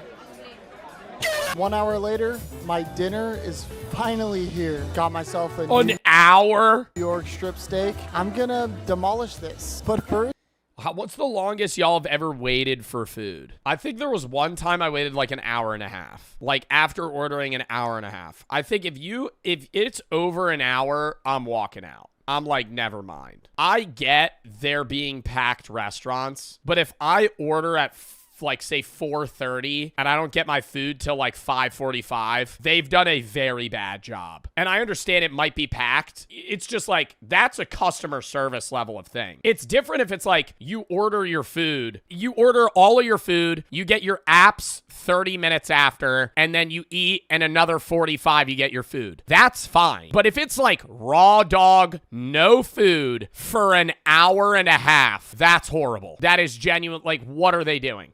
let's try their red wine. Oh, the more drinks that I try, the more I realize I do not like alcohol. Kind of unfortunate because for the next few days, that's pretty much my main source of hydration. Let's try the steak. That is gas. The dessert has finally arrived. I got a chocolate dessert, a key lime pie, and a caramel bar. 2,500 calories right there to the fucking dome. I'm gonna a day's worth of food and 3 small desserts. Dig in. I finished all 3 desserts. This coffee is gonna keep me going for the night ahead of us. That's right. Coffee's gonna give them liquid shits in about 4 hours. We're just getting started. I went to the lower deck where I hit the cafe to get a tuna sandwich and a mini.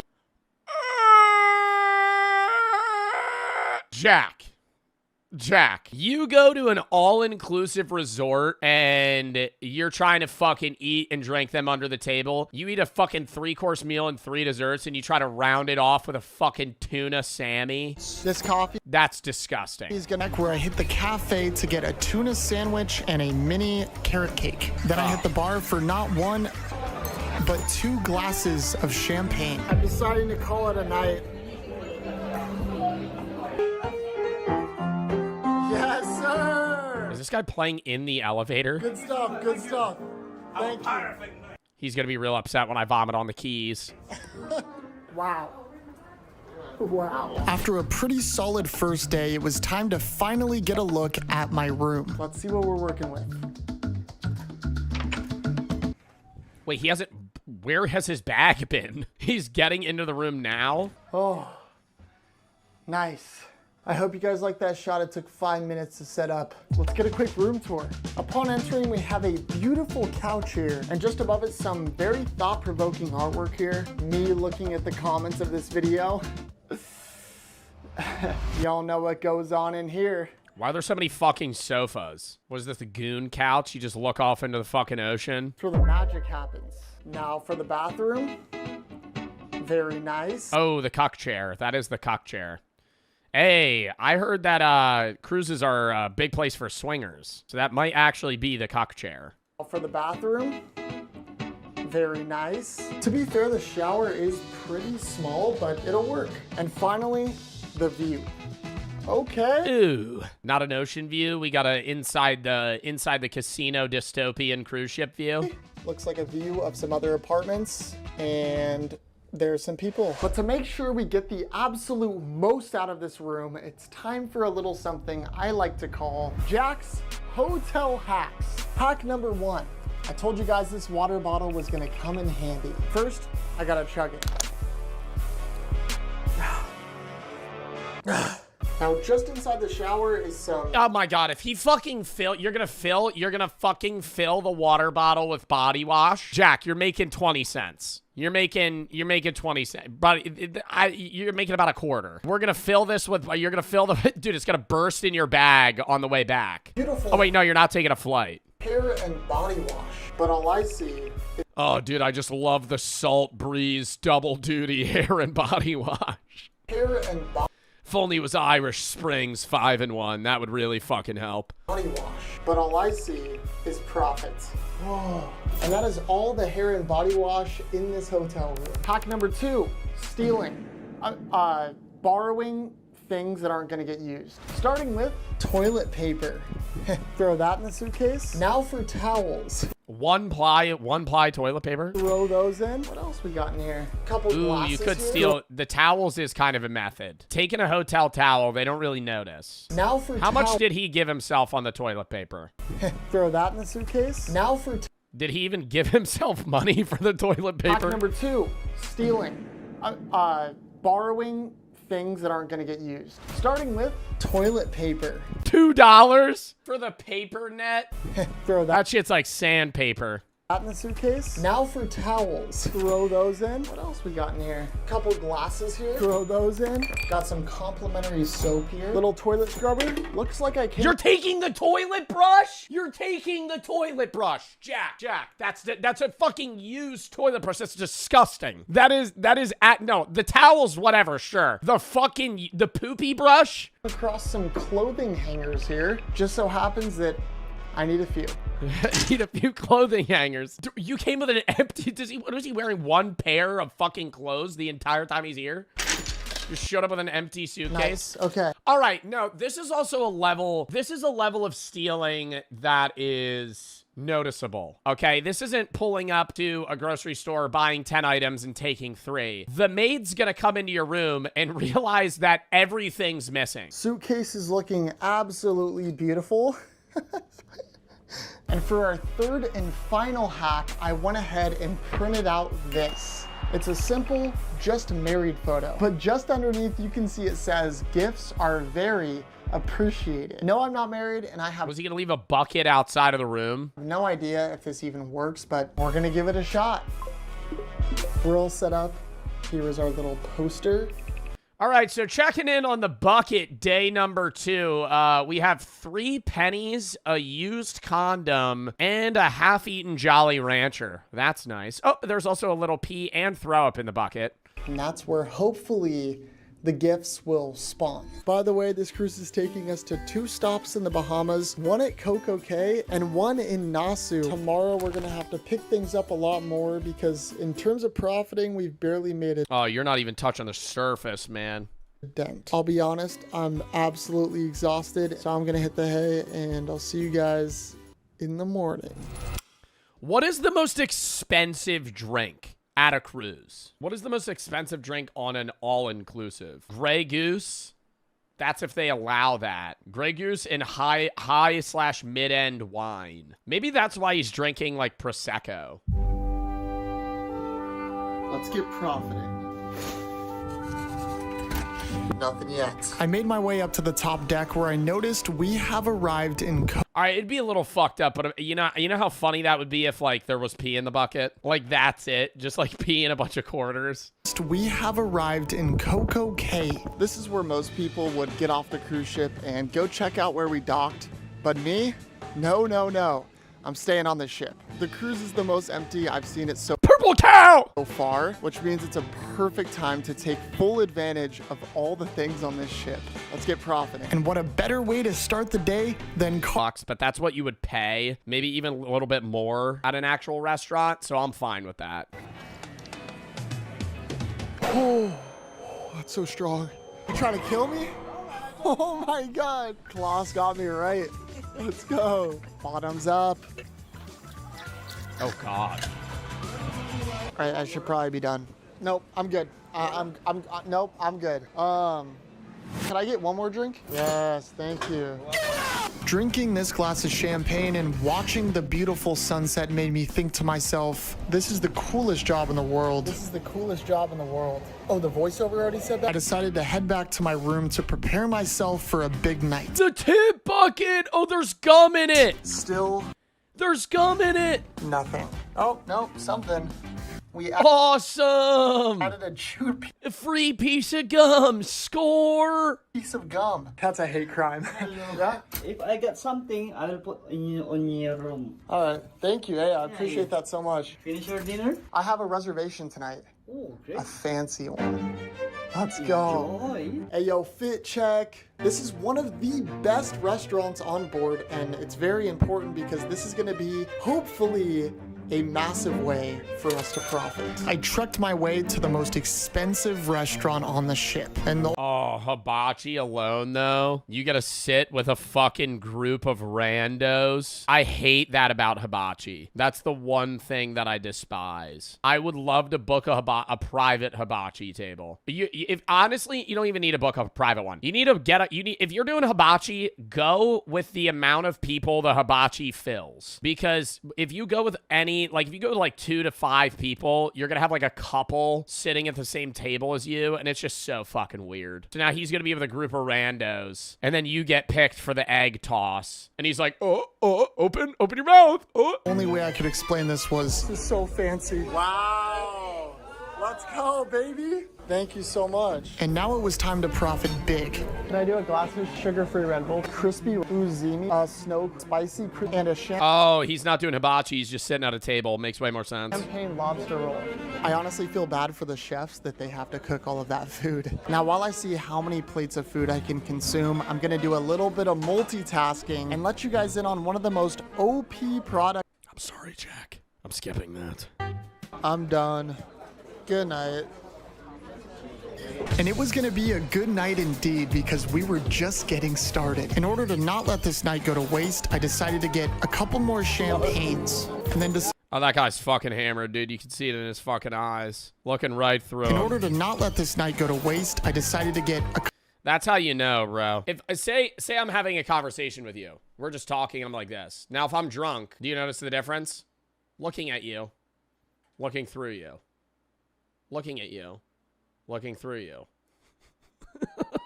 couple more champagnes and then decided to go even. You're just crossing your eyes? I'm not. I'm harder. looking past the camera. And got not 1, not 2, not 3, but 4 more glasses of champagne.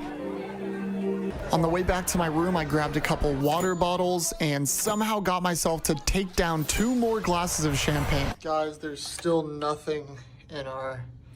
Well, I mean, he has it in a bad spot. It's just a random hallway. People are going to foot traffic. gift bucket. That's the end of day 2. I am exhausted.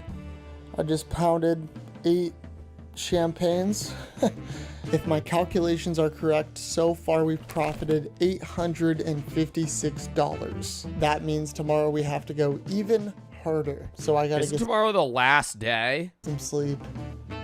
Good night. Tomorrow the last day he's got to double it? Good morning. Today's a big day. Let's do this. Oh my God, there's No money. way. Oh my God. Guys, something happened in our gift basket. Okay, I would kind of feel bad, though, if they gave me any amount of substantial money. You know what I mean? If there's a $5 in there, you know, that's whatever. I'd take that shit. If somebody leaves you like $100, I'd be like, oh. Here? Oh. You just conned that person. My God. $4. Let's go. Oh my gosh. Add that to the profit, baby. With an Go gamble with it! Now put it on the casino! Absolutely beautiful start to what would be our most intense day yet. I went to the most fancy buffet on board for breakfast. I decided it would be a good idea to go kind of late on breakfast this morning so I can pace myself because today's gonna be next to impossible. I got some assorted fruit. Yeah, salami at breakfast, isn't it, Jack? I'm sorry. Getting a little charcuterie board here is not the vibe. An untoasted bagel, plain. Some meat and some cheese, a plain bagel, a beautiful looking yogurt parfait, an orange juice, and a coffee. I just heard they canceled our second stop in the Bahamas due to— Oh my god, that is like a metric shitload of cream cheese in that bagel. Never mind. What the fuck? Y'all would want that much? How much? Is that too much or too little cream cheese? That is way too much. I know people like the schmear on that shit. I think that is like eating a fucking hockey puck of cream cheese. That's disgusting. Some cheese. That's just right. No. A plain bagel. Yeah. A beautiful looking yogurt parfait, an orange juice, and a coffee. I just heard they canceled our second stop in the Bahamas due to weather conditions, but that's okay with me because I'm here to stay on this cruise and profit. I'm hoping this food will revitalize me. Let's eat. After picking up a smoothie, I needed something that was really gonna wake me up. The Abyss. Apparently this is the tallest dry slide in the world. Let's take the dry slide puppy for a ride. Oh, you sit on a fucking carpet. Never mind. I was gonna say, imagine sliding that down. Just fucking rug burn. Just slide burn right all over your legs. Your skin just peels off. Yeah, imagine falling off this thing, though, or like your knee clips the side. I feel like that would instantly tear your skin off. Oh my god, holy shit. Like sliding on asphalt. That was way crazier than I thought it was gonna be. Let's go. I think I need a drink after that one. And to pair with this drink, there was nothing better than an entire plate of food. All right, guys, we got a big old plate of food here, a fruit punch, and a mimosa. Somehow, some way, I have regained my appetite and low-key my will to live. I'm gonna slam this meal, drink these beverages, and then we're gonna get on our way because we have a lot of profiting to do. One of each dessert. Yo, he is eating so much sugar. Nah, this is like the fucking... Dude, this is like too much. Too much. I feel like I would constantly be like worried I'm gonna have a heart attack. Like I'd be manually breathing the whole day. Yeah, I'm a big back. This ain't Dirty Balkan, dude. That is every dessert he said on the menu. Cake. This one is easily the best. Then I thought, why not just slam 3 crazy strong cocktails? Bad idea. Oh my god, that looks so bad. That looks so bad. Oh my god. I would have no fun here. Like, no fun. This woman is the vibes. Just slouched over, sitting on this fucking seat, feet in the water, like, ugh. Pool water smelled like sunscreen and pee. What percentage? How the Super Bowl really works. I'm excited for this video. I know the Super Bowl just happened, but I went. So I feel like I could give my own personal insight on it too. So it'd be really cool to, like, you know, converse about it. The Super Bowl isn't just a football game. It's a logistical monster. Behind one kickoff is years of planning, billions of dollars, and one of the largest security operations in the country. Entire cities compete for the right to host it. Thousands of workers. Security's pretty lackluster, I'm not gonna lie. Snuck an edible into that bitch. Got in there with weed. Well, I don't know if they were searching for that. They did have drug dogs. They did have drug dogs, but I had that shit in my pocket. You walk through a metal detector and they wave you with a wand too. That's it. That's it. But they do have security guards everywhere. They have security guards, cops everywhere. Volunteers, media members, and law enforcement agencies are involved. They shut down all the roads outside of it. That was like part of my complaint was when I left through the west side, and I was supposed to go to the east side to get in my car so I could go back. Or not my car, get in the car. I had a driver. And we had to walk like 2 miles because every road was fucking closed. So I'm just walking on a highway all the way around the stadium, this big lap, because they close off every fucking road. Private jets flood airports. Hotel rooms disappear. Yeah, dude, booking a hotel was actually so painful in San Fran. The Super Bowl was in San Jose. There were about 0 hotels in San Jose. I didn't want to stay there anyway because everybody told me that was a dud city and there's nothing to fucking do there. And I was there for like a week. So I stayed in San Fran because it's only like an hour away.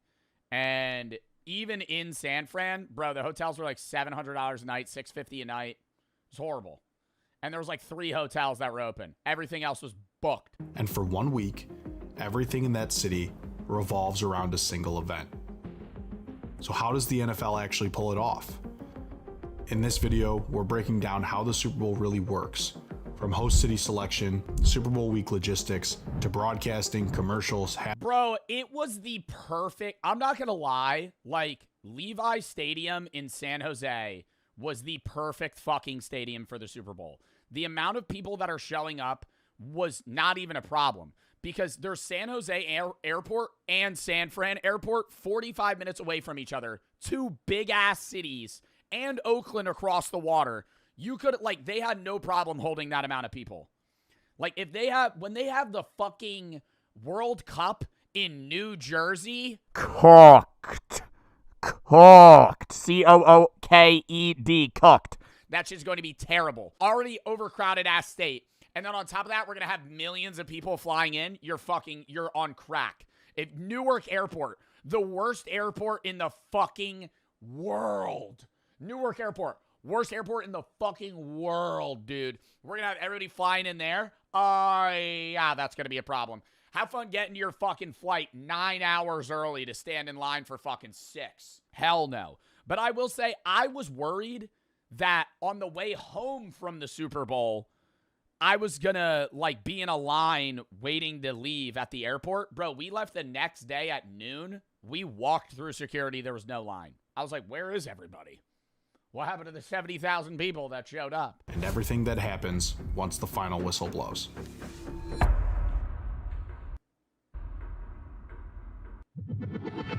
At SFO? Yeah, there's nobody there. After party? Well, I left on Monday.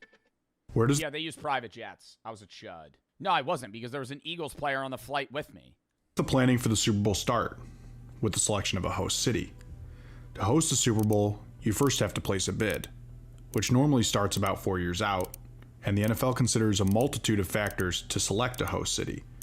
The NFL... I thought if you're the host city, you can't be in the Super Bowl. Am I wrong? When was the last time the Super Bowl was held in the city of a competing team? Yeah, in 2022. Oh, no, it's 2022. When the LA Rams... Yeah, the LA Rams hosted at their own stadium. And then the Bucks. Oh, shit. I didn't know that. Well, I haven't been paying attention. NFL considers stadium quality and capacity, obviously, but also many other factors like hotel inventory, airport capacity, the climate of the city if the field is in a dome, security on hand, and corporate infrastructure. To get the game, host cities will come up with intricate plans that cost millions of dollars to prepare. This may seem backwards, but it's actually an investment. For example, Las Vegas spent roughly $60 million preparing for the Super Bowl. But the return was massive, with an estimated economic boost hovering around $600 to $700 million, a 10x. They made $700 million in their city in the fucking, like, 2 days that the Super Bowl, like, shit took place there. I'm not gonna lie, they were hyping it up all over San Fran. Like, when I was in San Francisco, I was there, like, a week before, and every business, every restaurant had, like, Super Bowl specials, Super Bowl themed things, Super Bowl this, Super Bowl that. There was, like, special events that were being held at Pier 39. Like, they had stuff going on just trying to rake money in. And it was working, dude. Everyone was going to that shit. Return. These investments are in a number of different things. Host cities will often renovate stadium locker rooms. I didn't know the NFL doesn't pay for the halftime show. I knew that, I learned that, like, 3 years ago. That the artist has to pay for it. Or their sponsors, but they get the money back. It's still, you're still in set. The idea is like, hey, we're not going to pay you to perform, but when you perform, your music's just gonna fucking spike, you know? Like when Usher performed, I'm using Usher as an example because he's kind of like an older artist that, you know, regained popularity.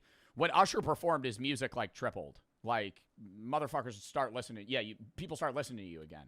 Like Ludacris and Lil Jon and all those people when he performed. Broadcast capabilities by adding new cabling for cameras and a host of other things. Cities will tightly map out traffic plans, trying to find the most efficient ways for fans. How much do you think Kid Rock got paid to do the All-American halftime show? To reach the stadium. Another important Probably $10 and a wet napkin. consideration is airport availability. There are plenty of commercial flights that will be arriving for the big And game. he went, oh yeah. But an even bigger consideration is being able to house all of the private jets. The Super Bowl obviously is just as much a social event as it What a problem to have. We have too many private jets coming in. is a sporting one, with thousands of celebrities, Suck a dick. Fly Spirit, bitch. athletes, and business You moguls gotta be kidding me. Oh, we have too many private jets coming in. Some of our clients, all of our billionaires aren't able to come in. Fuck off. Given this, a ton of private jets arrive every single year for the Super Bowl. For Super Bowl 58 in Vegas, approximately 882 private jets flew into the city for the big game. The year before that, in Phoenix, a record 931 private jets. Insane. Super Bowl is labeled as an NSSE, short for a National Security Special Event. This means that a multitude of different security groups, there are roughly between 2 Chicken nuggets and french fries. That's what they had. and 3,000 core food and beverage staff working the game. But given this is the Super Bowl, they need a little extra help. To handle this, an additional 1,000 to 2,000 workers are brought in to help serve people food and drink. Most interestingly, the revenue gained from concessions alone is astronomical. It is estimated that anywhere between $6 and $8 million is grossed on concessions alone. That is a I feel like that's majorly from alcohol too, bro. They were charging fucking 19. Dude, no, it was $20 for a 19-ounce beer. I was like, wow, I'm paying $1 an ounce. $1 an ounce for fucking piss. For piss water. lot of food and drinks.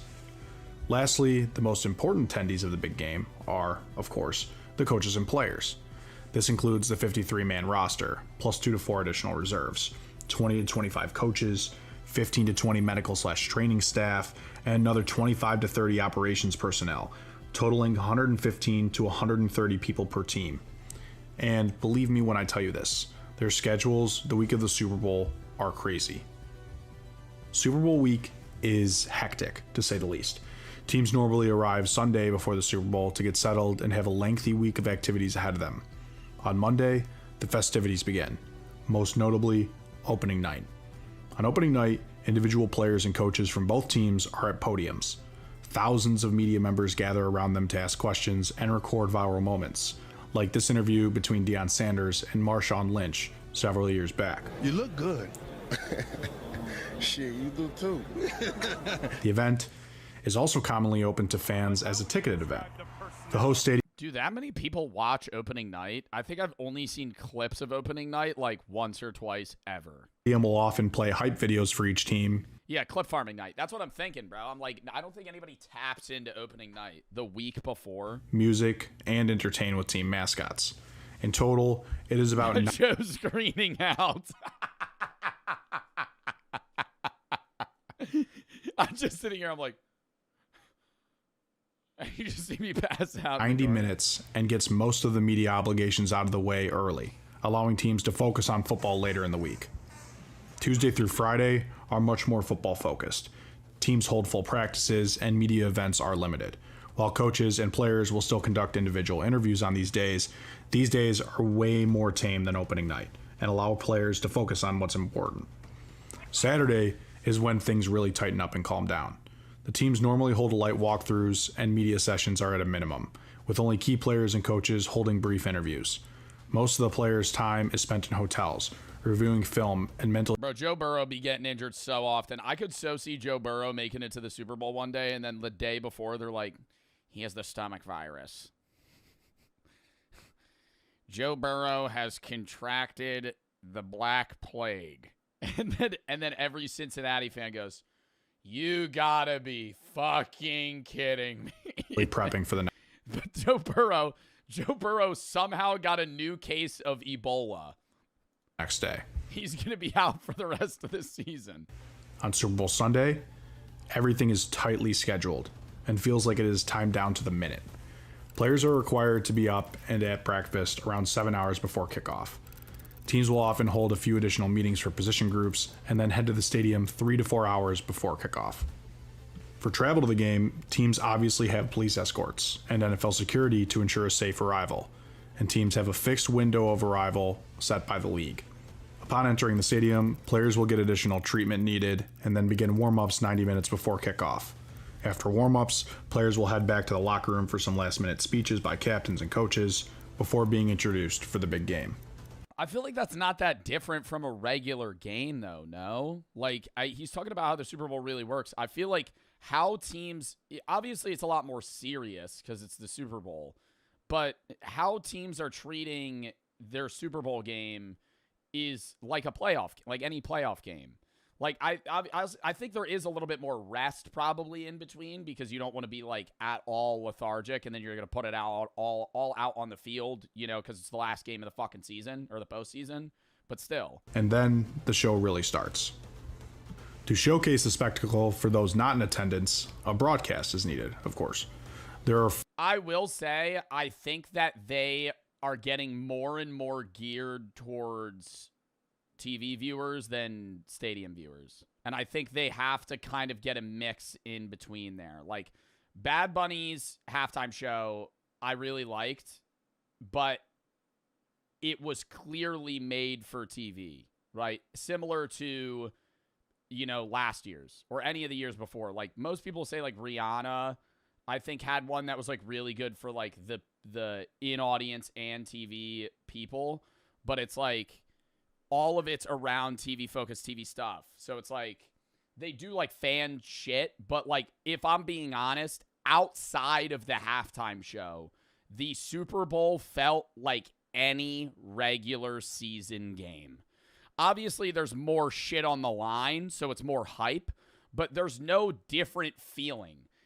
You're in a regular stadium. It's the Levi's Stadium. Maybe they decorate it a little bit more, but it's just a football. It's a football game. Like, you're going to a big football game. That's what it is. 4 major broadcast channels that retain rights to host the Super Bowl, rotating every year.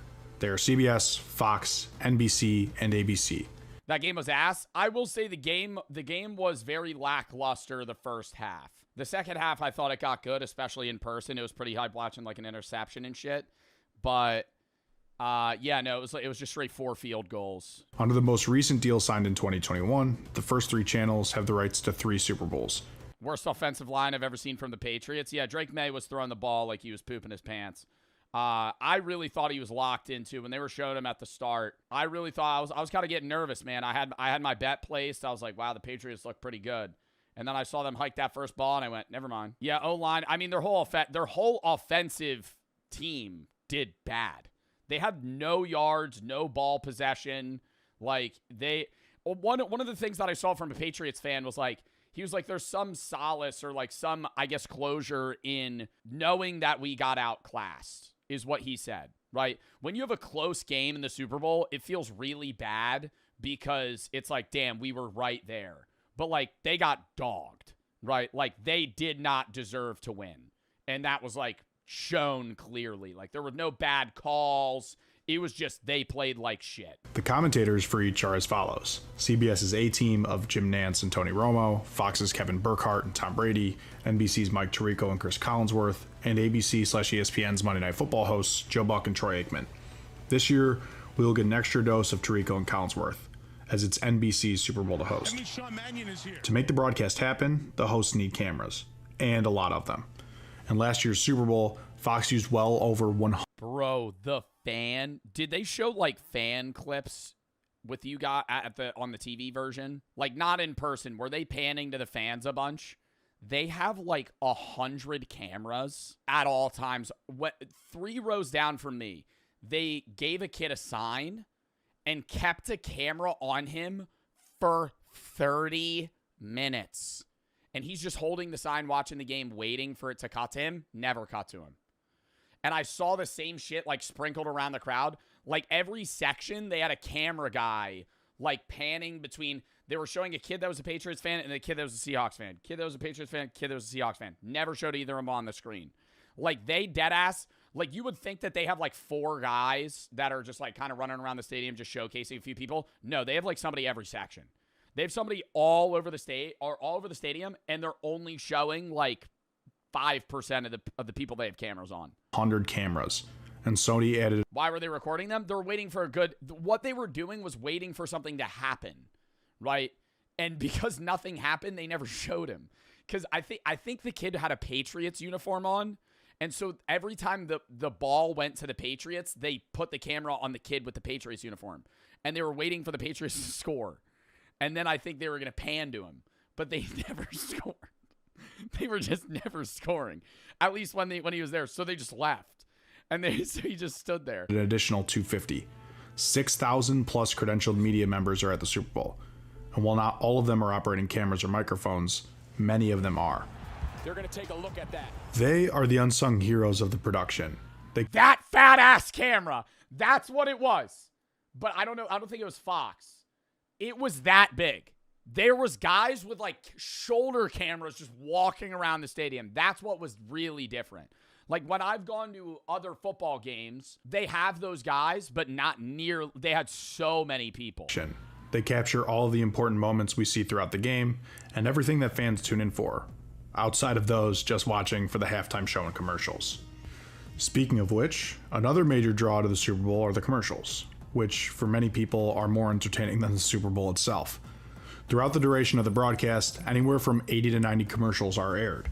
50 to 60 companies run these commercials, and while recent estimates aren't available, it was reported that 56 different companies ran commercials in 2022. Last year, Anheuser-Busch had the most run time, with over 3 minutes. That was 30 seconds more than what they had spent. Yeah, 3 minutes too. That probably, in 2022, that still probably cost a shitload. I think this year it was what, like, how much was a second? I think it's $300K a second. It gets more expensive every year. An average of $8 million for a 30-second spot. 2025, some spots sold for over $10 million. So it depends on the spot. I'm assuming certain parts of the game are more valuable. And it's harder, too, for companies. And you never think about it. But they have to market towards how drunk people are getting. Because, like, the average Super Bowl viewer, not only is the Super Bowl encompassing people that are, like, 4 years old to, like, 100, but it's also, like, the average viewer is hammered. So you have to, like, somehow captivate their view and also assume when you want to have your... Do you want your ad shown when they're more sober or more drunk? You know? Are they going to be paying attention? Or are they going to be, you know, kind of tapping out? You know? Because near the end of the game, people are really locked in if it's close, but you also have to guess if it's not a close game, people might actually just turn it off. There's so many, like, things involved. In 2024. That's why they try to make them funny. It's why they try to make them funny. You gotta have it short, sweet, to the point, and you're done. Right? Every time, dude. And I just this year's marketing was towards like older millennials because they were just like panning the nostalgia. I was watching a whole video on the ads because I couldn't see the ads myself because I was at the game, and I just always like knowing like what they're trying to market. What I'll say: Pepsi ad was good. Michelob Ultra ad was good. The Dunkin' commercial, vomit, throw up. It panned, or it did well for, like, the age demographic they were going towards, but it was literally just like, hey, remember us? I'm CGI'd so I don't look old as shit. Remember me? Yeah. Ugh. Yeah, and I saw the Svedka commercial. I mean, fire whoever. Yo, you put $8 million for a 30-second ad, and you fucking chat GPT the whole fucking thing? Are you kidding me? It was dog shit. I saw that, and dude, I ended up going on Svedka's account before, and they were marketing that for weeks before. I gotta show you all the ad.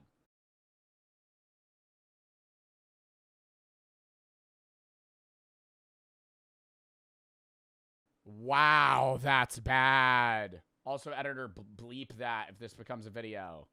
But wow, that's bad. And then he drinks it, and it, like, goes down, like, his, like, robot torso. Spend in mind, what do Super Bowl... Like, you can't you can promote AI as a useful thing and a useful product, but like no one likes watching AI commercials. People don't like AI content. You can't do that anymore. It was cool when it started, and like companies in like early AI days could do an AI commercial. People would be like, oh, this is actually kind of cool, right? This is like AI generated. Now it's like lazy slop. Commercials cost. Last year, it was between $7 and $8 million for 30 seconds. That doesn't include the cost of shooting the commercial, producing the commercial, and, where applicable, paying the celebrities that are in the commercials. However, considering that there was an average live viewership of 127.7 million people last year. Well, that's a problem the NFL's also having, is the NFL's losing a younger audience. And that's what they're trying to recaptivate. I think they're actually doing a pretty good job at it. That's why the NFL actually had their own ad during the Super Bowl, if you saw that. Because younger Gen X Gen Z and younger Gen Z people don't watch like regular in-season games nearly as much as like millennials did when they were our age. That level of investment somehow seems justified. The other major draw for at-home viewers and those in attendance is the halftime show. The first step is selecting a performer, a delicate and well thought out process. The first and most important factor is popularity. The person must resonate with over 100 million viewers. The next consideration is cross-generational recognition. People ages 5 to 90 years old watch the Super Bowl every year. Yeah, you need to have, there's always like a pullback. I feel like Bad Bunny is actually... It's estimated that 1.3... Chad, I'm not going to lie. I may have lost some of the winnings that I won betting on the game on DraftKings like last night. $9 billion. May have bet on an Olympic thing randomly that lost, and then I kind of tried to win it back playing Hold'em poker. Was gambled on the Super Bowl. According to the 1.39 billion was gambled on the Super Bowl? According to the American Gaming Association. Other estimates indicate that overall gambling was a lot larger, totaling over $6 billion. Who placed the largest bet? And how much did they place?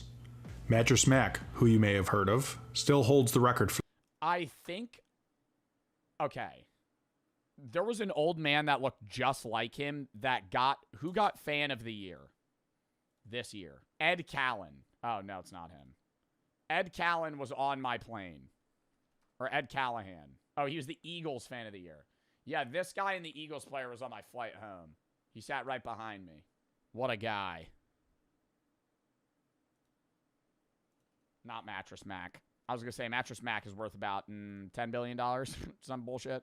For the largest bet, when he waged $5 million on the Cincinnati Bengals to win Super Bowl 56, breaking the previous record of $4.9 million set in 2002. That bet is still a drop in the bucket compared to the $1.39 billion that was gambled.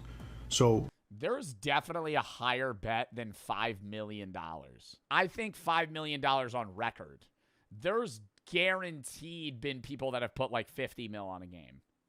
For sure. What are all these people gambling on? No, there isn't. Yeah, there is, bro. I feel like there's got to be... Bro, you're telling me some billionaire's never been like, y'all put 50 mil on this. Because it's just throwing money out, bro. Who cares? The winner, of course. Like at that point, like you're worth fucking $10 billion. You'd be like, yeah, 50 mil. But more importantly, the prop bets. And believe me, there are a ton of crazy prop bets. Obviously... Coin flip. Gatorade color. Will there be a quarterback to score a touchdown? Is there going to be a scoregami? What else? Is there going to be a streaker? That's only on certain things. You can bet on players' yards, touchdown scorers, and others. But the Super Those are the random bets. Yeah, but you could regularly do just same game parlay. Bowl offers a unique menu. The most famous are the over/under for national anthem. Ooh, I was saying that. I think Charlie Puth did a short one this year. Anthem length, the color of Gatorade poured on the winning coach, and the result of the coin toss. But some sports books get really creative. Props offered on some sportsbooks in the past have included crazy things like whether or not a player will propose after the game, whether or not an octopus, a touchdown and 2-point conversion by the same player will happen, if there will be a power outage, this happened during Super Bowl 47, if there will be a wardrobe malfunction, also happened before, and a host of others. The craziest prop bet that actually hit was whether or not there would be a streaker during the Super Bowl, although this one was removed for hilarious reasons. In 2021, a fan placed a $50,000 Yo, this video was made before the Super Bowl, and then the same guy did it this year. bet that there The odds were only like plus 300. would be a streaker during the Super Bowl at plus 750. So what did he know? Well, apparently a lot.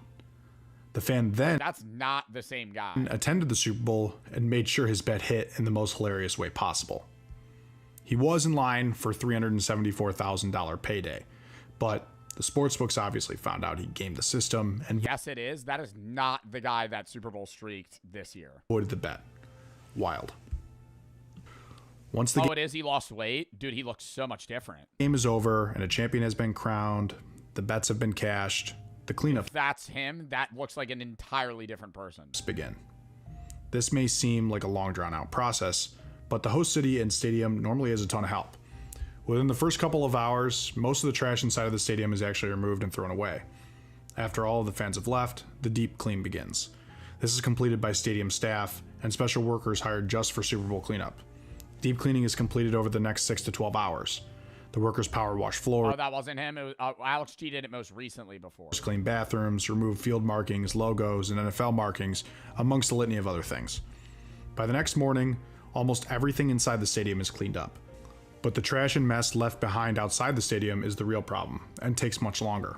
Over the next 2 to 3 days, volunteers help tear down and pick up all of People just throwing out trash on the side. the fan events and trash that are left over from the massive event. All told, it takes roughly 72 hours to clean up after the Super Bowl, which, if you consider the sheer size of the event, is actually quite impressive. From there, audits on spending and reviewing of finances begin. These take quite a bit of time, but they are really the only thing left to do after the cleanup has been finished. All right, I don't care about any of that. And Super Bowls. 20 of the most watched Super Bowls. 23, 24, 25 in a row. And then it was just bouncing around, though, after that. That's kind of weird. Why was 2018 so low? Who played in 2018? Wasn't it the Eagles? That was the year the Eagles won. Why was that so low? Why was that a low? Dude, that was a great Super Bowl. Well, I mean, I thought it was a great Super Bowl. Anyways, I have to piss, and then we're going to watch the next video. That's